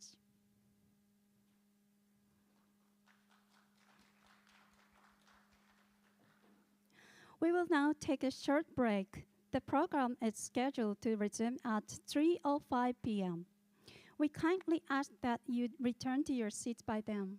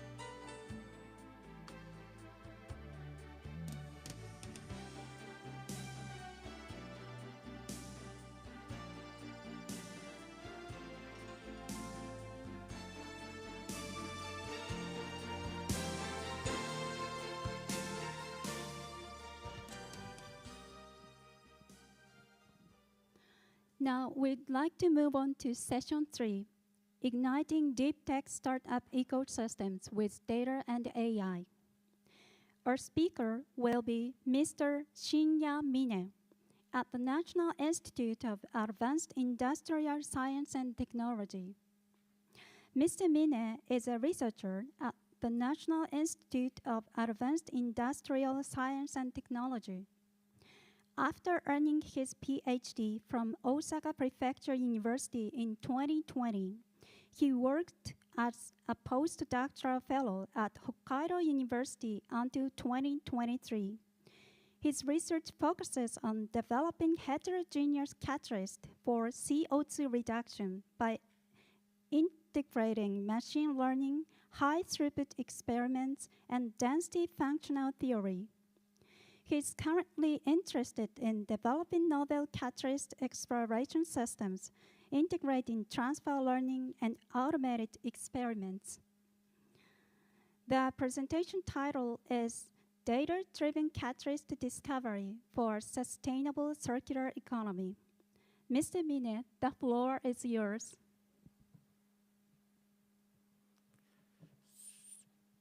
Good afternoon, everyone. Thank you for your kind introduction, and thank you to NIMS and all organized committee for this opportunity. I'm Shinya Mine from AIST. Today, I will talk about the data-driven catalyst discovery for a sustainable circular economy. First of all, as already introduced, let me briefly introduce my research background. I received my PhD degree from Osaka Prefecture University. At that time, I firstly studied about the photocatalytic water splitting reaction by using metal organic framework MOF.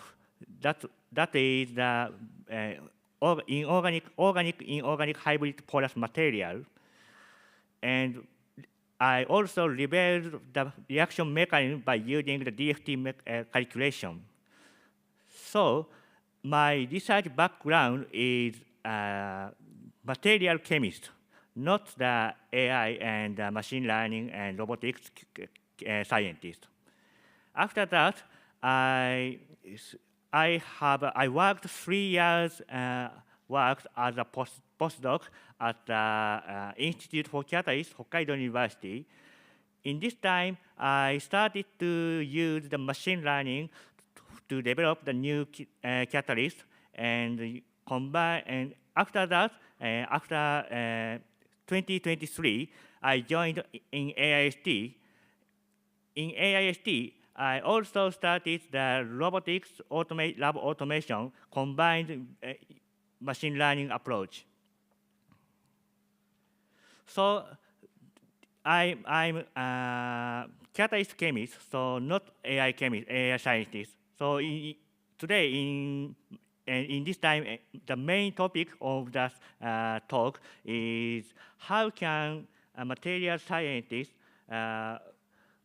who are not machine learning specialists drive the data-driven material development. So AIST also promote the material researcher to use the DX researcher. So at first, AIST's data-driven material development ecosystem I want to introduce. Second, my research topics and the data-driven catalyst development, a case study on the CO2 reduction system. As you know, the AIST is one of the largest national institutes.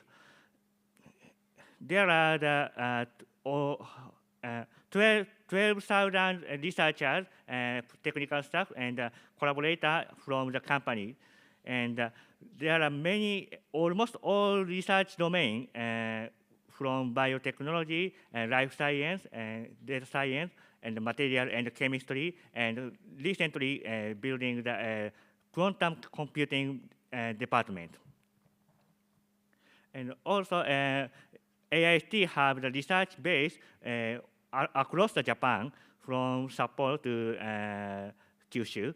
So the center is Tsukuba, but I worked mainly Tohoku, Sendai, and Tsukuba.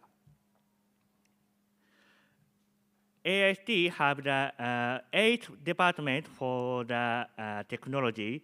So I belonging in the material and chemistry department of material and chemistry. This department, the mission is the material DX and the circular technology. To develop the talent for the material DX researcher, AIST promotes the A3 vision. A3 vision have the 3 points. One is the advanced AI development.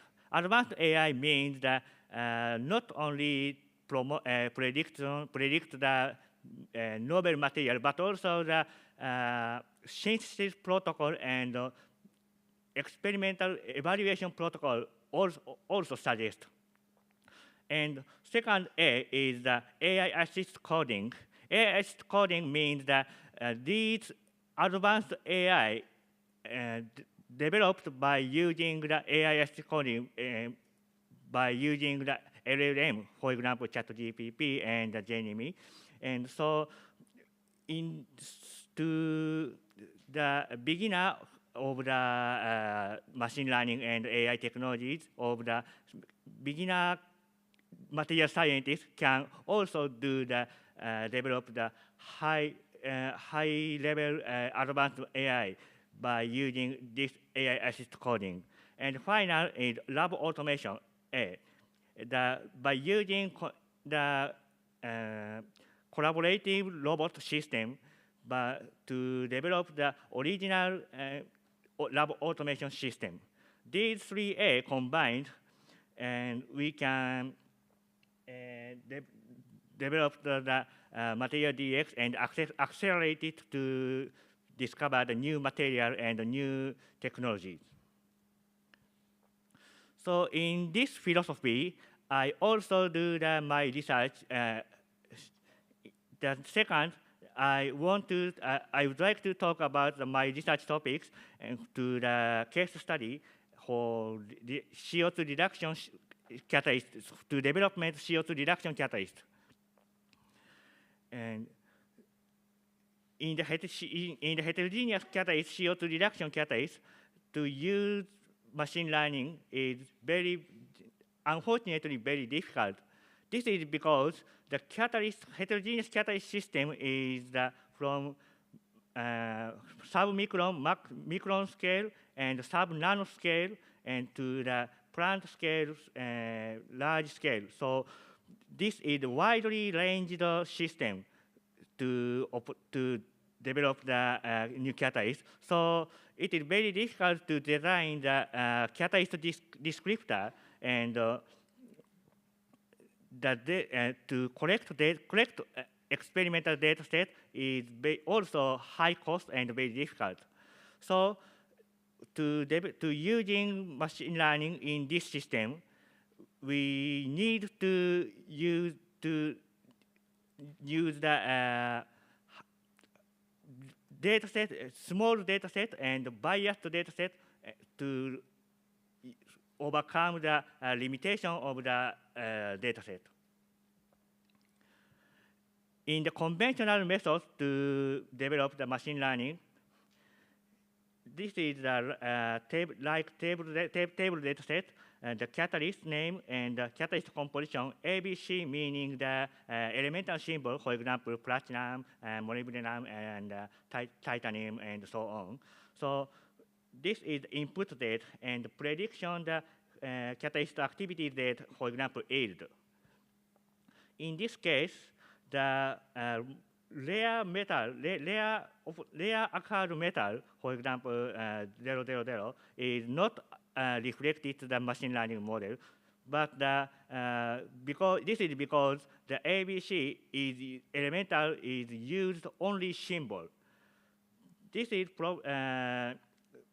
not omitted the elemental original activity, for example, electronegativity and the electronic structure and the oxidation ability, reduction ability, and so on. So to overcome this limitation, I used simple future engineering method. This idea is very simple. To multiply the elemental composition, catalyst composition, multiply the elemental descriptor, for example, atomic weight, molecular melting point, electronegativity, and so on. To multiply this, like this table, this is the elemental future vector values. This value is not affected the elemental symbol directly. So I use this information to the input the x value to predict the yield. To this method, we can overcome the elemental bias and the limitation. To use, I developed this machine learning model. So I developed the real catalyst material for effective to CO2 reduction. As you know, CO2 is the main cause of the greenhouse effect. So the reduction of CO2 is the key technology for the circular economy. As you know, CO2 reduction by the renewable hydrogen have some paths to the reduction system, for example, CO, methanol, and methane. In this case, I selected the produced CO we call the reverse water gas shift reaction. This is because once CO produced, CO hydration system are already established in the petrochemical industry. So I developed the reverse water gas shift reaction. Reverse water gas shift reaction is the endothermic reaction. So the CO2 conversion up to the high temperature. But the high temperature is to ensure the high energy, and catalyst lifetime is shorter. So I want to develop the relatively low temperature, for example, 250 degrees. This is the developed room to the new catalyst.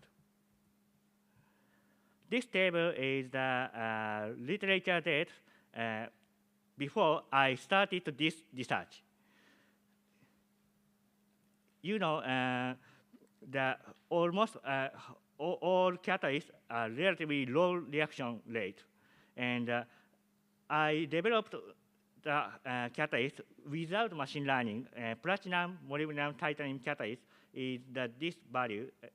This is relatively low. So the room to develop more higher activity catalyst. I already revealed this catalyst. The molybdenum oxide is the key role to the reaction by using the spectroscopic studies.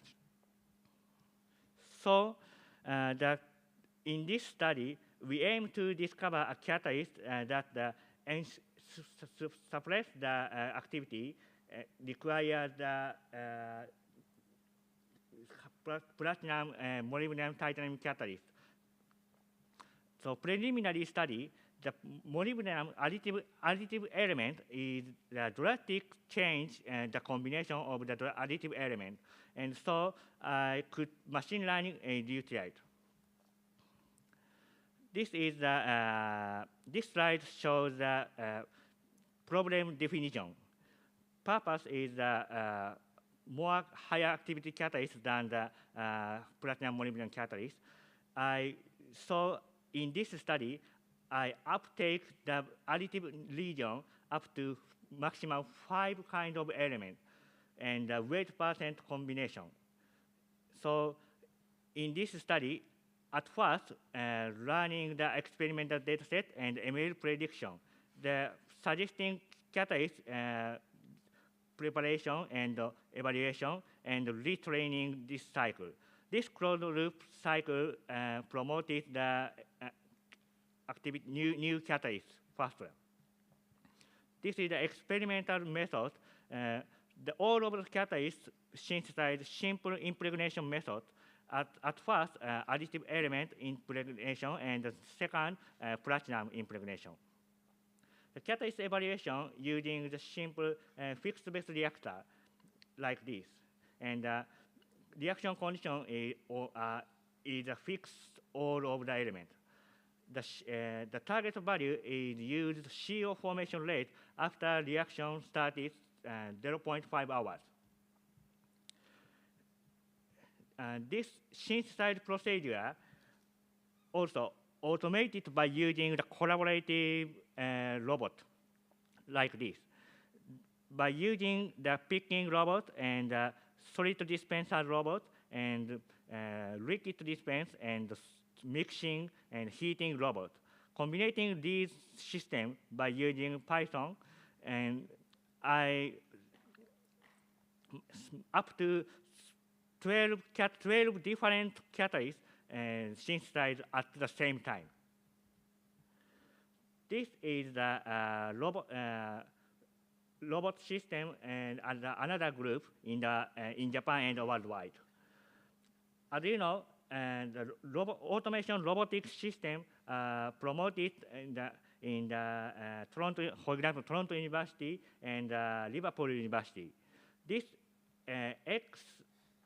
y-axis is the cost of the robot, and x-axis is the experimental target, like this, and this one is organic and liquid phase, and this side is inorganic powder phase. So the large group focused on mainly liquid phase, but AIST also mainly targeted the powder and collaborative low-cost robotic system. This region is relatively few competitors, so I demonstrate the effectiveness of this method.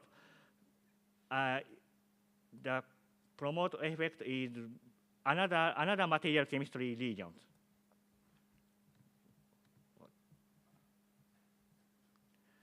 This is the data set of the machine learning. I first collected the 45 data sets and start the first machine learning prediction. I use the machine learning model, extra tree regressor, simple decision tree regressor, and the elemental descriptor used like this. The combination number of maximum 5 and weight percent value is the sum of billions, more than billion numbers. So very high chemical space, very wide chemical space. So I want to how faster to using machine learning approach. This is a new catalyst suggestion system. I use the EI strategy to suggest a new catalyst. At first, learning the method, and next suggesting the grid search method, the new catalyst and EI value, clustering and making the candidate catalyst ranking. Human select some of them and synthesize next iteration. This is the results. The x-axis is the iteration number and the machine learning number, and the y-axis is CO formation rate, so catalytic activity. The red line is the R2 value of the machine learning model. I want to uptake this green line. So at first, the model prediction activity is relatively low. Not appear the new catalyst, higher catalyst. But after 10, 15 iterations, the more activated catalyst appears, and finally, I can develop more than 100 new catalysts. The highest activity catalyst is the platinum, rubidium, barium, and molybdenum, and niobium titanium catalyst. I emphasize that niobium is not appears the original dataset. So our machine learning method is not biased to the elemental appearance. This is summary. I can development the new catalyst by using the machine learning. And after that, I revealed each element to roles by using in the spectroscopic study and the kinetic study. Finally, AIST starts 6 milestone plan from this year.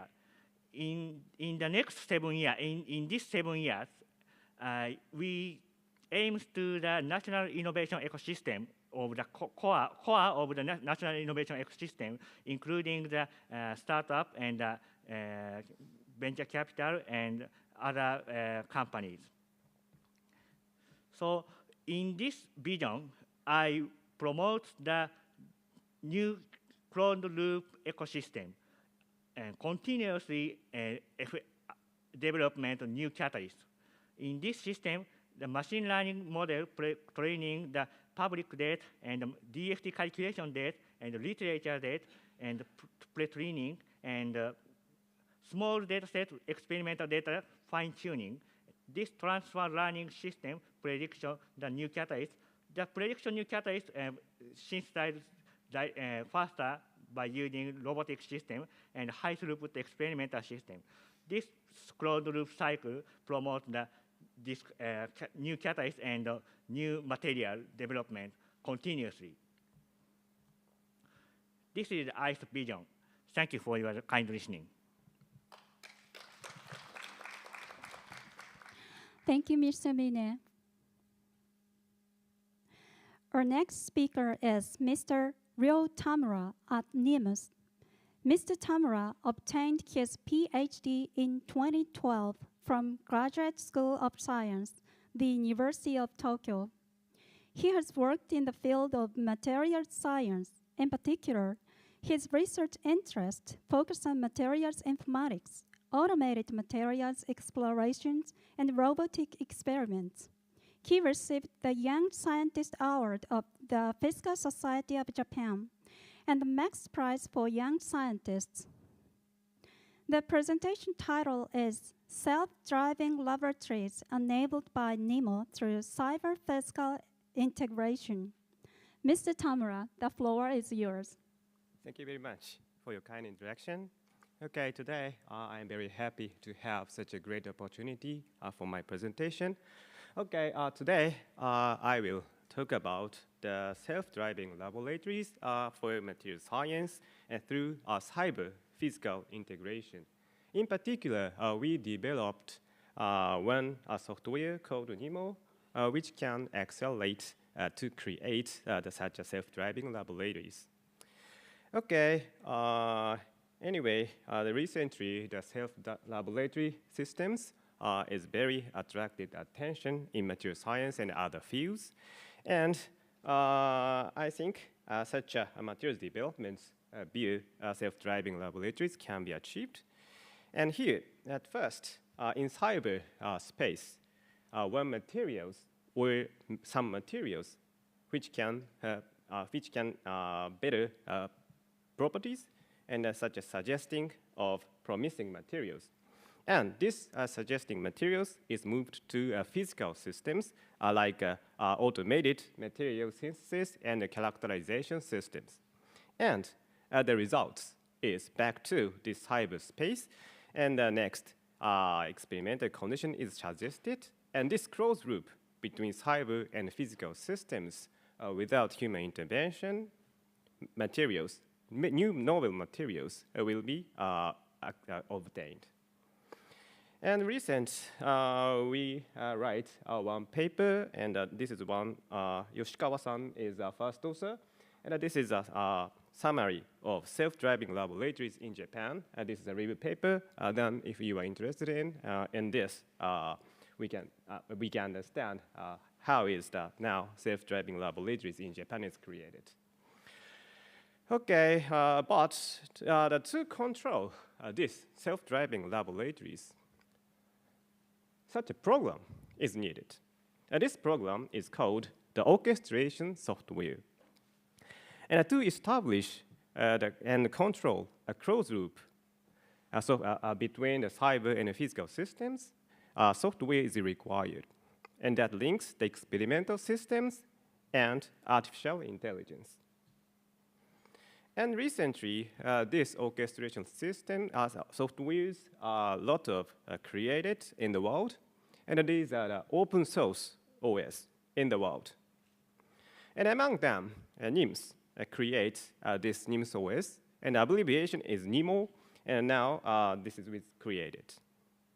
And then today, I will introduce this software of NIMO. Okay, the NIMO, NIMO is a NIMS OS.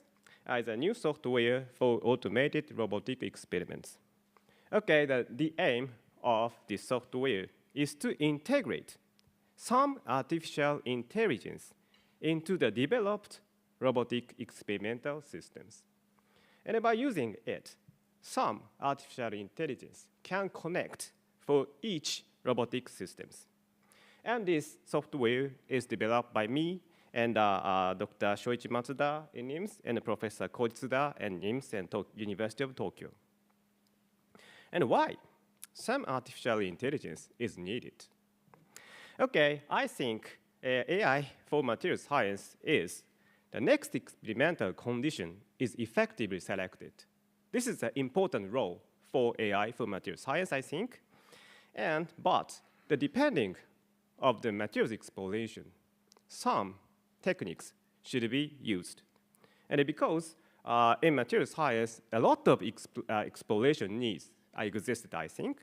For example, if we want to obtain a better materials properties, for example, Bayesian optimization is a very important tool.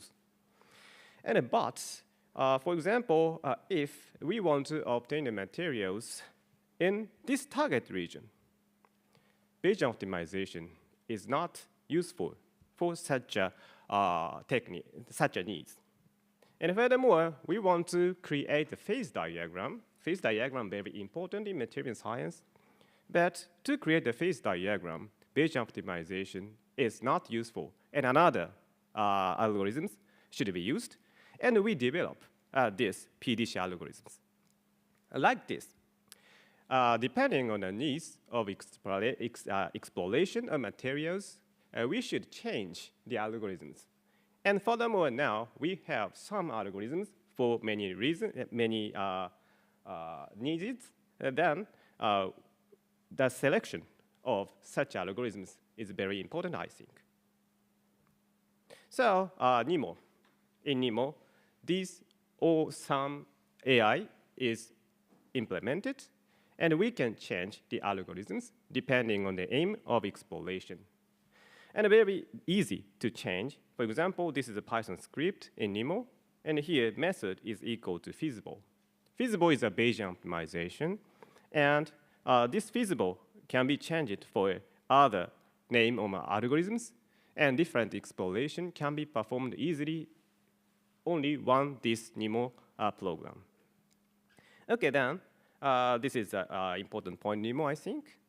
And here, this is a flow of NIMO to create the closed loop between AI and robotic experimental systems. Okay, here, this is AI for explorations, of course, Bayesian optimization or other algorithms. And from this AI, we can obtain the proposals to next experiment. And these experimental proposals should be changed to input files for robotic experiments. And if this Python script is created, such input files can be automatically created, and robotic experimental systems can be started. And results are obtained. And from these results, we should extract the objective functions. And these objective functions are extracted, and this information is sent to AI, and the next further proposals will be obtained. Then such programs, AI and robotic experiments connections can be created. Okay, then this is an example to create the closed loop. And here, our target is NIMS Automated Robotic Electrochemical Experimental Robotic Systems. This is called NARI, and we perform the exploration of electrolyte. And this robotic system is created by Shoichi Matsuda in NIMS. And then, at first, to start that closed loop, we should prepare the candidates data sets at first. And in this candidates experimental data sets, here at first, all recipes for candidates will be listed like this. And if experiments is finished for each experimental conditions, a property value is inputted like this in last column. And of course, many experiments were not done. Then we have no objective function values. Then these parts are the blanks. And then from this data file, AI understand these lines having objective functions, training data, and others are testing data. And then from this testing data, next experimental conditions are selected, depending on the algorithms. Okay, of course, this type of exploration can be performed. For example, discretized parameters, and this is temperature and pressure, and this is optimization of such process parameters optimization can be performed, and screening of organic molecules and inorganic molecules can be performed by using such a fingerprint and descriptors. Okay, then here the electrolyte exploration is performed, and here from candidate data sets, AI can select some next experimental conditions, and input files for robotic experiments are created. Then robotic experiments is started. Here, the electrolyte blending is automatically created by liquid handler and moved to this is electric battery experimental systems. Here, the battery experiments is performed for it. And when the experiment is finished, we obtain the results. And from these results, we should extract the objective functions, and this candidate dataset is updated. And then the training data are increased. And then next, experimental condition can be selected automatically, and second cycle is started. Okay, then, in our systems, in 2 days, continuously create the electrolytes and measurement and next experimental condition selection. And in 2 days, and about 400 experiments are automatically done. And then here, the Bayesian optimization is used. And this is a cycle dependence of objective functions. And here, the best electrolyte is obtained at cycle 6. And of course, through NEMO, other algorithms can be used for this system. And very easy to change the algorithms. Here, we use the blocks sampling. Here, this is by using block samples, a wide range properties are obtained, like this. Here, in this property spaces, and the blue is a blocks, and the red is random sampling. And by using blocks, more wider range of properties can be obtained. Then, from this wider range of properties, we can understand why this material is bad. Then, such a block sampling, the understanding of electrolytes can be promoted. Okay, furthermore, this NEMO is implemented in ChemSpeed. This ChemSpeed system is created by Yuya Nagata and NIMS. And here, the automated chemical synthesis can be performed by using Bayesian optimization. Okay, like this, and this is a target 3, and this is a yield of this target 3 molecules. And optimization target is ligand, base, and solvents. And this is the results of yields of these third molecules. And here, about 50% yields can be achieved. And Nagata-san said, for this interesting sets, of ligand-based solvents are used, and it's difficult to consider by human, then such a robotic system is very interesting. Okay, so now this NIMO is open source software as MIT, and then there is a GitHub and manuals. And I understand open source software promotes the innovation because a lot of users will be obtained, I think. For example, this is application beyond NIMS. Okay, this is, I think, a NEDO project. And this ropes is created by University of Tokyo, Kanagawa University, Kyushu University, and Horiba. And this is an automated experimentation and autonomous exploration system for production process of fuel cell electrodes. And in this system, NIMO is implemented, and next experimental condition is selected by NIMO. Then this is open software. Then I think that for other projects, NIMO can be used. And furthermore, the application in industry is, of course, there is. And this is a collaboration with 4DX. And this is dispensing devices. This is dispensing devices. And here, this is a camera. And AI by NIMO is integrated. And the closed loop is created. And then, by using this, calibration of dispensing parameters can be automatically performed.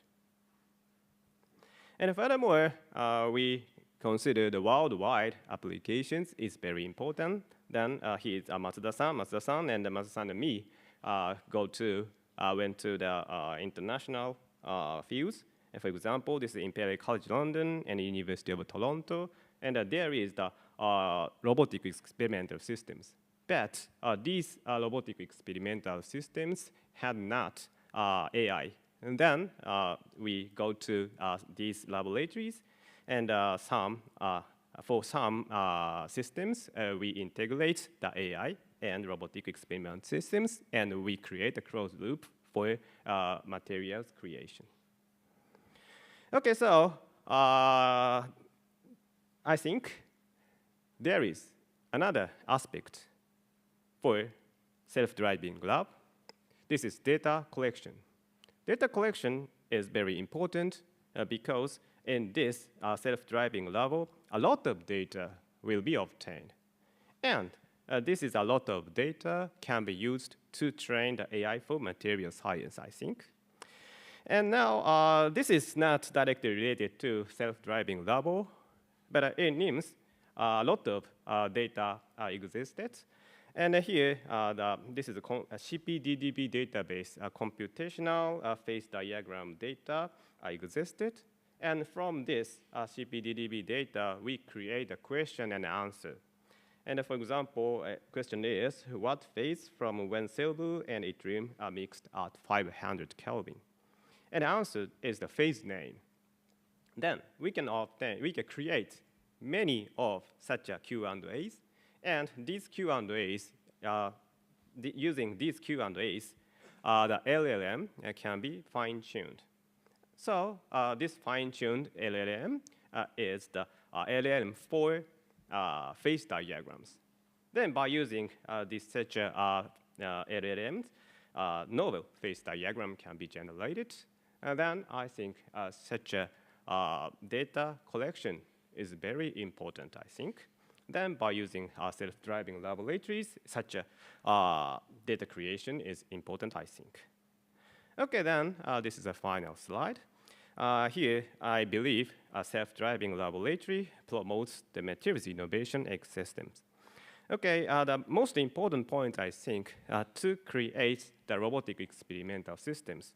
But most important point is the connection between the cyber AI and physical self-driving physical experimental systems. And by using this closed loop via NIMO, a lot of many novel materials can be created and data collection is performed. And then such a self-driving laboratory promotes the material innovation. Okay, that's it. Thank you very much. Thank you, Mr. Tamura.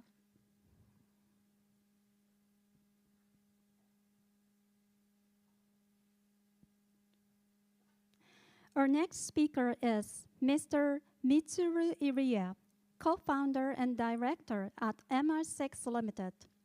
Mr. Irie studied bioinformatics at the Graduate School of Tokyo Institute of Technology. After working at a research and consulting firm and an IT venture, he co-founded MI6. Since its founding, he has led the development of services and products based on materials informatics. He currently serves as co-founder and board director, overseeing business, product, and R&D, and driving the company's overall strategies at the intersection of science and innovation. The presentation title is Building the Innovation Ecosystem Through Data-Driven R&D Platform. Mr. Irie, the floor is yours. Thank you very much for the introduction. I'm going to talk about building the innovation ecosystem through data-driven R&D platform. It sounds pretty difficult, but let me briefly summarize first what I like to talk in this presentation, because this is the final presentation, and I know all of you are tired, and I am also tired even before presenting myself. So in this talk, there are 4 MIs that I would like you to remember or think deeper. The first one, materials informatics. In these previous presentations by Mine-sensei and Tamura-sensei, you kind of grasp the technical aspects of materials informatics. I would like to add another aspect, which is management innovation, which is also MI. So this is the second one. And I'd like to emphasize that technical innovation can only be implemented in the society level with management innovation as well. They are the 2 wheels in the same vehicle. And the third one, our company, MI6, it's a company dedicated to promote materials informatics in the industry. And lastly, my name is Mitsuru Irie, another MI. Actually, you can forget about the last 2. Let's think about materials informatics and management innovation. All right, who are we and who am I? MI6 is grounded in materials informatics technologies, but not only we are pursuing the technology, we also trying to implement materials informatics in R&D organizational level. It's not giving tools to each individual researchers, and we can say go ahead and use that tool. It never scale. So what we like to do is to scale the value of the materials informatics technologies by combining the management innovation aspects. And in that way, we would like to create the future of civilization with human ingenuity, materials potential, and artificial intelligence. Actually, the kind of situation we're having in R&D organization is like we've got a lot of good AI tools, machine learning, open source codes, and we have ChatGPT and generative AI that can promote using more and more in very raw script level engineering. But in that way, not many people can use that. You can say that ChatGPT can generate Python code for you, but as long as you're an expert, you cannot fully understand what's going to do for you. And this situation is like a field without no traffic lights, and you're given a semi-self-driving car. If you're the only person in the city, then maybe you can go around all over the places in the city alone with the great technology. But if you want the city to work in itself organizationally with synergy, then you will need traffic lights, you will need highway, you will need registration, all that stuff. But in R&D, I feel that we are dependent on the technical aspects and technical innovation, and we often overlook the management aspect of it. But digital transformation or digital tools, AI tools, are actually not very easy to implement. It looks easy, it looks like they do the job for you, but if you would like to implement in organizational level, you will need these rules, legislations, and the ecosystem so that the individuals can fully leverage the power of AI. I'm the board director and co-founder, and I'm currently overseeing overall operations. But why am I doing this challenge? My past experience, major of them are bioinformatics, which is a neighboring field of materials informatics. And I also worked for a think tank researching about public policies in data utilization in society.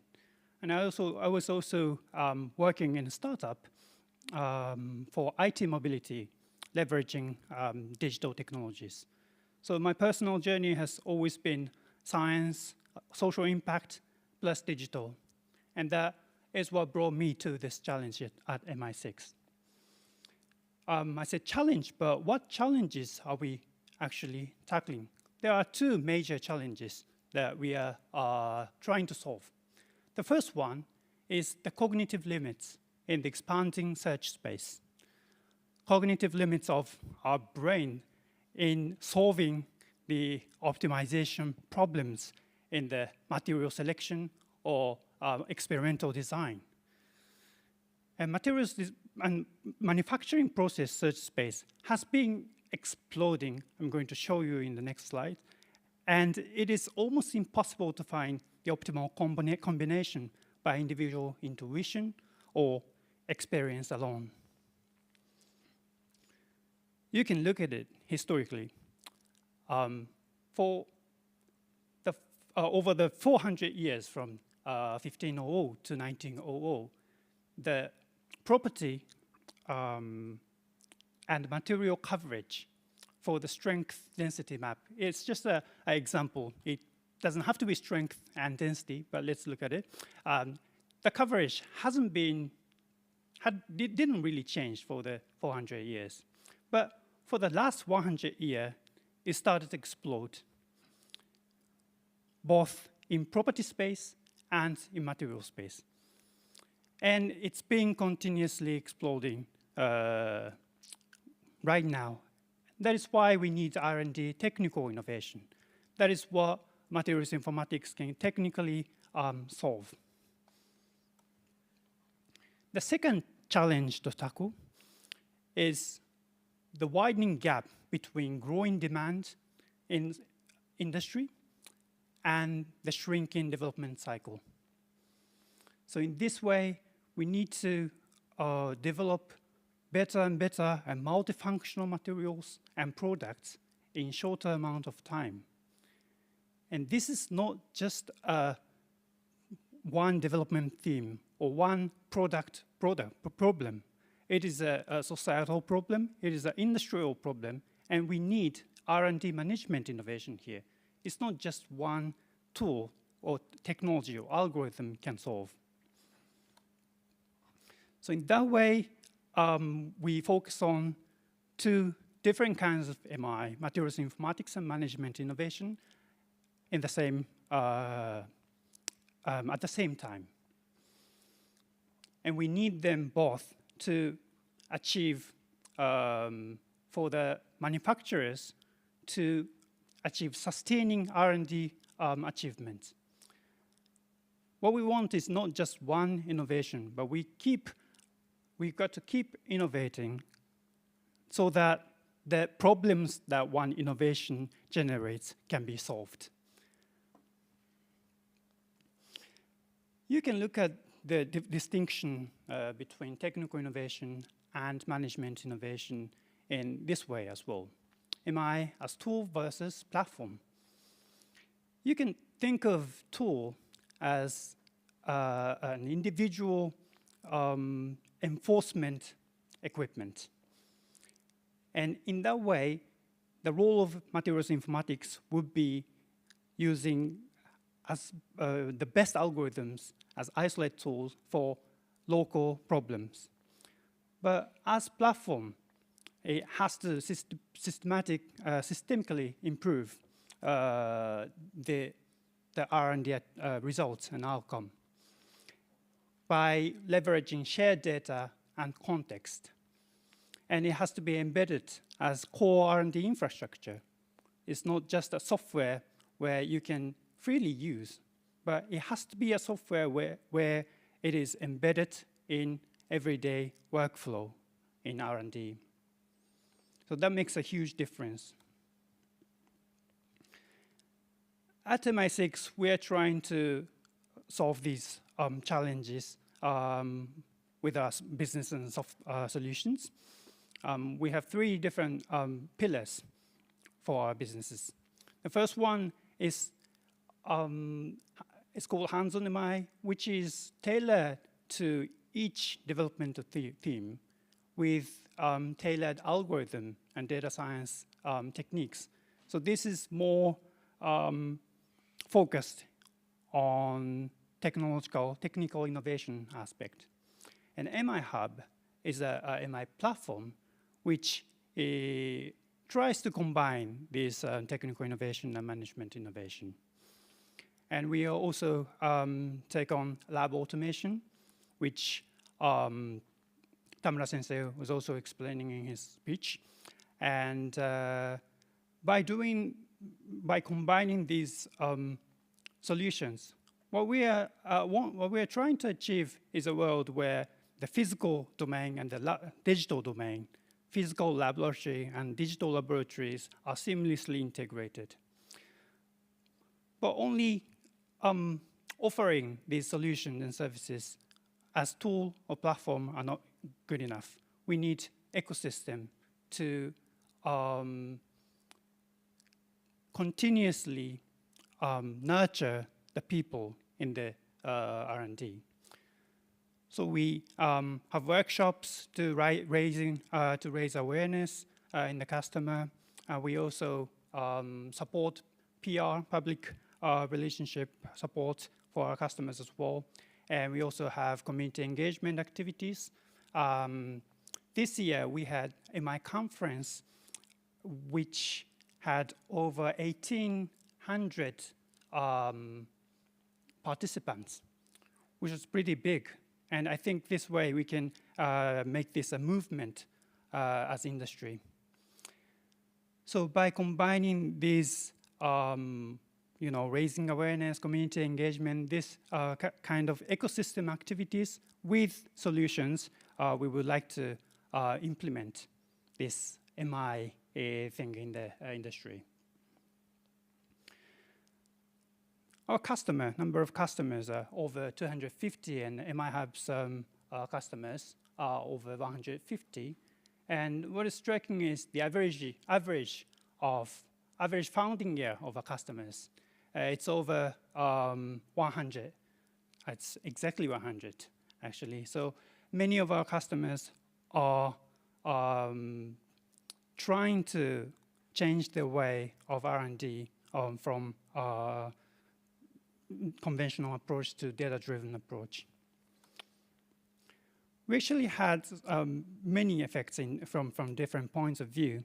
Speeding up in results would be the first to come, and there are so many applications or developmental themes that achieved speeding up in results. But it is not the only effect that we can get from materials informatics. A faster discovery or getting more insight in the research or development is also important. Sometimes experimental candidates' recommendation from AI can lead to a domain where the conventional approach or conventional way of thinking would never think of. So this way we can collaborate with human insights and AI's recommendation. Thirdly, this is actually pretty difficult, and it's you cannot emphasize this enough, but organizational adoption of data-driven developmental approach. This takes so much time, and it cannot be done overnight, but with the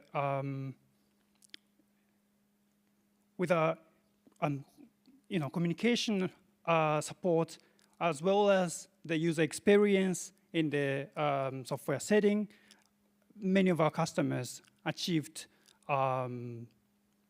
disseminating the way of data-driven approach in their R&D systems. So how does it actually change the process? This is the conventional way of process. I don't think it has changed from my ancestry. And what we like to achieve with our platform would be to introduce the virtual experimental loop in the experimental design and implementation. So by doing hypothesis testing before they're going to lab, you can improve the quality of trial and error. Trial and error would never change in R&D, but you can improve the quality of it, and you can reduce the total number of times. And there's another thing that has to be emphasized. Only accumulating data and results are not good enough, because you do not know how these data are acquired.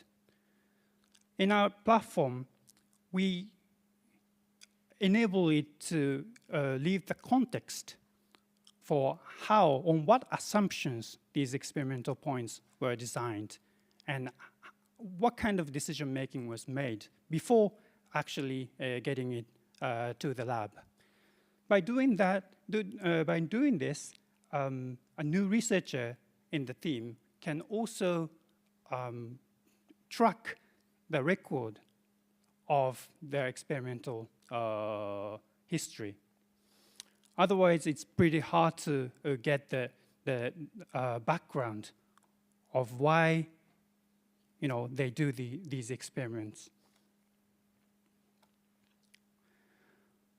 Right, and for enabling these workflow, it was actually a management innovation aspect, but we need some technical innovation for it to happen. The AI for experiment that we need, in contrast with the general AI, is that it is grounded in small data, and it takes outliers as potential hints for new discoveries. Usually, general AI ignores outlier, but in R&D, outliers can have much information that can be related to new mechanism that you never know.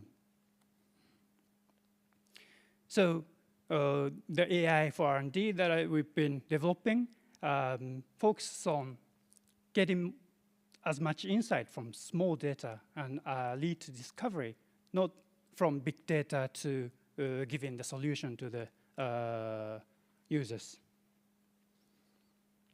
The visual image of the data acquisition strategy using MI or AI is like this. We start by in observed data space, and the AI doesn't give answer in the observed data space. It gives you some hints outside the observed data space, and by sequentially searching the high potential region, the search strategy, search paths could get efficient. And we've been specializing in adaptive search strategies in balance, that balance exploration and exploitation in uncertain, noisy, or data sparse environments.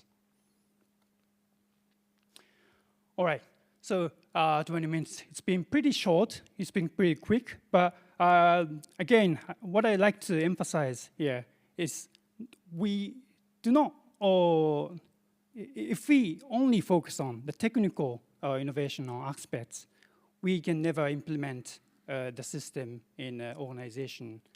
And what we would need is for the management innovation to happen. So we need more or better knowledge management, data management with context. We need workflow design in order for it to happen. We need communication design. So in this way, we can pursue for the real digital transformation to happen. Thank you very much.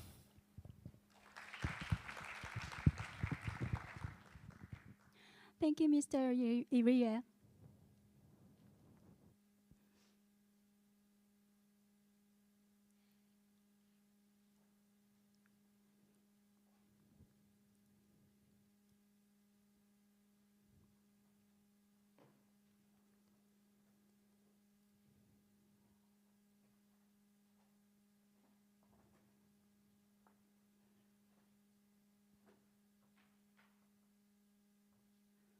We will now move on to the panel discussion. While the stage is being arranged, I'd like to introduce our panelists. Our panelists are Mr. Shinya Mine, AISD, Mr.Ryo Tamura, NIMS, Mr. Mitsuru Irie, Director, MR6 Limited. And the moderator for this panel discussion is Mr. Masahiko Demura, Sub-Program Director, SIP.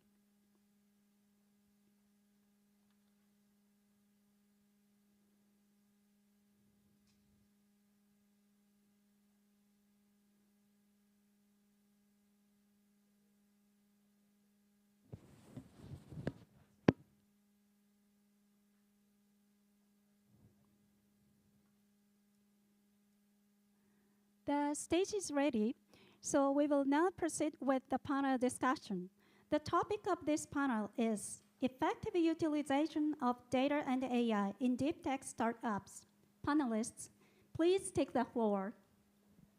Yeah, thank you very much. Okay, let's get started the last sessions.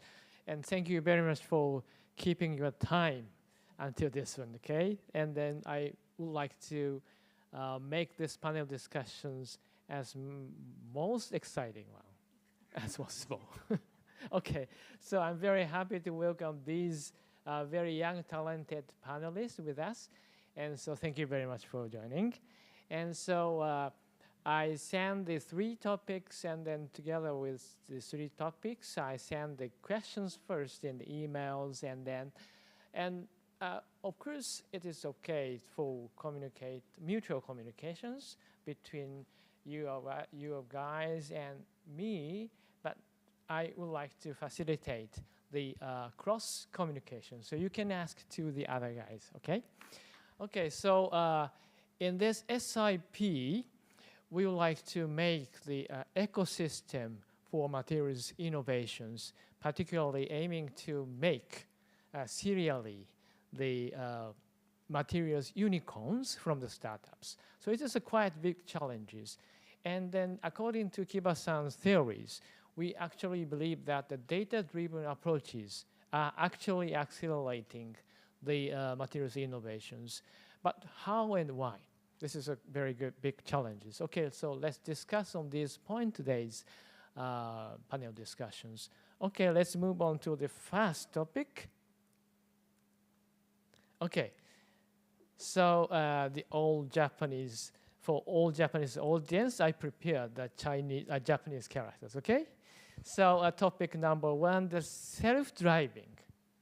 So the Mine-san's presentations and Tamura-san's presentations included self-driving experiments. And I also know that the MI6 trying to big contributions to the self-driving laboratories. So the recently, in the context, mainly in the context of the fundamental research or factory automations, the autonomous or self-driving experiments has a lot of attentions. attracting a lot of attentions. But how about for the startups? I'm very happy to say that some of the startups, like the Velvet Crystal, line up in our sub-program C, has a strong motivation to introduce the autonomous experimentations to find up the very nice inorganic materials for their own purposes. So I'm very happy to say that. But still, most of the startups has very big, how can I say, feeling has big challenges for introducing such the self-driving experiment maybe. So I would like to ask to the panelists for Minasan. So as the researchers introducing the self-driving experimental robotic technologies in your own researches, so what is the practical challenges in deploying self-driving experimentations, so particularly in the research work first?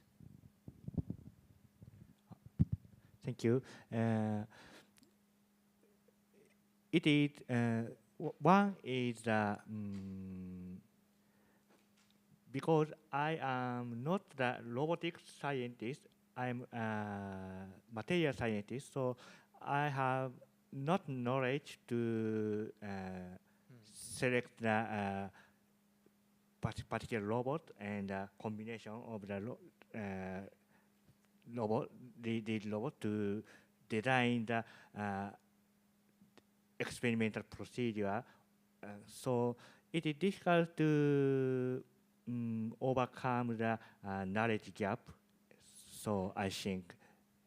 Okay, so the knowledge gap you mean is the, okay, you are a materials chemist, and then you don't have enough, how can I say, rich experiences or knowledgement about the robotics, and so the gap means that the material science, for the material scientist, the gap for the robotic or autonomous experiments is. Okay. So do you have any special comment on that? So Irie-san, so I believe that you have a lot of, how can I say, struggling to do the introducing the self-driving or robotic experimentations. Yes. First of all, I would like to say that self-driving laboratory is kind of like an ultimate goal. Okay. You know, it's 2 steps further, 3 steps further. So the challenges, if we discuss challenges, there are too many. So many challenges there. Yeah. Okay. And that is why we have been shifting towards building the self-driving system itself towards partially automating and partially integrating physical and digital domains. I see. You mean that, so of course the ultimate goal is a self-driving, but it is very far from fast. So it's very two challenges. So the step by step, for example, the 1 milling parts is just automated or something like that. Okay. Yeah. So it could be done in POC or small, separate, isolated theme, isolated processes. If you define one process, of course you can automate it, but R&D is never about one processes. You change the processes flexibly. That is the difference between lab automation and factory automation. In factory automation, if you implement one system, that can run for a long time. I see. But in lab, you have to change flexibly. So in order for that to be possible, there are too many challenges. So we try to not only partially automating a process. It doesn't have much impact. We focus on combining the digital technology with the partial automation. I see. So thank you very much. So Tamura-san, so I understand that your point is mostly on the software side. Still, I expect that you have the experiences doing the collaboration with experimenters in a different type of experiment. So how do you see such situations?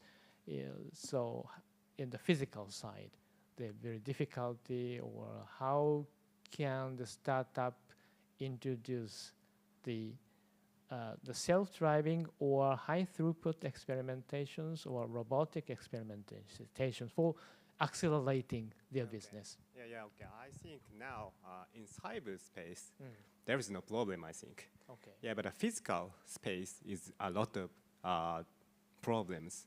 Yeah, because the one point is the number of robot integrator and the system integration people is very limited in Japan. And yesterday and today, there is a workshop in the LADEC 2015. This is 2025 in Odaiba. And this is a robotic experiments conference. And a lot of Japanese persons existed, and 300 over persons attended, and very fighting discussions are performed. And most attendees are industry. Then a lot of needs are existed. Yeah, but some benches are existed to integrate in physical systems. Yeah, but very limited. And I see some systems I see, but yeah, they said, yeah, very tough to create it. Then the number of people is limited. Yeah, he said. So the talents necessary. Okay. So, Mine-san, you introduced that your self-driving experiment, and then you felt the gap between the material science and robotic mechanics, or the other expertise, I mean. So how did you overcome this problem? Or by yourself, or you introduced the other expert in your group or something like that? Yeah, AIST support me to automation laboratory. So AIST make the auto experimental room to support me and our another researcher interested in lab automation. So there are many, some of the specialists of the robotics and engineering from the company.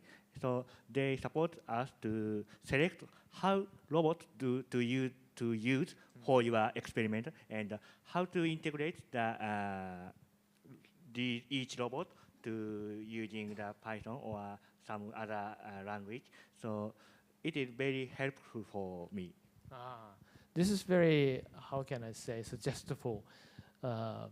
So AISD has how can I say, systematic sections to support the material scientists or researchers who like to introduce the self-driving experimentations. Oh, that's very nice. So I believe that these kind of systems are very helping for the startups who would like to introduce these self-driving or high-throughput experimentations in their businesses. Okay, so they are supporting for your idea, and you are satisfied? Or you have something, the idea to modify that kind of the services? Almost yes, but the robotics system have many need many costs and money. So I need to I have an idea, but achieve the cost and time and human resources. All I need. I see. So you mean you have enough budget? These services can help you enoughly. So okay, of course, budget's costed. So do you have any comment on that? This point in the side. We haven't really got any support from NIMS or AIST. So I'm not really sure how it's actually going on there. But yes, we definitely need different expertise. We need diverse expertise in one team to make lab automation happen. We have a chemical specialist, robotics specialist who's strong in electronics, who doesn't really understand chemicals, and software engineer as well. So we need all those, and data scientists as well. So we need all those expertise to achieve this system. And it can be done in one project, but I don't know how we can continuously produce those environments as platform. So I think that is the big question that I've been having. Yeah, thank you very much. So the talent or resources gap problem aside, so I like the mapping in your presentations, like the inorganic materials and organic materials and cost or something like that. So I really agree that depending on the materials, the technique very different. Yeah. And also the purpose of the materials, mechanical property or other functional properties, of course, the equipment to measure that property is, of course, diverse. So, okay, so Tamura-san, so I have the questions that you NIMO software is essentially the software to control or bridge between AI and then the automation experimentations. So it means that you have a lot of experiences widely spreading materials from the bulk materials, kind of the liquidous materials or other types of materials. So from your point of view, how about such the difficulty to treat the different materials? Yeah, of course, depending on the materials, the difficulty depends. Yeah, but my NIMO is a very general purpose systems. Then, of course, the problem is limited. Yeah, but NIMO can be used for many types of materials, I think. Yeah, but depending on the important point is the problem setting. And of course, the very huge search space is more difficult, and but the small system is bad. And then the discussion with real developments of material scientists, and we should select a search space or problem setting is very important. And then if good problem setting is created, yeah, maybe self-driving laboratories can be automatically performed, I think, yeah.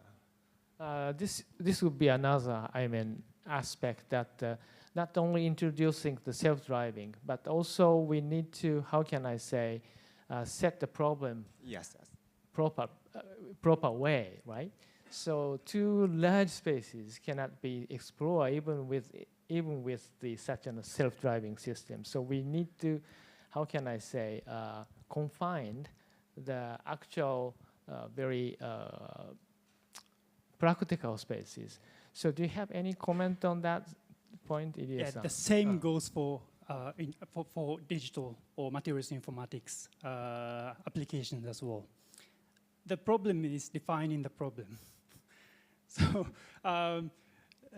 like I said in my presentation, it's like giving self-driving car without no rule in a free field. You need certain paths, for the workflow, for the jobs to flow actually, and without certain problem setting, problem definition, it cannot be done. Without setting the constraints properly, it cannot be done. So it's the same thing for materials informatics. Howard. Yeah, it is very important. In my case, platinum and titanium are fixed and additive element up to maximum 5 elements. So it is very important. So if spread the platinum group metal and support element too huge to search the human life being time. So it is very important. And in my case, at first I spread the 5 elements, but after the some iterations, I narrowed the very hope region. So the chemical space setting is very important. All over the research time. I see. Yeah. So in that case, in a very specific case, why do you confine the 5 combinations? I understand that you fix the platinum and then the titanium as support materials and then catalyst itself, but the intermediate layers, so you have combinations of 5, not the 3 or not the 6 or 7. So why you pick up the 5? Yeah, this is because the weight percent limit. So I want to one element maximum 10 weight percent in the supporting category. So I want to how to say some spread the on the active side on the support surface. So I want to maximum 10 weight percent. So 5 element is the all of the elements 10 weight percent, 10 weight percent, 10 weight. So some of the 50 weight percent. So more than 50 weight percent. This is not the supported categories. So which one is support? I don't know. So this is because I choose the 5. I see. I understand. Okay. So and also you introduced that kind of a 2-step searching. First, in searching in the 5 the combinations of 5 elements, and then if you find that okay, this is very nice regions, you confine the exploring spaces to more fine tunings. So the Tamura-san, so you emphasize that the AI parts are not single, in the multiple strategies are necessary. So I think this kind of coarse searching and fine searching are another aspect. So do you think would you please explain more about the importance of the variety of the AI strategies? Yeah, okay, I think, yeah, of course, for such a different problem setting, we should create another algorithms, I think. And of course, recently, LLM were very good AI existed. But of course, this knowledge is very limited now for your researches. Then maybe your own results should be trained. But for such a cases, maybe a small machine learning model is needed. Then I think depending on the situation, using a small machine learning models and a good strategy that should be considered. Then some algorithms are needed for materials exploration, I believe. Interesting. So the LLM would be nice, but in certain specific regions, some machine learning type algorithms is working well. Yes. Okay. So, okay, thank you very much. So we would like to move on to the next topic. Before moving on to the next topic, if you have some comments or questions from the ground, I'm welcome. No? Somebody would like to talk? Or, okay, let's move on to the next topic. Okay, thank you very much for the self-driving. So I understand that okay. The microphone, the panelist is working. Good. You guys have amazing platform you created. Are you open to? Are you commercializing this, or you are giving it as a free platform for collaborations? What is the type of business the model platform are you here? meaning? Because you're doing great work. I mean, you have a company, right? You have a company. No, somebody has a company. You have a company. Sorry, you have a company. So I was just wondering, how can we use your expertise and your platform to accelerate research for example, NTU, we have, a big department of a school of material engineering, So research engineering. you were not relating to the self-driving, or? No, I'm just referring to collaboration, more like partnership. Oh, okay. So in the broader meaning, you mean? Yeah. Okay. Like the applications and partnership. We're actually always open for collaboration with universities. So Yeah, if you have any researchers that are interested in this domain, please contact us. Okay, thank you very much. Okay, so let's move on to the next topic. So this is a kind of the still again the gap. So I feel that there is a still gap between the data-driven approaches and then the materials researchers. So actually, for my case, I dropped in the data-driven researches just 10 years ago in this first chapter of this SIP. So this is my first challenge, is to drop into this data-driven field. Maybe most of the researchers has like 8 years or 10 years experiences. But still, in these 10 years, the machine learning and AIs, so many technologies are developed. So we need to catch up so much. And then after 10 years, and then we go back, and then I realized that, okay, so a certain number of the material researchers actually using the machine learning, still there is a big gap, and then the rest of them are not so using effectively the machine learning, particularly for the startups. They don't have enough resources for everything.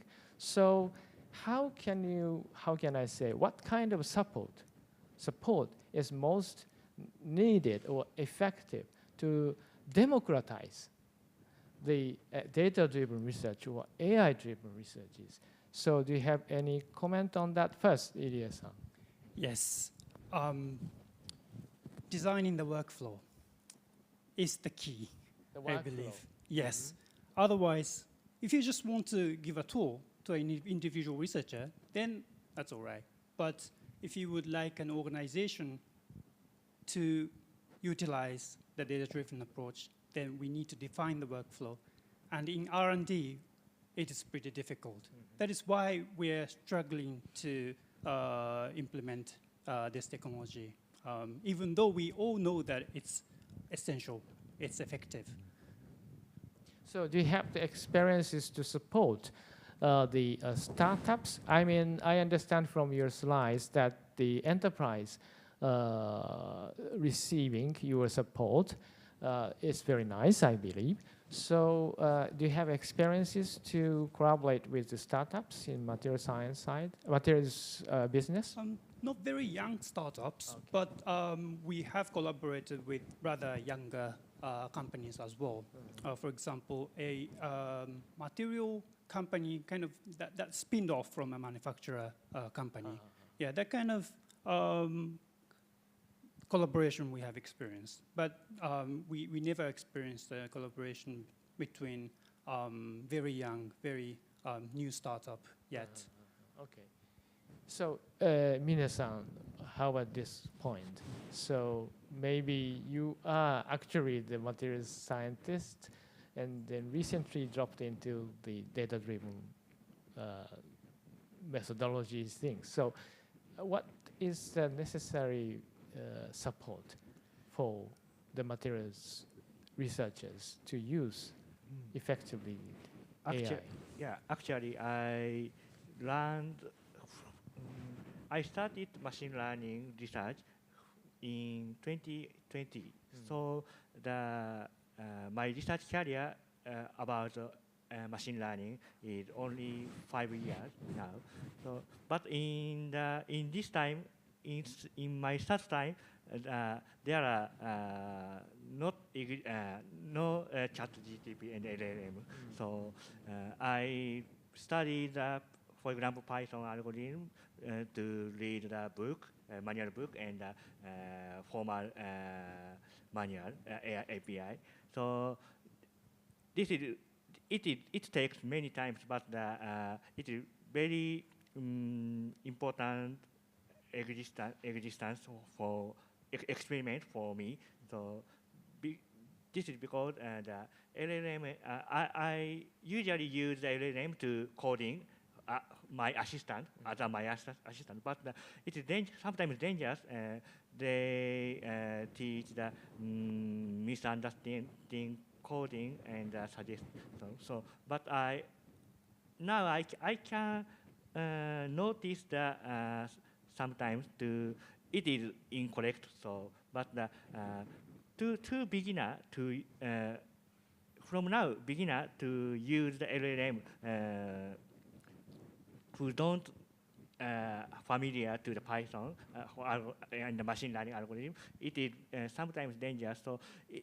So in conclusion, LLM AI agent is very useful and essential for me, for us, and as a material scientist. But it is sometimes dangerous. So to use carefully. Okay. Okay, so you claim that the very recent technologies, LLM, are very, very promising for, how can I say, building the gap between maybe startups and then the data-driven approaches. But still, there's a point they need to take care, not believe all. Okay, so Tamura-san, I believe you have a lot of experiences to do the collaborations with the pure material scientists or researchers who don't know about the IT technologies. From your point of view, how can you bridge the gap, or particularly for startups who don't have the big resources? Yeah, okay, I think, the opinion is the same with Irie-san, and of course, and a good tool is very important. The easy use and the usability is a good tool is important. Yeah, of course, and the beginner can use it. Yeah, but another aspect is role is different for AI scientists and manager and material scientists. Then maybe a good collaboration is created. Okay. Very important, I think, because experimenters is cannot be better, create a better code, I think. And then the role is important. Then good teams in the using a manager and MI and this. Yeah, this is very important, I think. Yeah. Yeah, actually, so in the first session of the symposium and the second session of the symposiums emphasized that the importance of the cross communications and talent accumulations and talent, how can I say, educations. So I think this is a very, very fundamentally important point. But for the startup, they have quick solutions. So in that cases, it is okay to ask each of you, for example, no problem. Okay, so in the ground, and then in the startup peoples, please come to us, and then let's talk. And then please don't hesitate to collaborate with us. So this is a starting good point for bridging the gap. Okay, so the last topic here is the platforms. So we have discussed about the difficulties to introduce the self-driving experiment and then the data-driven research approaches in the startups. Still, we said that, okay, let's come to us, and then we can discuss, and then we can help you, and maybe we can contribute your business. So still,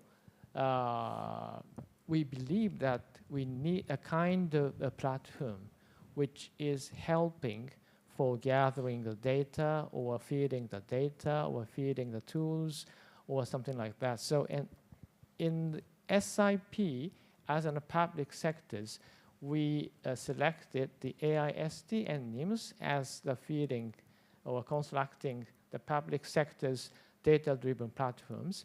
And then also I recognize that, so MI6 are now making the very nice platforms. So, and the platformers, and then the maybe a kind of data-driven researchers, and the material science side with the data-driven approaches. So you guys have different role and different characters for this point. So please give us the very crucial or critical comment. So what kind of the functions are necessary for the platform, particularly for the startups? So do you have any comments? Okay. So starting from the Irie-san. Yeah, I think for startups, they have so much more advantages than legacy companies because they can build their data foundation from scratch. For the big companies, it is one of the most difficult problems. They have already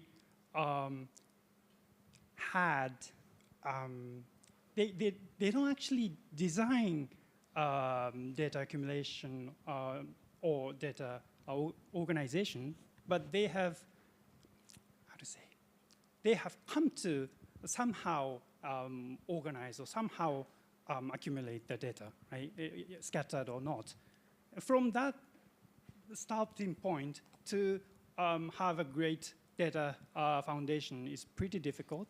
But for a startup, you can design from scratch. So that is a big advantage, I feel. And the ultimate goal would be where people can reuse the value of the data and knowledge again and again. That's when the data accumulation takes its effectiveness. Otherwise, it's just data storage. So I think so. The purpose is reusability, and each startup can design their way to reuse which data and which data is not reusable. I think you can organize this way to focus on what data really matters and what others. Yeah, thank you very much. You gave us a very interesting point first. So particularly for startups, they have a very big chance to build up their own data platforms. Maybe they can, how can I say, use any kind of platforms from the scratch. That's very nice. And also, you emphasize that the reuseness of the data and the knowledges are very important. So they need to take care about that point. So which means that our platforms should provide the way to destructuralize the data for reuseness, right? Yeah, okay. So, Tamura-san, so do you have any comment? Okay, so if you can imagine that you have the startups ask you to do a collaboration because they need an AI scientist or something and experiences material field or something, then okay, you think that, okay, you use NIMS platforms. Then what kind of the functions, what kind of the data, or what kind of things should be suited in this platform? Yeah, very difficult problem, and I don't know the business strategy. And maybe two strategy I think there is, and one is a very general tools. Yeah, and because for general tools, a lot of applications can be performed, and another is a very edge tools, which is limited applications. Yeah, but for business, I don't know which is better. And but for material scientists, I think edge tools is very interesting. Yeah, because to create a new one and something else. Yeah, then for business strategy, I don't know which is better. For researchers and interesting and many very good tools is created and such a tools is implemented in platform, and maybe this is an important point, I think. Yeah, I understand well. So if this platform has only general algorithms, there's no reason to use that because the Google or other IT companies having very user-friendly platforms.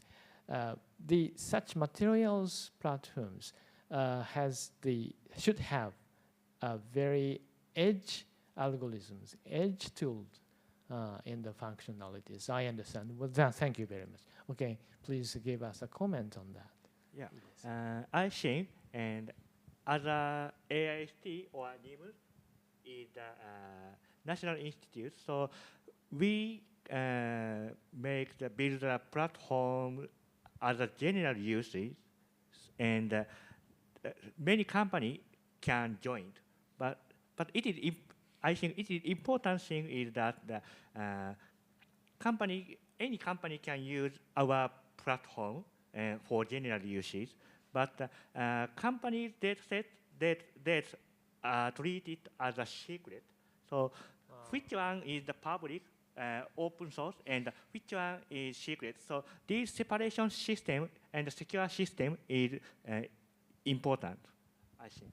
Okay, this is another good point. So to use that platforms, of course, we can share some class of the materials data, but some data should be should be secret, keep secret. So in SIP, actually the AISD people's now developing the secret machine learning methodologies, which enhancing such the how can I say collaborations in the across the companies maybe. So thank you very much that point.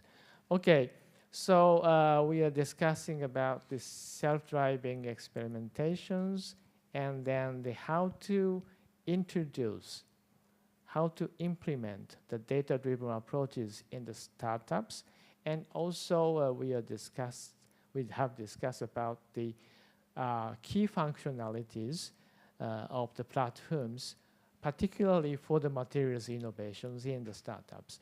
Okay, so in the last minutes, would you please give us your last messages for the audience? So from, okay, the Irie-san start. All right. Yeah, I think I've repeatedly said that the workflow is important. And workflow, what I mean by workflow is not the machine learning workflow.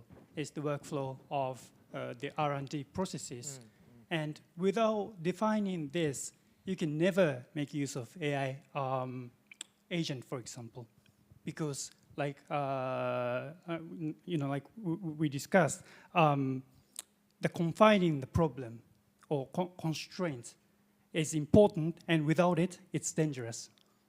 So yeah, let me finally say that it's never enough to emphasize that defining workflow and defining input and output for each workflow in R&D is going to be the key to incorporate AI. Yeah, thank you very much. This is very, very important point. Actually, we had the same experiences with the startups and the sub-program Cs. They would like to introduce the data-driven approaches, but we went to their rooms and we discussed so many things, and then we realized that they don't understand what is the input parameter. Okay, let's line up your input parameter or something like that. Right, I understand well. Thank you very much. So, Tamura-san, how about you? Okay. The last comment in any topic. Okay. Okay, now, yeah, we are collaborating with AIST, and for example, my role is to create a NIMO and robotic systems, and this integration, cyber and physical integration, is now performing. And then I think to create such a new technology, and a lot of types of talents are needed. And then I think the open mind is very important to discussion, and then welcome to a good discussions, and the open mind is important. Thank you very much, open mind. So actually, your NIMO is open NIMO, source. yes. Okay, okay, I understand. Okay, the last comment, so please. Yeah, thank you. AIST is now many material and bioscientists struggle to use expand their research region to using the machine learning and robotics technologies, collaborative with NIMS. So many technical sheets will be promoted from the next few years. So we hope to collaborate and grow up to next startup company. So I hope to use the new innovation. Okay, Thank you very much. So I hope that the such a collaboration will happen. Thank you very much. Okay, so now wrap up this session. So thank you very much for your attention. So how about, so we have the big, nice, young, talented guys. I think this is a hope for our startup innovations. So we would like to involve these young talented in this ecosystems, and then the each startup companies try to find their good collaborators. And then also please define your business model and what is your input parameter and what is your output. And also you should have the open mind so people can collaborate with. So in that way, please use public domain and then the private domain platforms and any types of data-driven resources to accelerate your business. So thank you very much for your kind attention. Thank you. Thank you to the panelists. This concludes the panel discussion 3. We thank all the panelists for their insightful contributions. Thank you very much.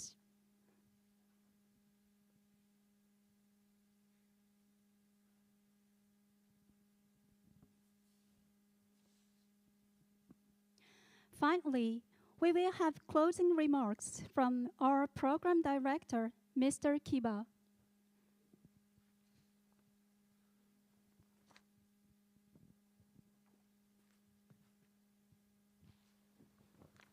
Ladies and gentlemen, thank you very much for joining us today for the SIP conference on the material innovation ecosystem. Very long day today. So throughout the sessions that we have explored the critical themes from building deep tech startup ecosystems and the fostering international collaboration, global collaborations, to leveraging data and AI for accelerating innovations. These discussions have provided valuable insights into what it takes to transform cutting-edge research into real business, real impact business. As we move forward with SIP Phase 3, our mission remains clear: to establish repeatable pathway from research to commercialization and to continuously generate globally competitive deep tech ventures, startup companies, under the vision of Society 5.0. Today's dialogue and networking are essential steps toward that goal, and I sincerely hope they lead to new collaborations, pilot projects, and successful implementations in the market.